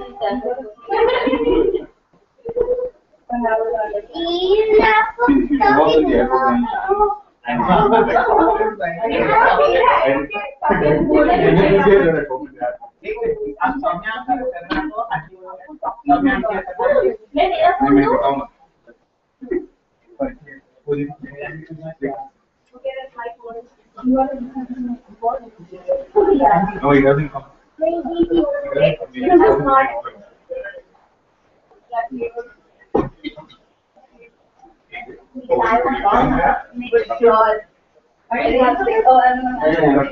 No, because yesterday Rio was with him. He was trying to talk to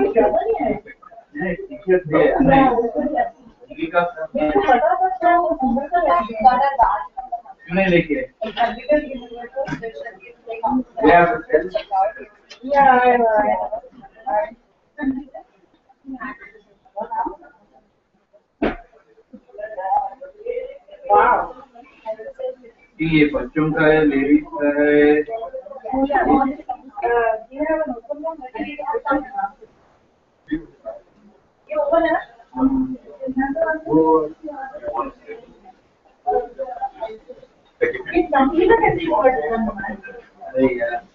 I give the freedom to the I just wonder. show people how it looks like. That yeah, it said that almost if you when I go see the empty. Yeah, so if you know the thing, then you can say. So I'm just asking, what do I do? I didn't notice that you existed. I know.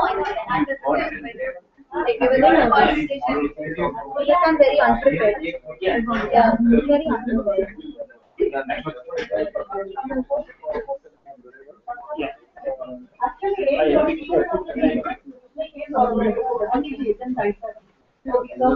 Well, I don't think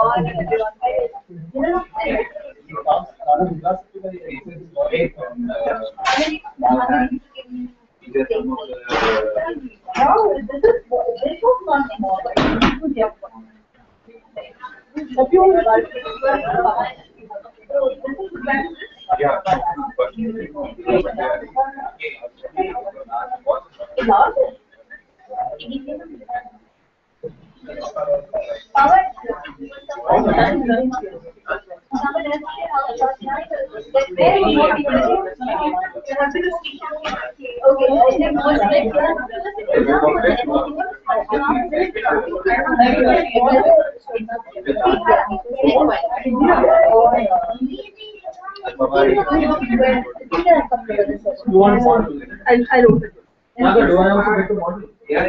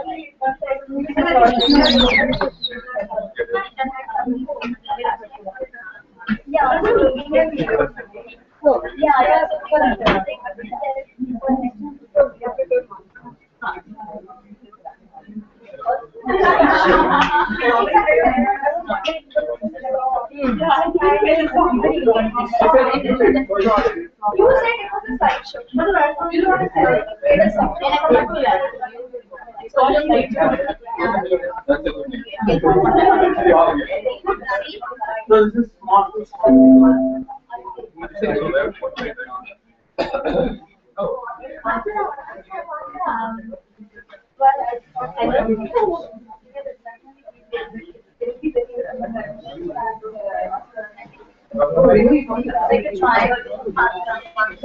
I know. Yeah.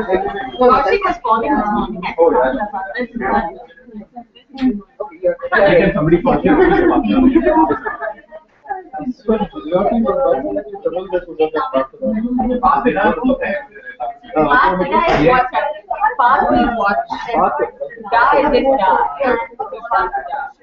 Modi आया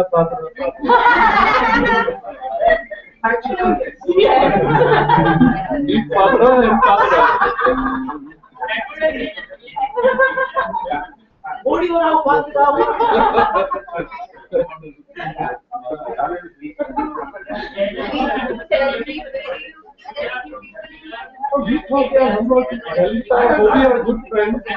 So Jalita hasn't. वही तो I thought they were good friends. So I thought good. हाँ वही तो हमको Well, if there was with multiple parties, he would have had the opportunity. But with and this is only here. Otherwise, we're working on next time. So fortunately, there is no such thing. Okay. There is no such thing. Oh, that is true. Hi, welcome back. Pooja, are you leaving tonight or tomorrow? Tonight.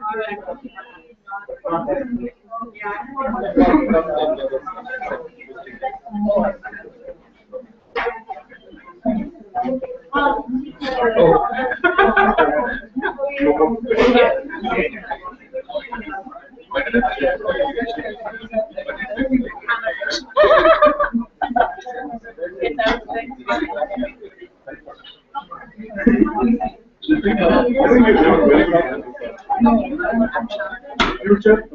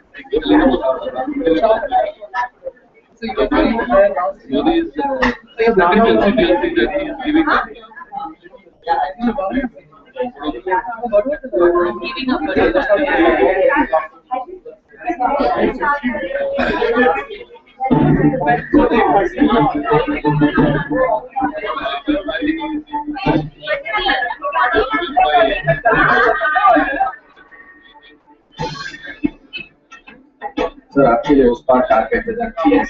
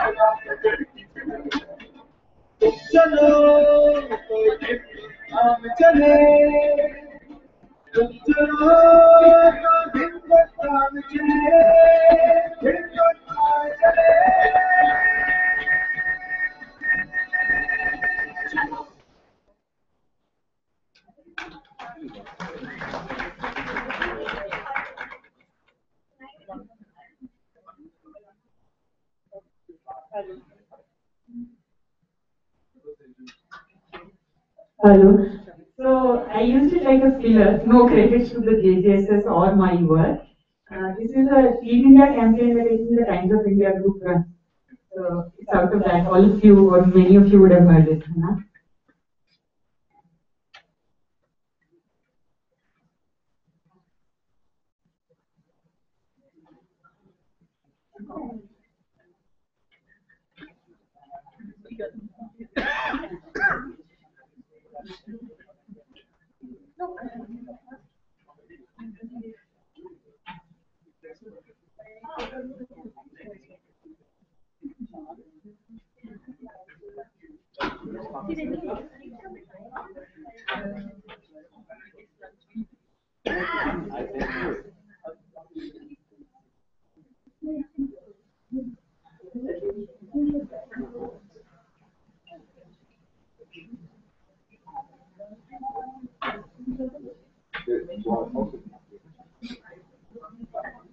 So while we figure out the, can you hear me? I'm really loud. No? No. Okay, fine. Live stream makes sense. Okay. So while we figure out the stuff with the PowerPoint, I'll just very quickly introduce Hermione. Shonada very sweetly outsourced the job to me, luckily. So Hermione is a Jeevan Sati. She was with the Milwaukee chapter from 2002 to 2006 with Ashish, and I guess we should check that. I feel like I should check that. Anyway, so she's very amazing. The little that I read about her and her work. Oh God, sorry. I'm asleep. Yeah, it's pervasive. It's just gone everywhere. So she's been, as I said, a Jeevan Sati who was with the Milwaukee chapter from 2002 through 2006, and she's also was a master's alumnus of the Tata Institute of Social Sciences, and has been involved with multiple campaigns and multiple groups, with the Bhopal campaign with MKSS, and is now working in North Bihar since 2008 with a group called JJSS. Jan Jagran Shakti Sangathan, and they're working on empowering the people of the rural community in North Bihar to get their fundamental rights that they deserve. I'm going to let Hermione take over before I make more of a fool myself.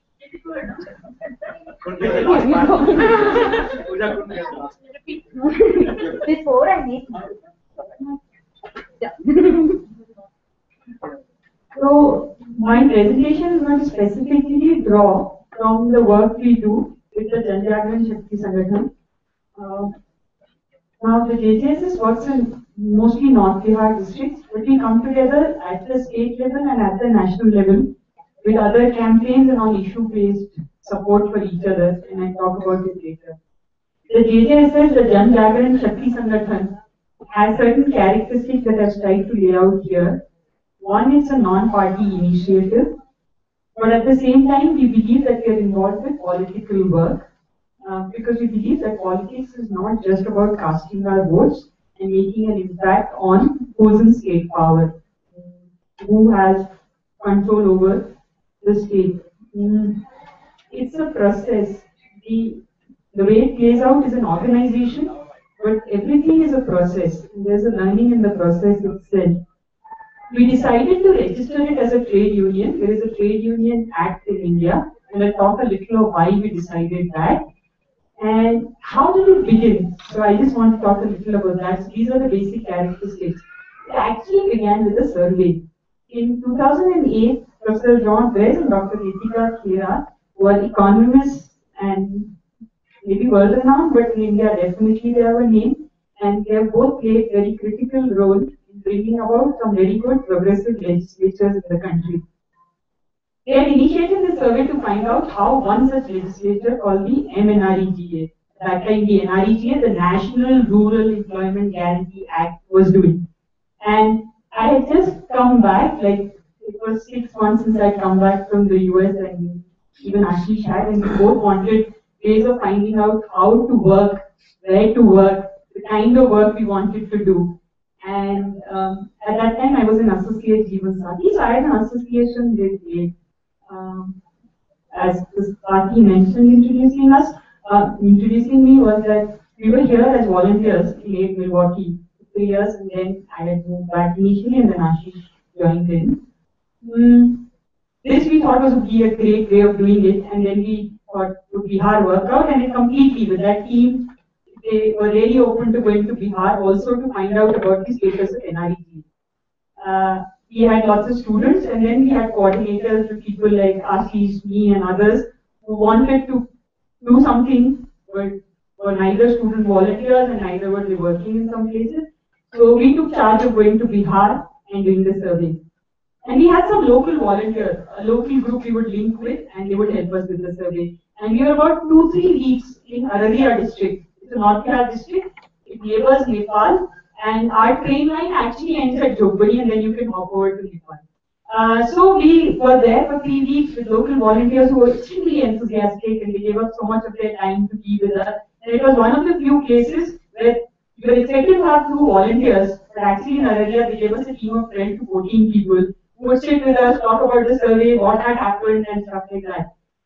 So after the survey was over, it was not mandatory that you had a public meeting. But our volunteer team completely said, now that we worked so hard, we might as well share with our own local community. It's fine that this will become into a paper, it became an article somewhere, but how about telling people in Araria what is happening? So we had a meeting in Araria district, we called everyone, and we spent a lot of time explaining to them how badly the NREGA was doing. Program designed by the government with good inputs from very progressive people and movements in the country was doing very poorly in Araria, and we told this to our group of people, a small group like this only, and they said, well, why did you have to work so hard? There were students from Delhi, Bombay, and other places said, why did you have to go through such hardships? You should have asked us, we would have told you it was doing badly. And then we realized that there was something more that was expected. And it was that day that one proposal came, which was that why don't we work, if it's just the NREGA, on NREGA, to make it work? Are you ready? And we said we were, and we signed up for what was then named as the Jan Jagran Abhiyan. Abhiyan means a campaign. For people's awareness campaign, it was understood that we would work on the NREGA, ensure that what was being promised by the NREGA would reach the people. And this is how the current JJSS started, with a simple survey, getting to know, having volunteers spending time together. And the one silver lining to our cloud was that when we had done this, 100% people in Bihar, those survey, that sample, 100% had said that if people are dysfunctional NREGA, they had said that if given a chance, they would like to work 365 days under the NREGA because it was so promising. So that's how this came about. And why did we opt for a union? I think we'll talk more, and somewhere along I should be able to answer it. But if not, you can have it in the Q&A from someone I would love to answer it. Now, this is broadly how I see the JJSS has tried to focus. We are political, so we try and change power equations.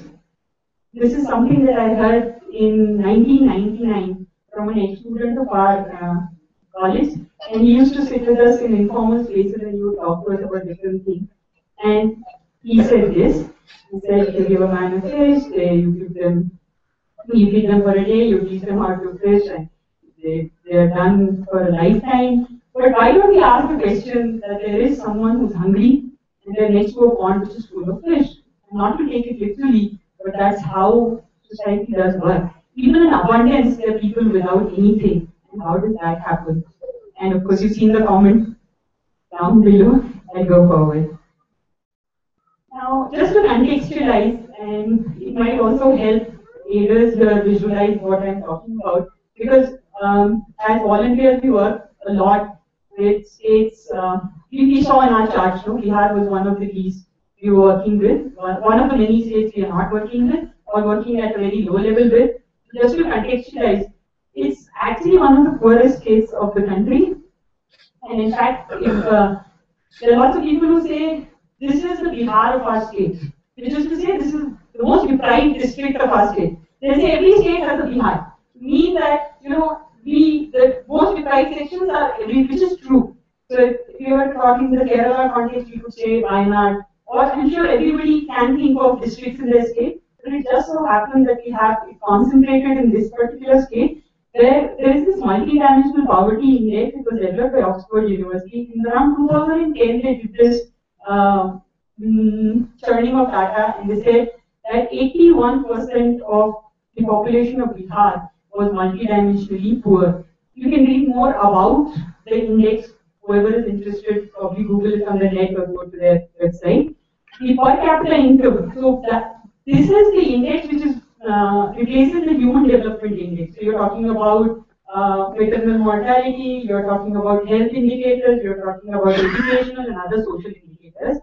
And at the same time, economically also it's a backward state. And you can see it from the per capita income. I'm not an economist, so don't ask me more questions on the per capita at all. 88.71% of Bihar is rural, which is it still lives in its villages.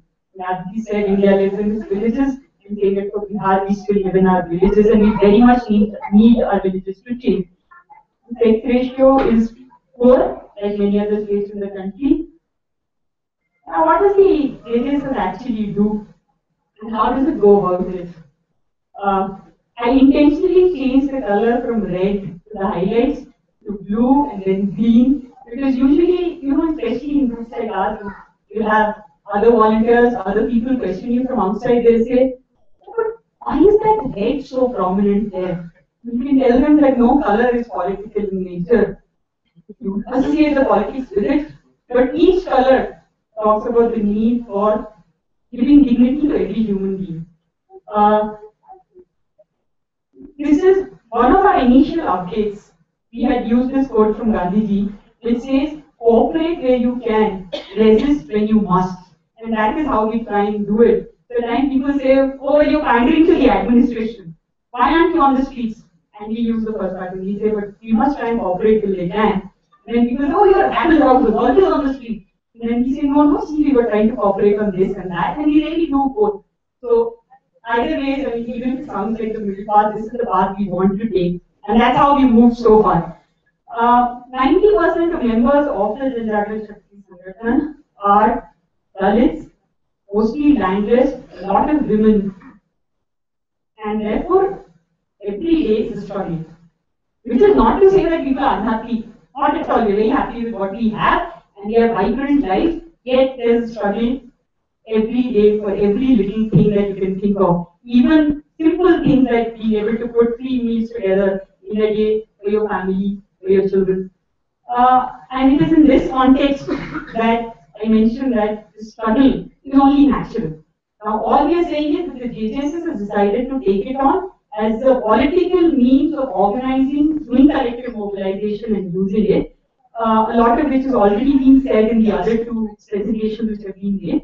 Today mornings also, if you look at all the demonstrations that are happening against the dam and everything, these are just tools we've decided to use. But the day-to-day struggle is everywhere. Even if you sort of thought, but why do we need to go into this Sankarsh mode? Why can't we just do Nirvan and Seva? Because the people you're working with are already in the Sankarsh mode. You can't take them out of that mode. You can decide to make it collective or not. The JSS, like many other organizations, decided to make a collective effort to do struggle. And this, to me, is the most beautiful struggle because it was local and yet we fought it at the state level with other people who were sensitive to the cause. This is that, and if some of you may recall, Ranjit and I, Ranjit is the other Sati who was supposed to be here, but he was refused a visa, so he's not here today, here in the gathering today. But like last year, we both planned that we would come here as representatives of the JJSS. And one of the reasons we had to stay back was that the Bihar government actually reduced wages on this NREGA program. Now this is completely unheard of. Even the most regressive governments have on paper never actually reduced wages. Any of you actually remember any such cases? We could not recall. So then we tried to campaign, we did petitioning actually, and that's where we always start. So we wrote letters to the media, we wrote letters to the Chief Minister, we tried to get appointment, we never got one. And finally, on May Day, 1st May, which is a very important day for us, when we come together in a Mazdoor Mela that we talk about, in a Mela, in a plate, and we celebrate. And we don't take out rally, we don't protest, we just say, yes, struggle every day, but not today, because we will rejoice at what we have gained in the various struggles we have done so far. And on that day, we decided to launch a Mazdoori Ki Jang, a battle for wages, and we decided we will take a contingent and we will go to Patna, and we did that. There was also a court case that was filed by Ashish and others as supporters of the JJSS. Of course, it was JJSS versus the state of Bihar, but actually filed by people who were based in Patna and trying to help out. And that gave us a stay order. And this campaigning together helped us, and the wages were brought back to 144. They had been reduced to 138, 6 rupees per day per worker family. Now, one example before I go more into Sankarsh of a cooperative exercise is the social audit. And a lot of people talk about corruption in India, and so it's also important that we just one small bit, because I know wouldn't be enough time, but literally the social audit is about burning the midnight oil, as the photograph shows. The basic steps, like how many of you heard of an accounts audit? Hands up, almost everybody. How many of you have actually heard of social audits? Quite a few. How many have actually been part of an accounts audit? Accounts audit. No one here? Of course, yes. How many have actually been part of a social audit? Okay, so see, what happens is that this social audit, it's about doing an audit which is in the public domain. You know, actually asking beneficiaries what's happened and not happened, and bringing it out in the public. And then if their authority which is using those funds, public funds, sort of vary because they know that everything is going to be discussed among the people tomorrow. So they are not sure how far they will go. Of course, they will try and take money and swindle money and everything else, but at the end they are answerable. And that accountability that the social audit exercise is great. What we do is we bring together documents in a form that is understandable to common people. Because I bet if I brought out a government document and I hand it over as photocopies to all of you, many of you will not understand it. You're all educated now, beyond your bachelor's, some are postgraduates and PhD holders, because the government way of writing things in the language is very different from how ordinary folks will do it. Gautam, did I see your hand go up for the social audit? Gautam was actually there for one of the social audits for like the whole case. And after the consolidation, that you put it in forms that are understandable to the people in their own language. You go to verification, you actually went to the villages, you go door to door where possible, you call people, you talk to them, and do finally a big public meeting in which the entire village, the various stakeholders, the representatives from the administration, everyone is brought on one common platform. And based on the report that comes out of that public meeting and the day spent in the panchayat, there is the action. What action are we talking about? Asking the administration to take action in terms of, it could be an FIR on those who've done corruption, it could be lack of participatory methods to introduce the same through government orders, it could be recoveries where money has been swindled. So it could be any of this, and in some places it's really worked where cooperation has really happened. Where it's really a cooperative exercise that happens. But if you know the NREGA a little, the Rural Employment Guarantee Act is probably the only act which actually, it's a law in India which says that you have to have mandatory social audits, and those social audits don't have any action because there is no cooperation involved between the community and those who do the audits. And in turn, what you have is a lot of stuff done on paper but nothing translated into reality. And struggles are not only the kinds about minimum wages where you have a larger issue that you all come together about. Struggles are about everyday things. This one photograph that I've used here is from an impromptu dharna that our sathis gave at the Tehsil Law Office. It's a block office, Prakhand also it's called. And it's just a conglomeration of many panchayats. What was the protest about? It was about not being given wages after having worked for weeks on NREGA sites. And our sathis just decided that they would go to the block and keep it closed till they found an answer to it. As you can see, the door is blocked and there is a policeman there who actually got cordoned off on the other side. And this was not something that was planned, no mobilization done. This is how people responded to the situation. So that is also a struggle. That is also about seeking truth.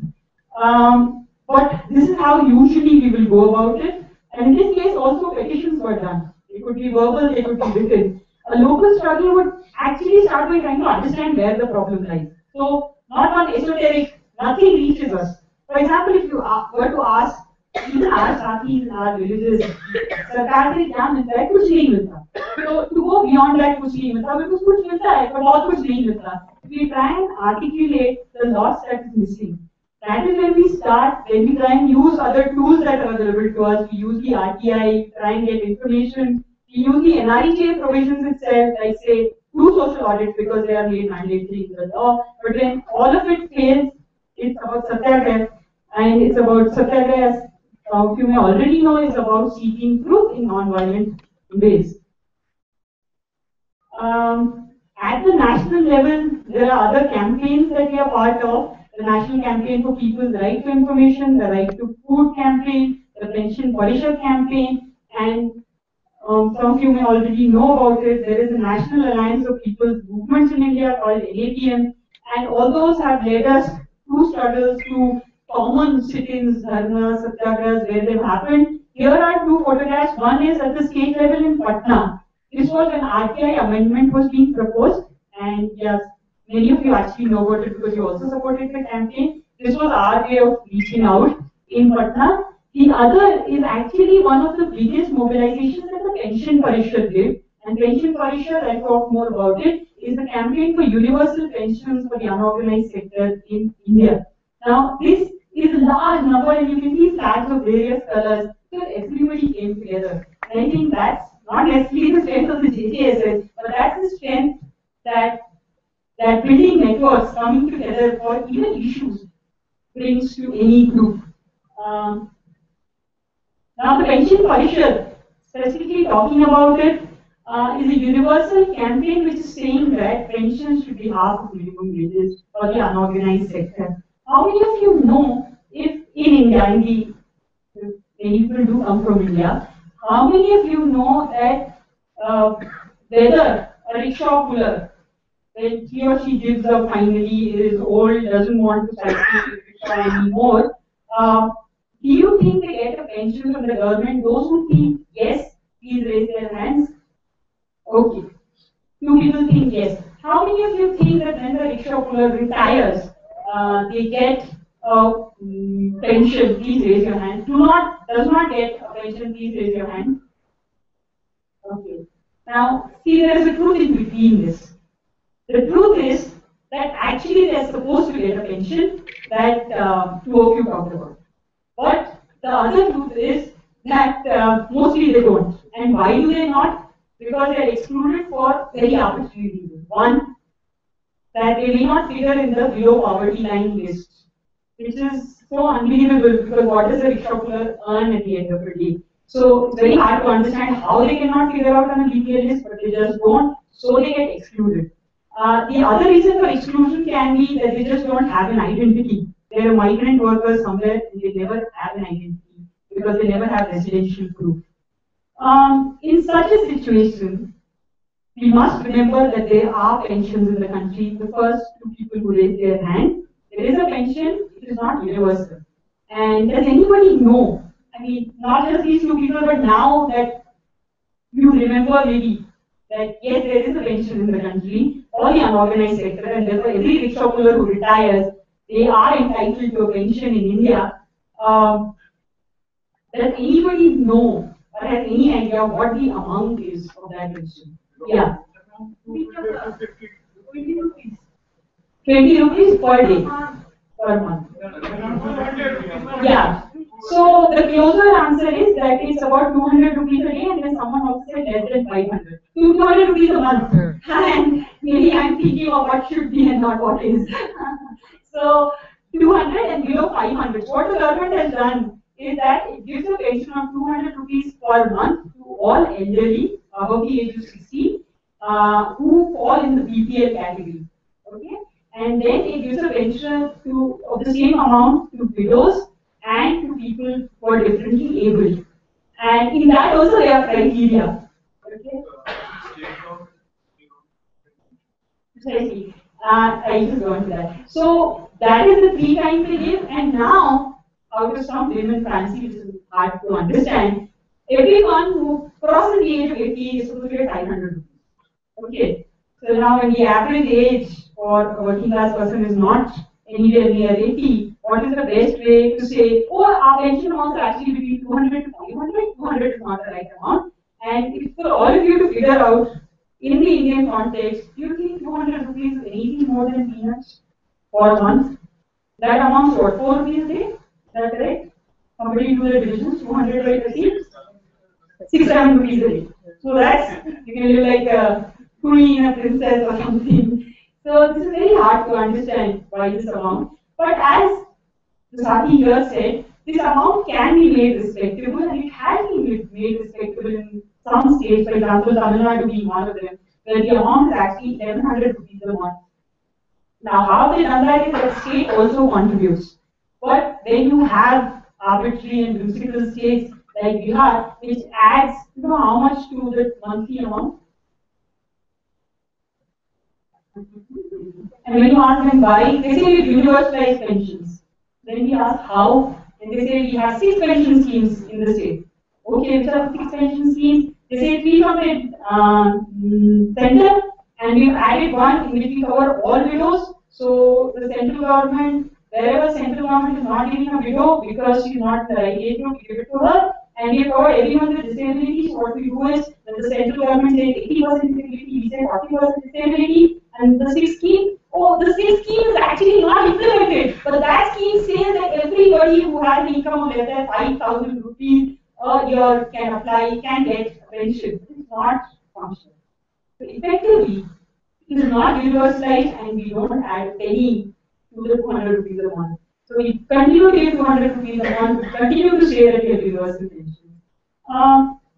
So in this context, these are the demands. You can look through them. Sorry, just a clarification. This, when you use the example of the rickshaw puller, you mean that as an archetype of all Correct, correct. That was just to illustrate who the person we were thinking of. But yes, all people in the unorganized sector, and they could be contract workers who work as safai karamcharis, who do cleaning jobs and all, but they're not in the organized sector, so they're not like municipal government employees. You want to look through this yourself, and then we'll go further. This is quite clear by itself, right?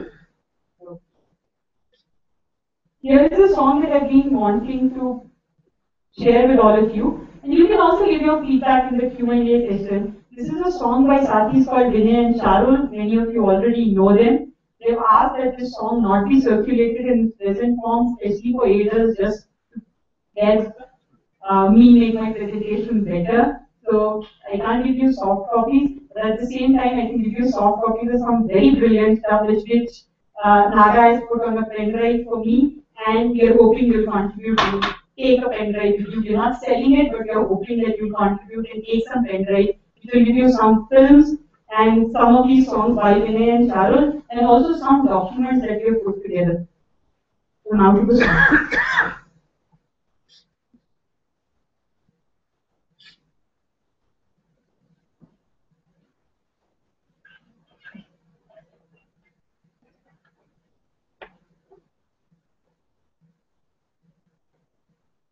बारिश की बूंदें थोड़ी सी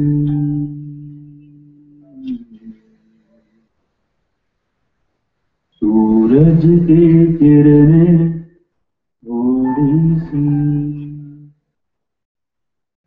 चंदा की थोड़ी सी चांदनी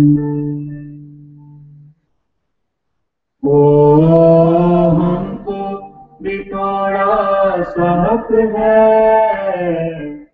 बारिश की बूंदें थोड़ी सी सूरज की किरणें थोड़ी सी चंदा की थोड़ी चांदनी हमको भी थोड़ा सा हक है बारिश की बूंदें थोड़ी सी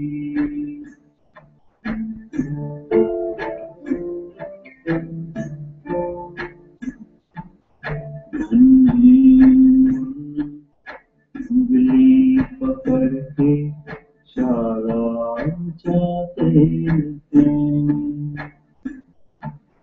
तारों की रातें परियों की बातें सुनने आते हैं उनके दिल में थोड़ी सी बच्चों की दिल थोड़ी सी रंगों सुरों की कहानी हमको भी थोड़ा सा हक है बारिश की बूंदें थोड़ी सी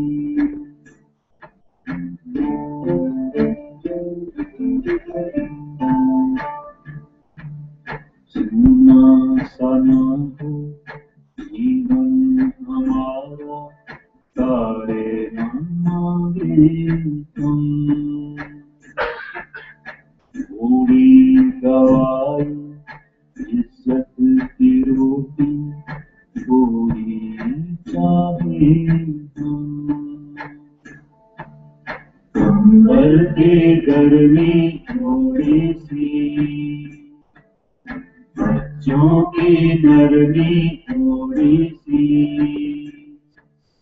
सबके चरणों रोशनी हमको भी थोड़ा सा हक है बारिश की बूंदें थोड़ी सी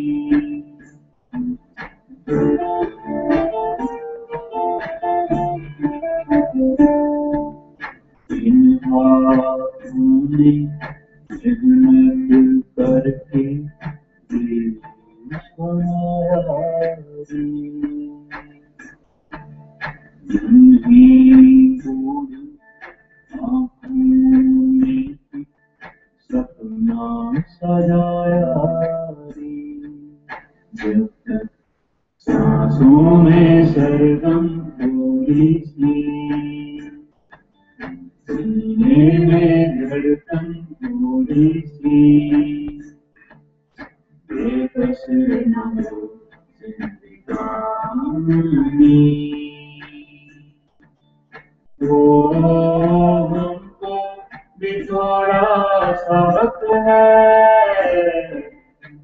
Krishna Holy Sea. Surajte Kirane Holy Sea. Chandati Holy Vichandani.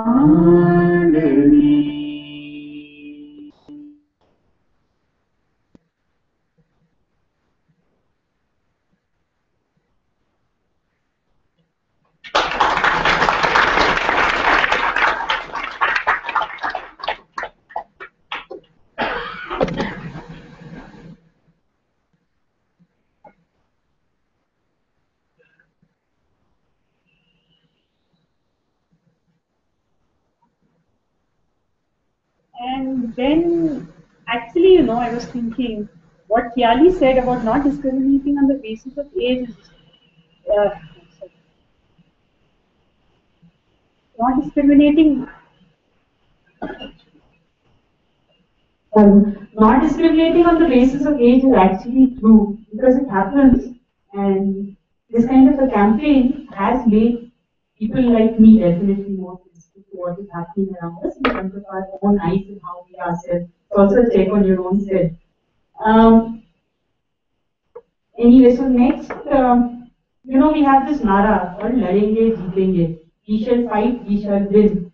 But there is another, and that's not so well usually used so much, but that is Lade Hain or Jeete Hain.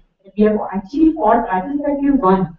And on 1st of May, across the world, I believe not in the US, but May Day is celebrated as a way it is in the US. But in many countries across the world, it's seen as a day which to sort of remember all the people who have lost their lives in the workers' movements and what has happened, and to celebrate it, to rejoice at it, and to vouch to further work for it. And the JJSS also decided to celebrate this day. We usually have what is called a Mazdoor Mela. It may sound familiar to some of you because the Mazdoor Kisan Shakti Sangathan, the MKSS in Rajasthan, also celebrates May Day as a Mazdoor Mela in their own areas. We also do the same. In fact, just one little on the side. Once someone called me and they said, tell us about your work. So I told them when I went to Volga into TKF, including the fact that we're a union. They said, but tell us what is innovative about your work. I said, I'm sorry, but the trade union movement is really long ago that we learned from many organizations. And I told them where all we had drawn our learning from. Went to Gandhi and I said, how can we be innovative and be different? But sometimes, the beauty of it is that even in the big stuff that's been done all around, that you still need more groups like these, and each one that comes in is a great joy to be part of. This is basically, so in the Mela, there are these stalls and stuff, and people buy, and if you read this, it's called Auzar. One of the banners says Auzar is actually implements. What we do is we buy implements at wholesale rates and we sell them at that rate. I mean, we don't sell it because JJSS cannot sell, but the people who buy it will just sell it at the counter at the same rate. So people who come into the Mela also get implements which they really need. These are photographs. So the other thing that happens is that not everybody is at the stalls all the time. So most people are under a pandal, but they can be at the stalls also at the same time. So like a Mela, we take that format.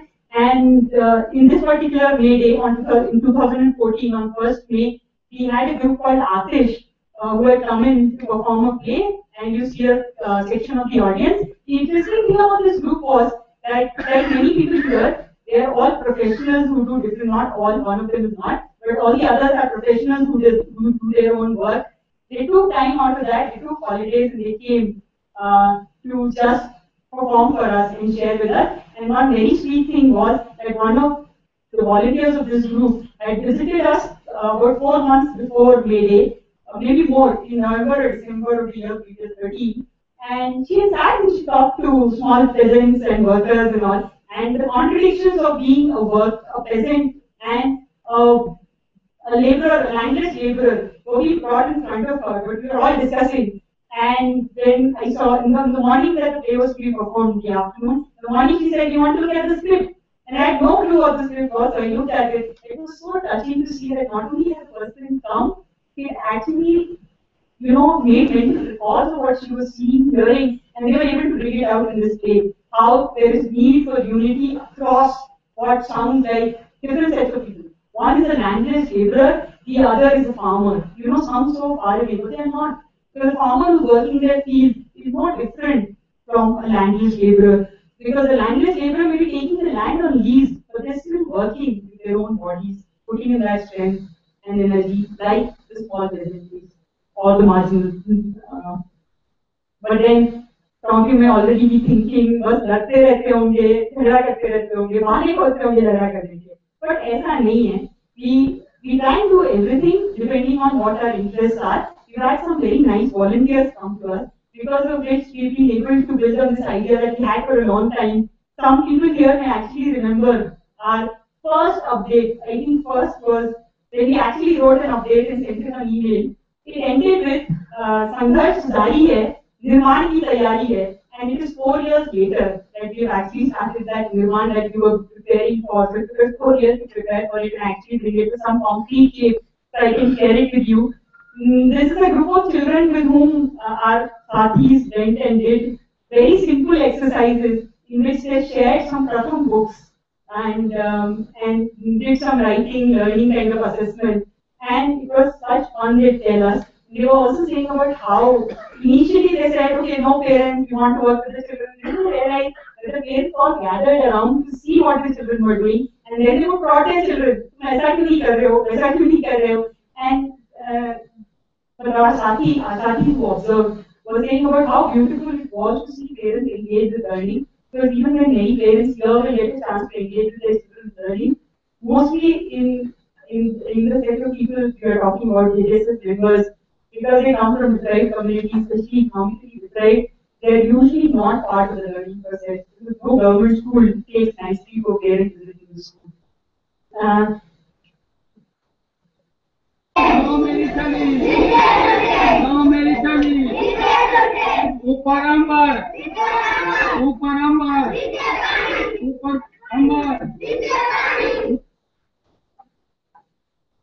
So, I mean, there was, to us sounds so thrilling, it may not sound so thrilling to you. One little poem done by a volunteer who's usually not even raising his voice above the bare decibels that he can speak on, because Ramanandi will not ever speak on high pitches. And it was so nice to see him do this little thing with children. And it is his own tola that he's taken with. So there is not this consciousness, oh, what if people laugh at me? You do stuff outside, like we were talking yesterday, but it's so difficult to do it in your own area, amongst your own people in some way. But Ramanand's done that.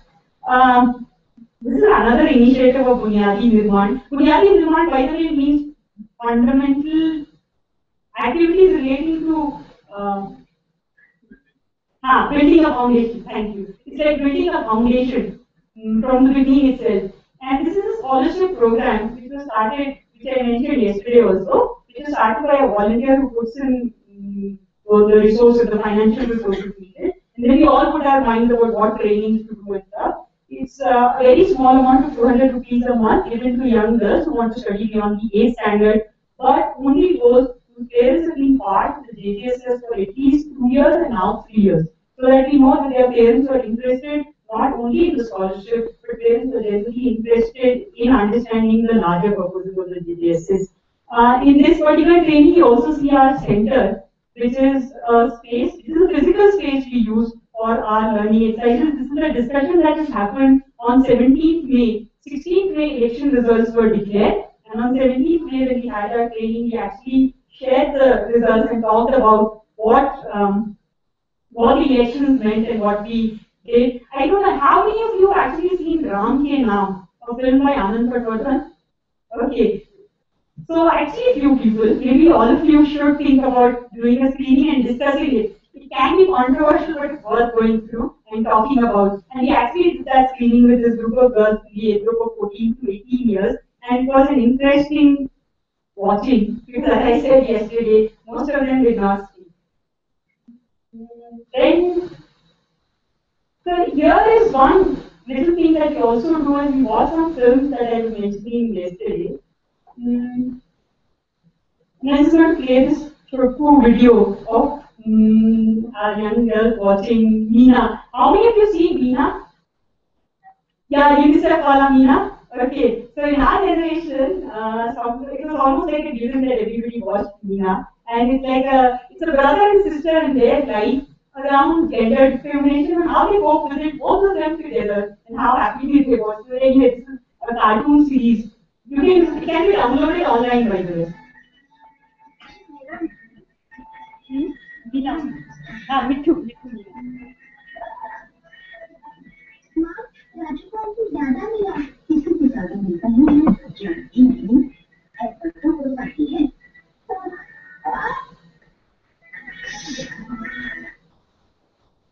So this gives you an idea of this small technology thing that helps us. This is a tiny projector that we use to screen another contribution from aid or volunteer Sati. I think it was from a volunteer Sati. And this has really changed things for us because previously you really think about what to screen, how to screen, when to screen, because each screening would cost us some 2,000 to 3,000 rupees because of just the cost of hiring this projector.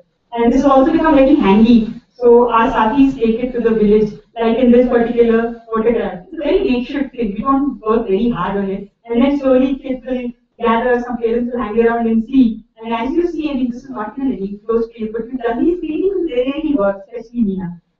Neither there is a theatre workshop. The theatre workshop is not just, as many of you who do theatre would know, not just about being able to, convey certain things in a natak, in a drama, but it's also about being able to discuss those issues, spend time with it, and be with it. And one of the learnings that we were given in this theatre workshop was, one bhed ho sakta hai, one bhed nahi, which translates to something few. Does anybody want to do a better translation than me? It's like saying that you can, do that. Yeah, in hearts. So actually you can have a difference of opinion, but not a difference in heart. And actually all volunteer organizations will be the first learnings. You should actually be taught this in a class later, see if you can put it in practice. It really helps. Process and retreat. This is one Padayatra that we are doing. The Padayatra is a very nice concept, again practiced by many too, so not unique to us. But what we do is we take out, we walk on foot around our villages. We don't take any additional resources with us. We will carry a sound system on a cycle, as you can see. And now with technology improving, we even have these sling mics. You don't have to literally carry so much weight to the battery at the back. But we'll carry this, we'll walk with our clothes and chains, and then we'll just stop the night, whichever village or tola we are in, and we'll do the meeting, and then we'll ask people to feed us. And nobody has ever had to go hungry. So what happens then is a few things. But would any of you like to take a guess? Why would we do something like that? Walk to a village and say, "Hame khana khilao"? Why would we want to go and ask villagers to feed us? Let's give another chance to somebody here. Just raise your hand so I know who wants to take a shot. Okay, I'll find out what kind of food they're having with you. Some contribution that they make to us. Okay, true. To make a contribution, basically to make a connection to them, okay, is that? Yes, to know their caste distinction and to break away with them. Yeah, develop a level of comfort. So actually everything is just from to be able to connect, to develop some comforts, to break the caste barrier, We are saying we are against untouchability, we are not caste, but even if you look at the team, it doesn't show very well, you see only dark cases. But the point is that many Satis from their own rural context is who are participating, not many people from here are part of our Padayatra, not many middle class urban people are part of our Padayatra, not many metropolitan people. So they are very rooted in their society. And somewhere along the line, it's so important to actually just see if we can practice what we are saying. We can sound radical in our own meetings, but can we actually go out and say that I am going to eat at the house of an ex-untouchable and go back and let our families go, or do it in my own village? Of course, we've had people who try to wriggle out of it. Sometimes they manage to wriggle out of it. And then we understand and we accept them as what they are, but we keep our rules for our group. And if one very nice thing to happen to the group. Because even, like I remember the story of the first Padayatra, where one Sati said that I kept avoiding eating, and basically I was the last person left, so I sent off everybody. And he says that you simply stayed back to see if any of us was staying back, and then you took me to a house where I didn't want to eat, and precisely why I was hanging around. So for that head, that really has gone a bond, and in these last 5-6 years of being together, we realized person Lesh Matra bhi, and even not even a rati, not even a little bit caste-based in his orientation, but just so walked down what society would have said had he gone to that house, that he had taken that step of not going. And maybe going together on that night was a very good idea for us. It of course saves on resources, it saves on a lot of logistics of carrying food, making food, and definitely helps get a contribution also. Just makes the whole exercise very inexpensive. And yes, I also want to tell you that the Janjagrah Shakti Sangathan, the JJSS, have made a conscious decision, like many other groups, not to take institutional funds so that we don't get tied down by the expectations of the funders. And that is also one of the reasons that we raise funds from parties and friends, and they're very well-meaning friends. We worked for 5 years without a day when we have said, but we don't know how to work tomorrow, because we've always had that financial contribution from parties, friends, well-wishers, family, and even people who say, well, I don't believe in your work, but I trust you. And here's for the trust you have, and we are okay with it. And slowly they'll come out saying, but sounds interesting. Maybe I'll visit, maybe I'll see. And from every contribution, small to big, it means a lot to us. Then of course, process of victory, as I say, but at times, people say, oh, you did this campaign, where did it end? Like, even the pension campaign. A lot of people are already saying, within 3 years, we've all been going to Delhi, we've been putting pressure, and where are we? Where are we is that we are together. Like that slide in which I showed you. Huge numbers of us. And that sort of strengthens what we are doing. Because we raised our voice against that injustice. And that itself is a victory. And not every victory means one ultimate, one tangible at the end, their goal. So in that process also. And now becoming part of the process. The JJSS is a non-party political process. We see victory in the process, and we want all of you to be part of the process. So you can volunteer, you can donate, you can support, you can get pen drives from me, which I will hand over to me, which I will happily give you all contributions, very, very useful to us. And here is a group of college students. There will be lots of people who come in, but usually they are not Gautam's age. And they're usually younger people, but all Gautams of the world are most welcome to come and spend time with us.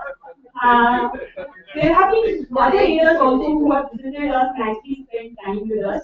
And we would love any of you to think about coming, which is not to say any of a volunteer mail and all, which I put in the pen drive. A standard volunteering mail about whether you want to visit or if you're volunteering, the differences and what we expect of you.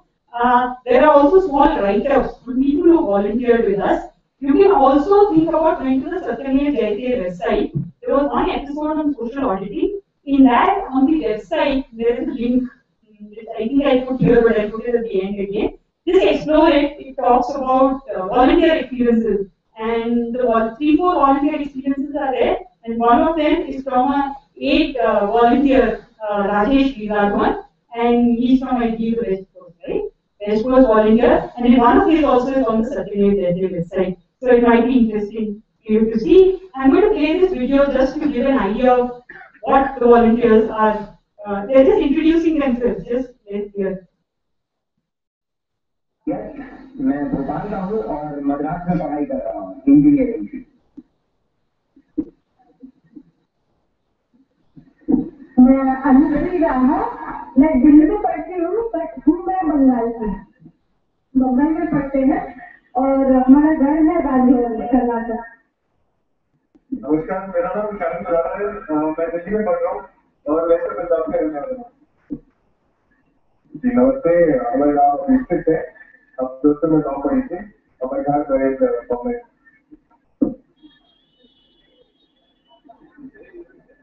मेरा नाम अपराज है, मैं भागलपुर से हूँ, बच्चा 15 से पढ़ाई करता हूँ।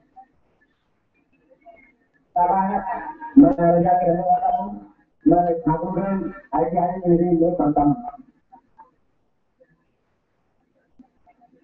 हमारा नाम प्राजक्ता है, हम बम्बई से हैं और बम्बई में ही पढ़ते हैं। मेरा नाम अनुराग कुमार प्रशांत है और मैं अररिया से, मैं इंटर क्लास में पढ़ रहा हूँ। अगर सोचिए दिल्ली में ही पला बड़ा हो, दिल्ली में ही पढ़ रहा हूँ। धन्यवाद।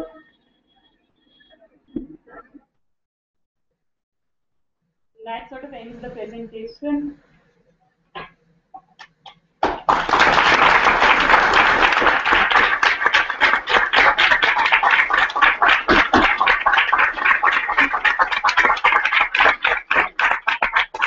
Maybe that only ends the presentation. We have a Q&A to go now.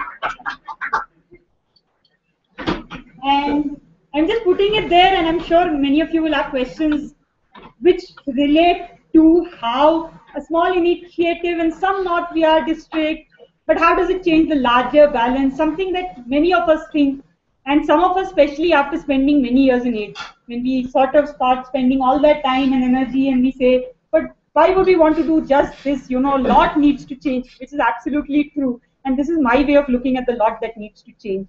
This chart here, so you can't read it very well, but this is about, these two lines are about the rich people.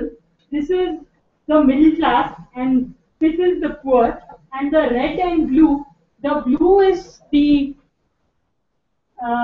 total resources available to that group, and the red is their numbers.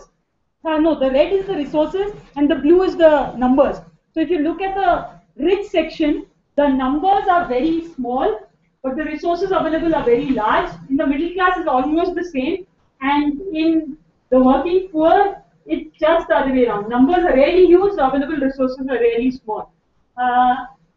Kind of dicey to put up stats like that. Yeah. The resources that we are talking about is assets and incomes, and I mean, somebody who's done economics can really explain the resources better. Yeah, probably. Things like those. And if there are any questions on the stats which are completely reliable, there is an email address that I'll give you. It's of a person who used to work with what is called the Center for Budget, CPGA it is called. It's a Delhi-based group, and now he works with the UNDP. And he's the one who's got all these stats out of all available in the public domain data. Okay, so how do we take the questions? Do we take 5 questions at a go and bring out answers? Facilitator is right here, behind Arvinda. Only the introduction. I'm happy to. So, if you want me to be, Go ahead. you start with. Okay. While you are preparing your questions, I have this special pendant tenderized to support the JSS voters. But before that, I'd like to say something. Kamyani has been a Jeevan Sathi, but the fellowship that she is accepting from AID is actually being used to support the kids of all the full-time workers of JSS or JJSS. And so these donations that you are going to make today are also going to support the same. No, it's going to support the JJSS. They'll all go as written donations, but since we can't take in Indian, we can only take in Indian rupees, I am going to donate everything that you give to me today to the JJSS as the JJSS. So, yeah, so between the two of us, the other thing is, the fellowship money is going, a big chunk of it is going to old-timers children, but I think you need to face it is that there are no social security networks. This 200 rupees doesn't work in any case, it doesn't cover everybody. So what happens is that we support a lot of sathis for education, health and emergency situations. All these three, lot of sathis, but many of them, a part of the resources is also going to our old-timers children. Because the old-timers, like everybody else, are paid the minimum wages of what is called unskilled labor in the country, which currently is 162 rupees a day in Bihar. Questions? so while you're thinking for questions, also bring cash for the fundraise. These are the special pendants, $30 is the opening amount, we can give even more. And if you are interested in the traditional pen drives, the plastic ones which are good to store in your bags, so we have these for $25 as the opening amount. Anything is welcome. We do suggested minimum for.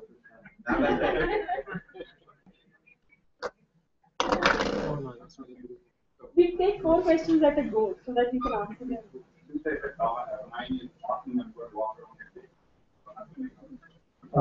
Thank you, Kamani. But I have a very quick question about the Social Security Act that is there and its implementation and what are the futures for it. We at Boston are doing a project regarding that act in Andhra Pradesh. We just want to understand about it.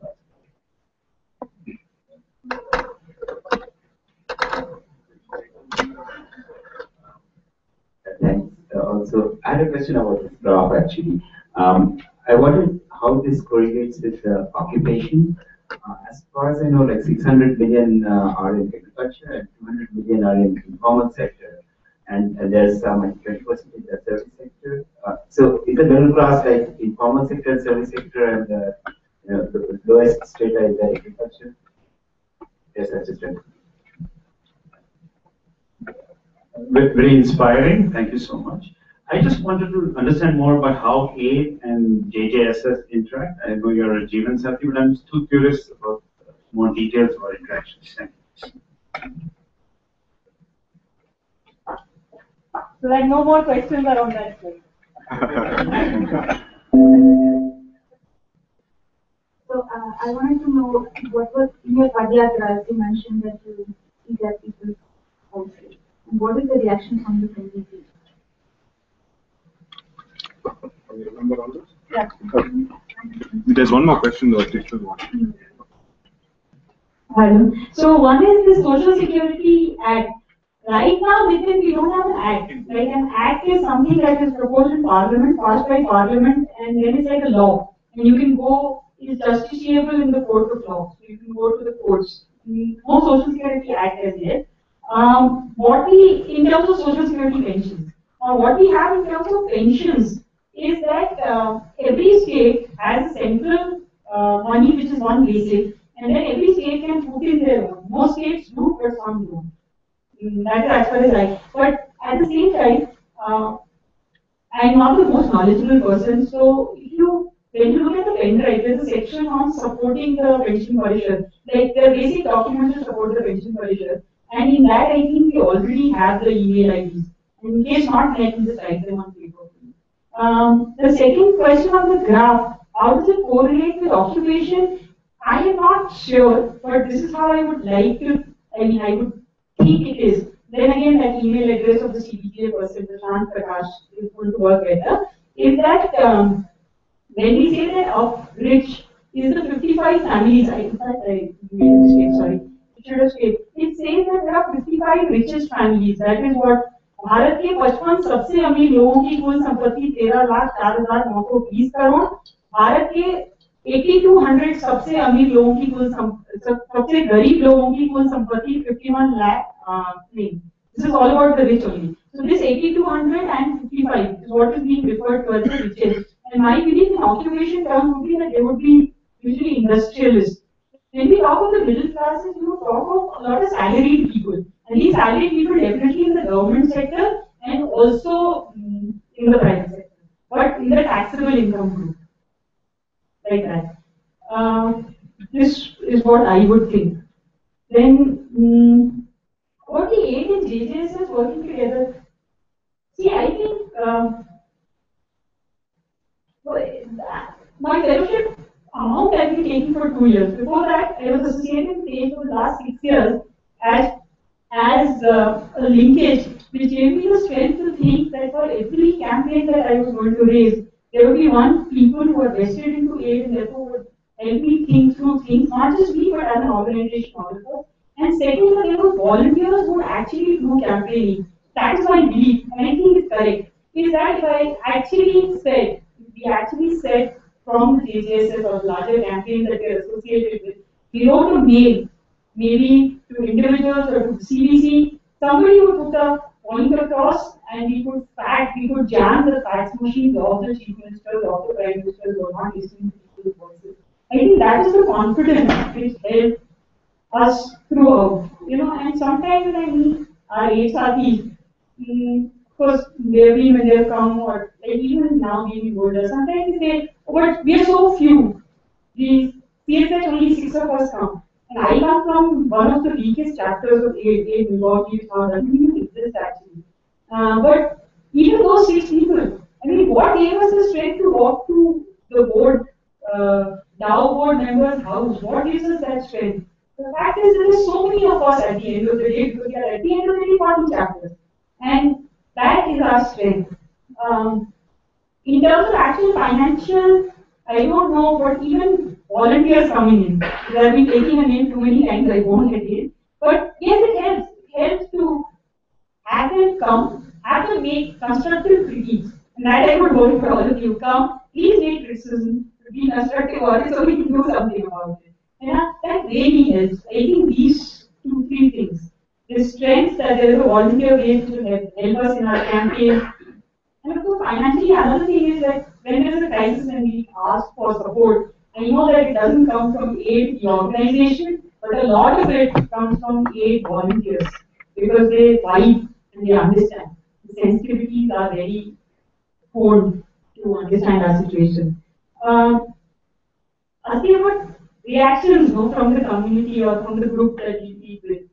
And that is one thing I missed actually, which is that they share their stories when they eat with you or when you eat with them. They share their stories, they talk about a lot of small things about how they they're caught in the net of middlemen, or how even things which are very personal, something about the violence they're facing in the family. We don't work on that issue, but we hear it. So it brings us in tune with what is happening. Some reactions, of course, are when we initially say, we finish our public meeting and when we say, जिसके घर में जो बनाए वो खिला दो, and they don't take us seriously. Because they're saying this, but of course they will not come and eat what we already cooked. They'll ask for something special. I'm sure they're looking for a chicken, but at least reasonably good food. We don't have it, so we won't take them. And sometimes they don't, and we're waiting. And we realize, oh, this is playing out, huh?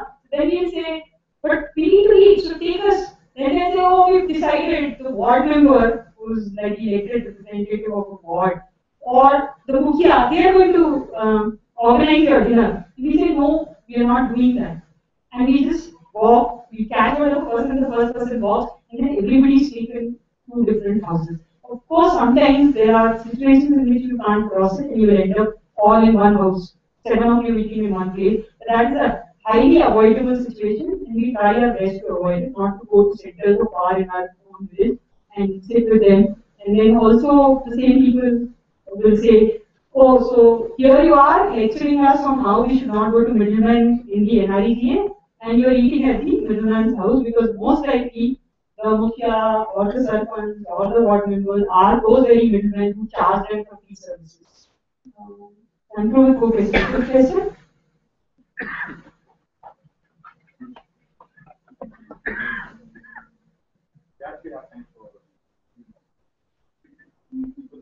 Kindly वो तो बिहार और Bengal side by side है, तो सही है side by side है।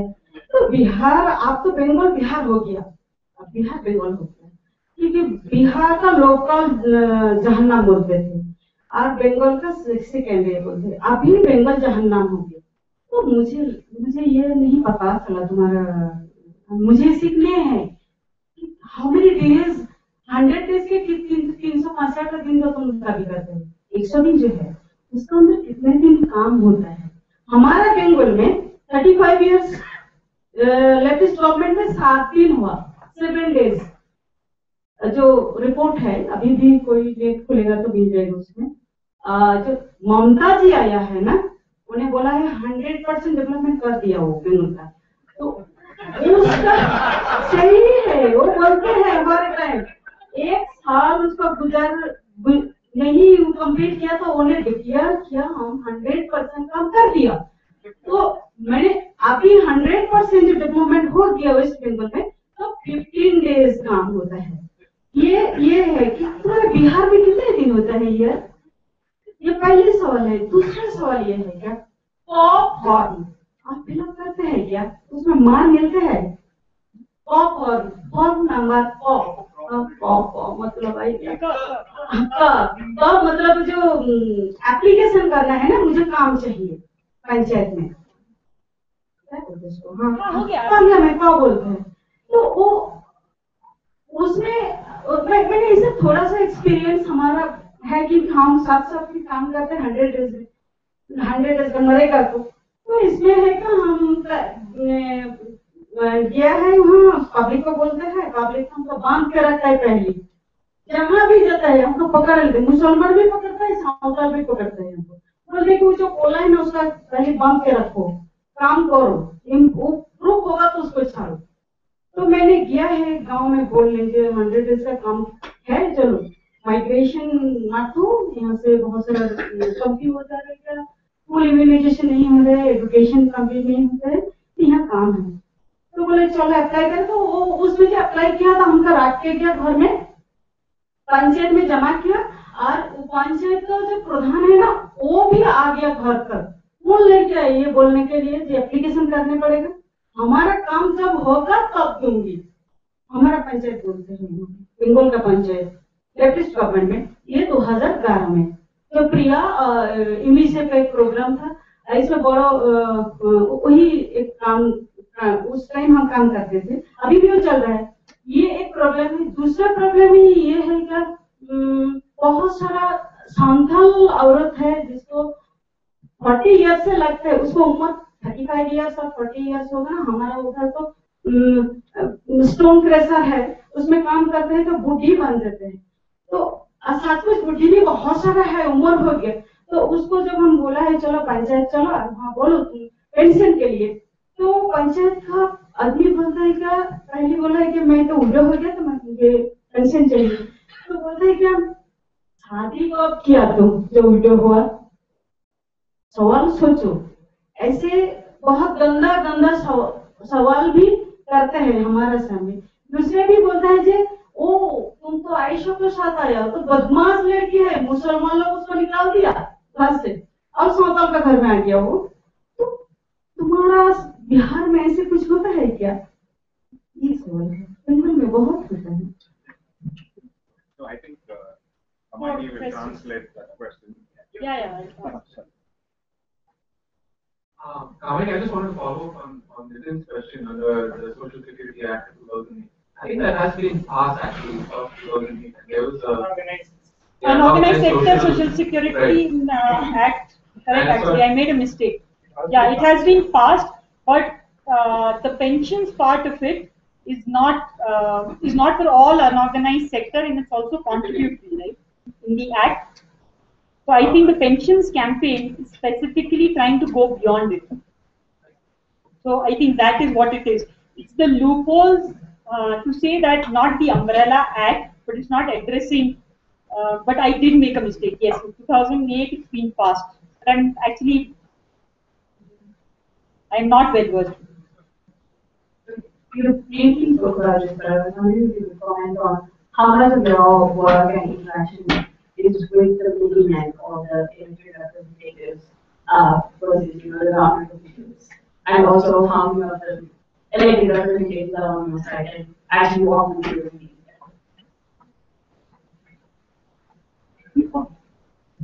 Thanks, really. So I have two quick questions. The first one is the question you wanted to ask, which is why are you registered as a trade union? And the second is it effective to consolidate efforts across the country with other like-minded organizations, like NPSS?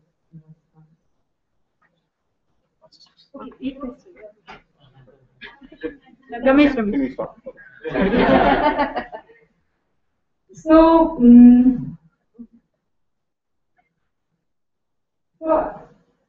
how do we do this? How many people actually can follow Hindi? Please raise their hands.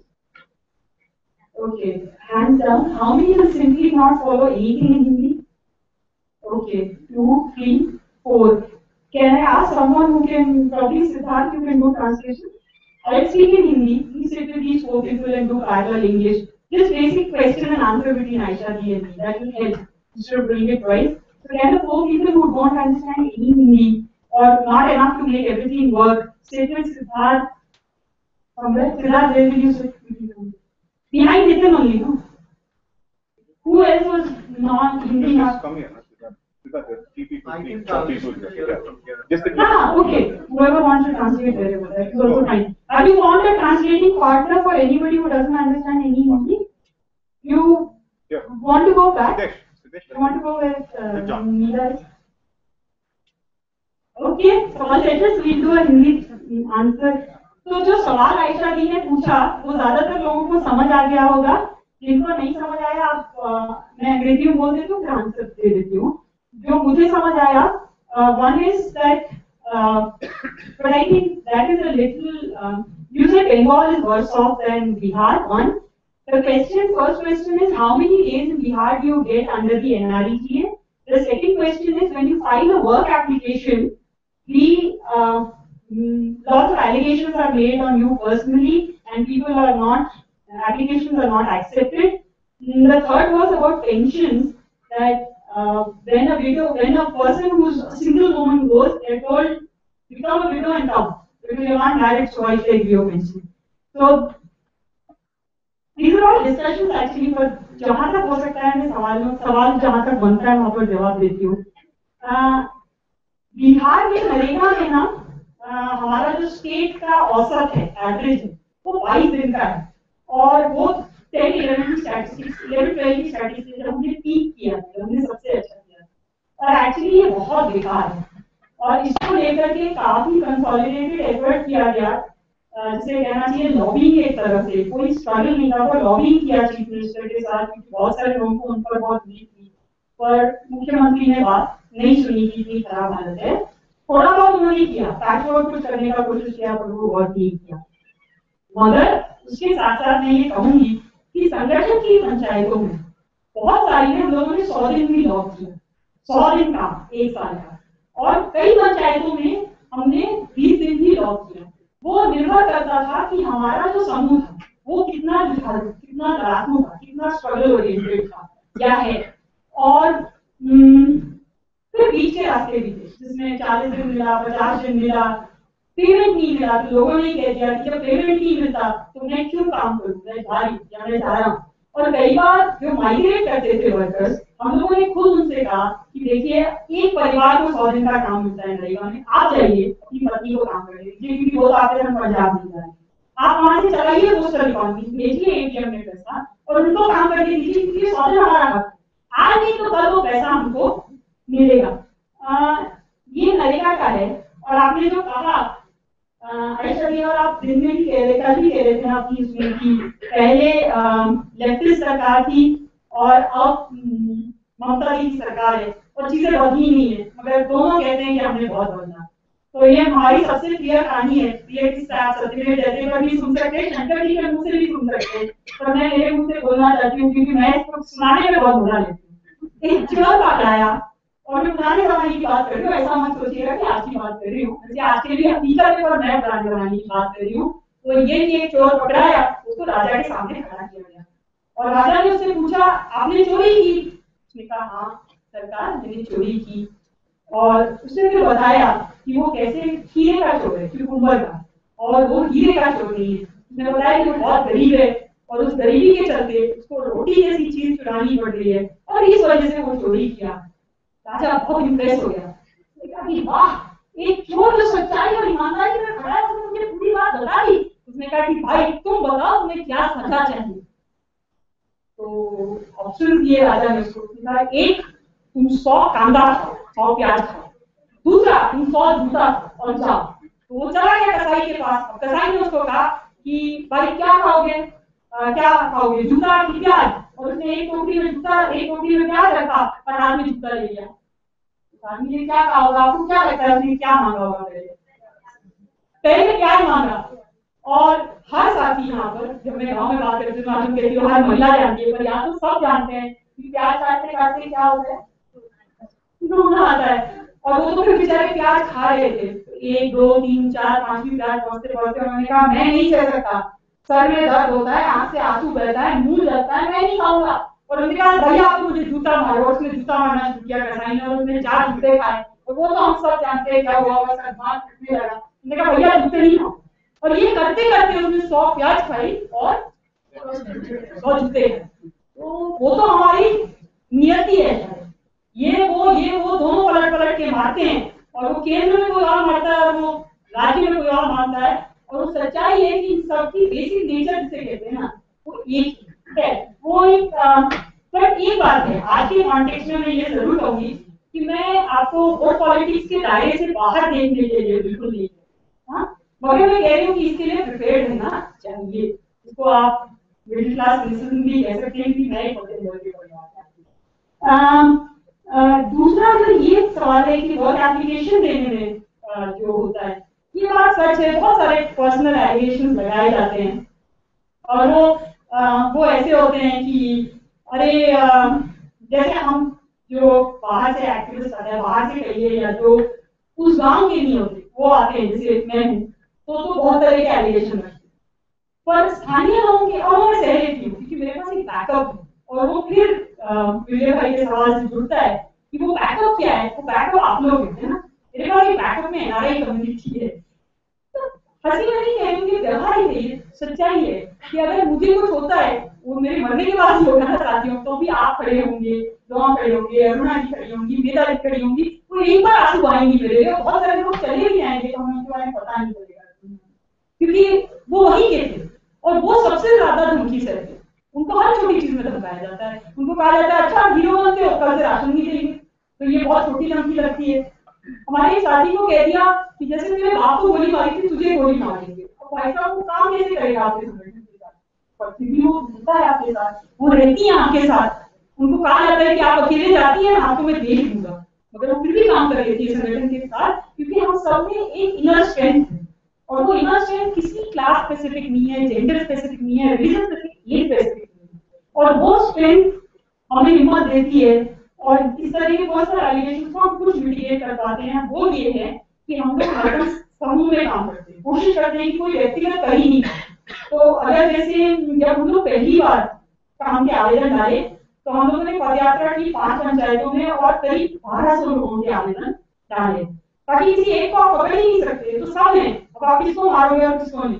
और जैसे ही हमको मौका मिला अपनी पेटिशनिंग से, हमने block में petition किया, डिस्ट्रिक्ट में पेटिशन किया, और डिस्ट्रिक्ट ने एक ऐसा ही एलिगेशन ला के भेजा, उन्होंने कहा ये अल्ट्रा लेफ्ट, उसका क्या मतलब था, ये नक्सली है, ये तो नहीं है ऐसे लोग, जबकि इसमें कोई हकीकत नहीं है, कोई आधार नहीं है। जैसा कल एक साथी ने कहा कि अगर आप ये कहते हैं कि क्योंकि मैं अपने आप को डोरमैट नहीं समझती हूँ तो मैं और आप मुझे फेमिनिस्ट कहना चाहते हैं तो आप कहिए, मगर मैं डोरमैट नहीं बनना चाहती हूँ। वैसे हम कहते हैं अच्छा आपको अच्छा लगता है नक्सली बोलना या कम्युनिस्ट बोलना तो बोल लीजिए, पर हम फिर भी डिग्निटी, इंसानियत, बराबरी, इज्जत की बात करते हैं।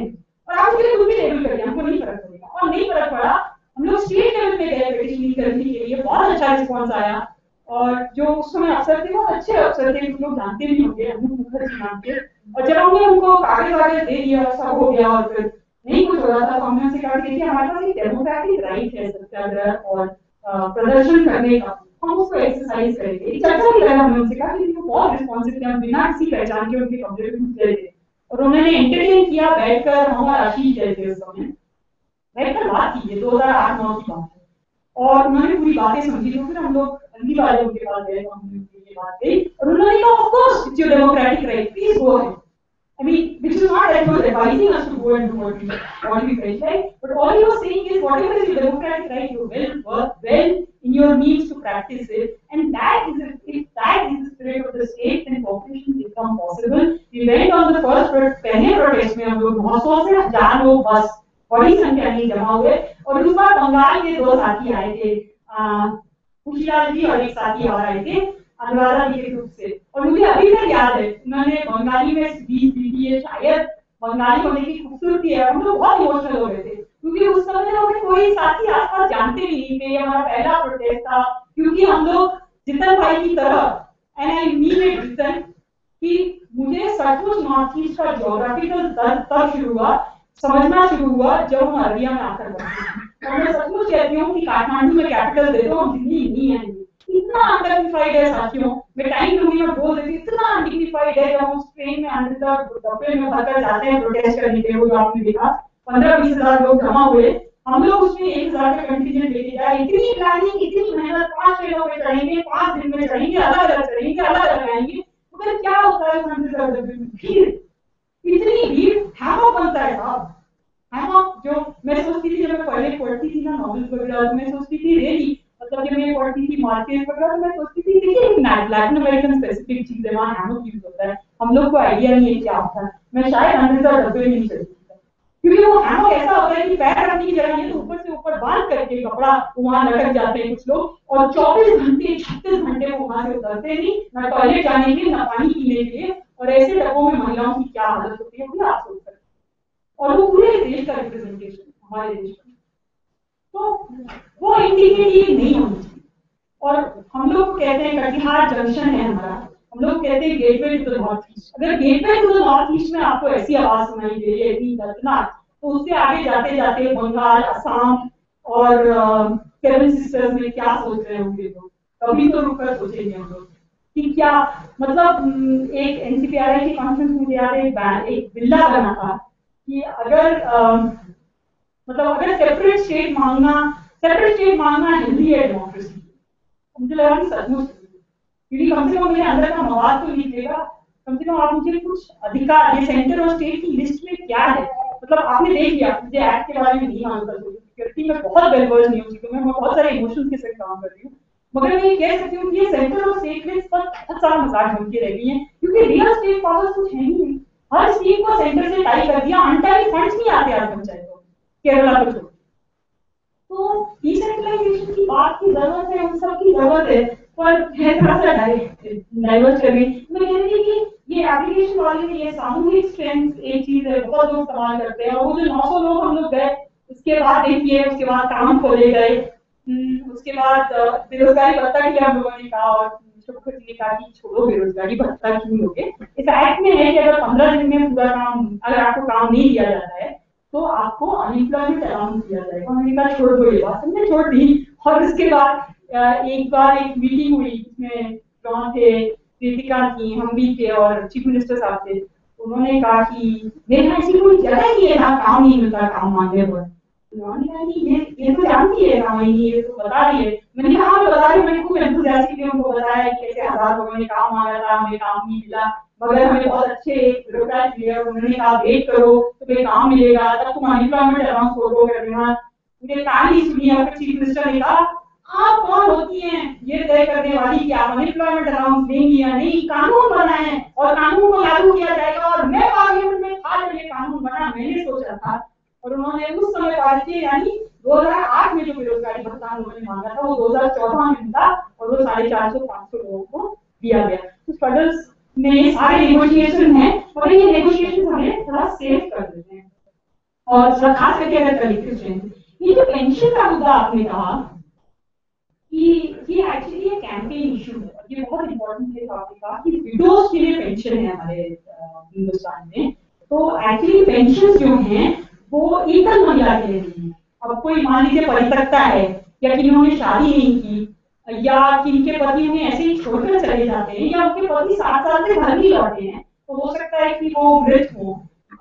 फिर ऐसी विधवा महिलाएं हैं जिनको कभी ये नहीं मिल पाता, डेथ सर्टिफिकेट नहीं मिल पाता पति का, पति माइग्रेट किया था पंजाब में, एक्सीडेंट हुआ, वहां मरा, वही उसको दफना दिया गया, वो कभी घर ही नहीं लौटा, तो उसको क्या मानेंगे आप। तो ऐसे में कैंपेन की एक डिमांड है कि सभी एकल महिलाओं को सपोर्ट मिलनी चाहिए सोशल सिक्योरिटी स्कीम के अंदर। दूसरा है जो संथाली महिलाएं बहुत उम्र दराज रखती हैं, या उनकी जिंदगी इतनी कठिन है, और फिर ऐसी भी महिलाएं हैं जो सचमुच उम्र दराज हैं, मगर अब गलती से उनका जिसमें वोटर आई कार्ड बना, कोई यहीं पर कल या आज में आप बोल रही थी कि वो उम्र क्या है, तो आप ही देख लीजिए, है ना, आप देख लीजिए मेरी उम्र क्या है, मुझे नहीं मालूम। और ऐसे ही किसी महिला ने कह दिया, किसी पुरुष ने कह दिया आप देख लीजिए, उन्होंने उम्र लिख दी 30 साल, और आज की तारीख में वो व्यक्ति 60 साल के हैं, मगर उनकी उम्र आई कार्ड 30 साल की, किसी ने आर्टिफिशियली लिख दी, या उसने सोचा मजाक है। आप मुझसे मजाक कर रहे हैं, लीजिए मैंने आपसे मजाक किया, मगर मजाक का नतीजा क्या हुआ कि उन्हें अब ये पेंशन नहीं मिली। तो ये प्रूफ, आइडेंटिटी प्रूफ, और इसमें इंटरेस्टिंग चीज राजस्थान सरकार ने की, वो एक राइट टू हियरिंग एक्ट लाए, और उसमें उन्होंने ये प्रोविजन किया कि आप सेल्फ सर्टिफाई कर दीजिए कि मेरी एज इतनी है, हाँ, तो वो आपका मान लिया जाएगा एज का प्रूफ। और क्लैरिफिकेशन हो गया, आपका क्वेश्चन का क्लैरिफिकेशन था। फिर एक साथी ने पूछा कि हम लोग मिडलमैन और इलेक्टेड रिप्रेजेंटेटिव से कितना इंटरैक्ट करते हैं। एक्चुअली होता है कि हम कोशिश करते हैं, पर यूजुअली बहुत डिस्मिसिव होते हैं और हमें बहुत कम सपोर्ट मिलता है। हमें याद है कि शुरू में रंजीत जिन्हें यहाँ होना था, जिस साथी को, रंजीत और हम कुछ लोग से हैं जिन्होंने शुरू में संगठन शुरू हुआ, तो संगठन की शुरुआत की और फिर हम लोगों ने संगठन में तुरंत फुल टाइमर लेने का भी निर्णय किया। फुल टाइमर हर वो साथी है जो सारे और मीन्स ऑफ अर्निंग छोड़ करके केवल संगठन से न्यूनतम मजदूरी लेते हैं, उस पर खर्च रहते हैं। मैं भी उस स्टेटस में नहीं हूँ क्योंकि मैं फेलोशिप लेती हूँ, वो फेलोशिप संगठन के लिए इस्तेमाल होती है। तो रंजीत और हमने लिया। तो रंजीत को शुरू में जब हम लोग बिल्कुल वॉलंटरी थे, तो उनको एक दिन बुलाया गया, सारे रिप्रेजेंटेटिव एक ब्लॉक लेवल के, क्योंकि हम 5 ही पंचायत में घूमे थे, हमने 5 ही पंचायत में बात की थी, मगर 32 पंचायत थे हमारे डिस्ट्रिक्ट, 32 पंचायत के मुखिया आए साथ में और प्रमुख आए, ब्लॉक प्रमुख आए जो इलेक्टेड रिप्रेजेंटेटिव फिर से रिप्रेजेंट करते हैं, और उन्होंने एक कमरे में बंद किया हम लोग को। 2 साथी गए थे, ये बेचारे दोनों सोचते गए थे कि हमें तो बात करने बुलाया, कमरे में बंद किया और कहा तुम्हें मजदूरों से बिठाएं। तुम क्या समझते हो, तुम्हारे गांव में आओगे और कहोगे कि काम का आवेदन डालो और तुम काम दिला दो लोगों को, हम तुम्हें उंगली आंखों से पिटवाएंगे और इस करके, मतलब ऐसा माहौल। और एक उंगली नहीं उठाई लोगों को, वो सिर्फ मेंटल प्रेशर डालने का उनका तरीका था।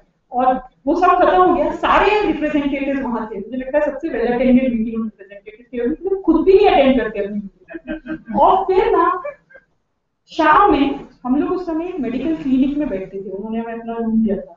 एक मुखिया आया, एक पंचायत का 32 में से, बनगामा पंचायत थी, और उन्होंने आके कहा मैं आपकी बात समझता हूँ, मैं खुद एक मजदूर हूँ, मैं पढ़ा लिखा नहीं हूँ, इसलिए मैं बहुत दबाव में हूँ विद्यार्थियों के बीच में, इसलिए मैं मीटिंग में नहीं बोल पाया, पर आप लोग ठीक काम करें। मगर वो हिम्मत भी एक ही आदमी बता पाया। तो हम, मगर एट द सेम टाइम ये भी कहते हैं कि हाँ, जहाँ मिलती हैं रिप्रेजेंटेटिव, तो महिला रिप्रेजेंटेटिव आसानी से मिलती है, उनके पति उनके लिए बोलते हैं, उनके बेटे उनके लिए बोलते हैं। जहाँ मिलते हैं हम लोग कोशिश करते हैं कि इंटरैक्ट करें, और कहीं कहीं ऐसा होता है, अब क्योंकि थोड़ी पंचायतें बड़ी, हम लोग 50 एक पंचायत में जाते हैं, तो कहीं कहीं ऐसा होता है कि वो कहते हैं कि लिप सर्विस ही करते होंगे, तो कहते हैं हाँ ये अच्छा काम करते हैं, पर हम क्या करें, हम तो सिस्टम के। तो ये है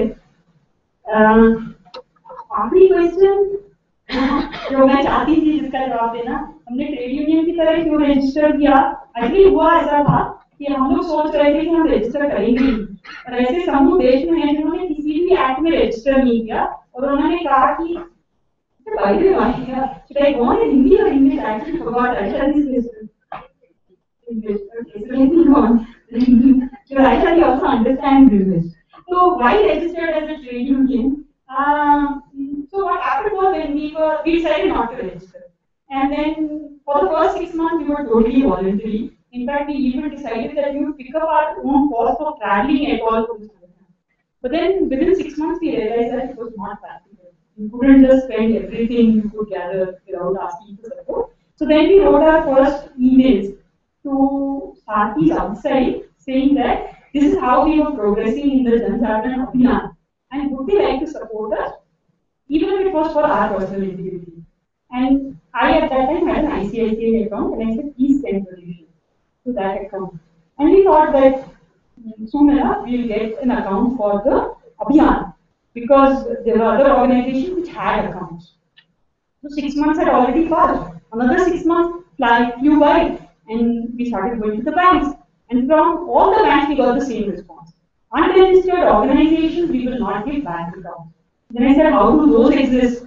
And it was that time we found out that there had been an RBI regulation now, and it said Reserve Bank of India had passed a regulation saying that no registering, no opening accounts for unregistered organizations. These are some of the clampdowns that governments do. Oh, for anybody who remembers, there was one point in which Air India was suffering because there was a team station, there was a nuclear plant protest, and there was a team station there saying that you are misusing your fund and you're putting foreign funds to political work and stuff like that.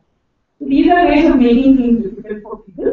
But anyway, we thought, okay, registration then, because we want to work within our means and also have transparency and accountability.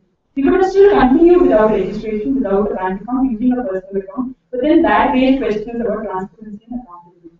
So then we decided, okay, we'll register. And at that time, there was an effort going on in eastern India to make a federation of unorganized sector workers unions. And one person there was Anuradha Talwar. And it was those group representatives of the Paschim Bang State Workers Committee who had supported us in our first dharna. So it was natural to turn to them and get their advice also. And they said, okay, come for our next meeting. And we said we were not a union. And they said, this is not to influence you. We're not going to force you to become a union. And even if we did, you wouldn't become one. So come attend the meeting. Because we were scared of going into any formal structure. So we went for the meeting. And we found the discussion very interesting. And also the idea that we could associate this way to other people, other organizations. Then we went back and we forgot about it. And then what happened was, this idea was discussed in one of our meetings. Just very informal. And that is where we said, no, let's go back and find out about this more. Because then the options were registering in society, that, or the Trust Act. And they didn't sound very democratic in terms of people's thoughts. So the next meeting of the federation that we went for, we went and we separately asked our group to sit with some representatives from the federation and talk to us about why we need a formal hierarchy, and the Trade Union Act specifies the hierarchy. So there is no question of getting out of the formal hierarchy. And then, of course, lots of things were discussed. So one thing that was discussed about how hierarchies are already existing, not as if we've done away with them, but formalizing them, making them democratic, and having elections would only help our organization, not harm. And our own personal experience tells us that yes, it has helped us. And the beauties of the Trade Union Act, if any of you are interested in law, maybe you can look at the Indian Trade Union Act. It has a lot of interesting things for me, for example. It facilitates a lot of organic leadership. So it sort of creates a space in which people like me, who themselves are not are not eligible to be a member. Our member is a worker of the unorganized sector, which I am not. So then it reduces the space for people like me in decision-making bodies. We can always be honorary members, but if we want to be on a decision-making body, then we have to be elected. So I, as an honorary member, continue to try and get elected. So I'm looking now for spaces to create my own unit in which I can get elected. So far, it's been at the entire level of the union, and now I'm hoping that I have my own unit where I can get elected. So even if I moved out as a Sachiv, I will have other spaces to still stay in decision-making. The other is that it never allows for more than 10% of honorary members to be part of the decision-making body. That 90% of your members have to be ordinary members, and only 80%, only 20% can be honorary members at any time. So it takes into consideration the class barriers and other issues that other acts don't even talk about. Then you have to have elections, and you have to have auditing, and you have to have you have to make it public. So actually, in that sense, anybody can ask for any member of the organization can ask for our accounts and has to give us a 4-day notice, and they have to be made available in your office, whichever your registered office is. So those are some of the reasons we thought. The other is about consolidating efforts. We as an organization feel very strongly about it, and we are also very influenced in all these consolidations that we come together as, but always not to lose our identity. So in that sense, the NAPM is also very nice. We don't lose our identity, but we come together and we work together. The issues are more far and varied. NCPRI, right to food, and the Welfare Parishad are very specific to one issue each, or a little beyond that. Like that. So that answers your question also. Any more questions? We actually should wrap up because I will explain. More pellets for sale, please. Hey, Ramesh, one question I had. Okay, so Lemmy is setting up, we can take one first. So, Kamini, I had a question regarding NRE trade. So, what kind of work, like 100 days of work, what kind of work is given, and is it suitable for different sections, like women and all? So that's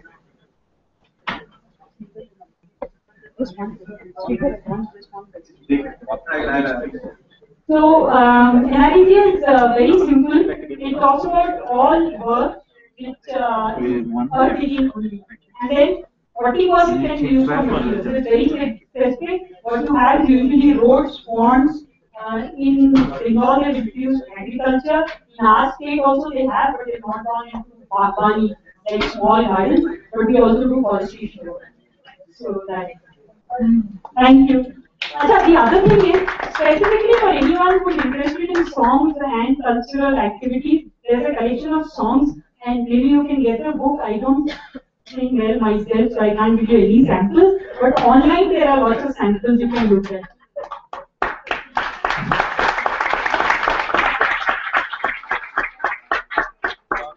Both, in addition to valuable songs and information, this also has about 8 gigs space. 8 gigs.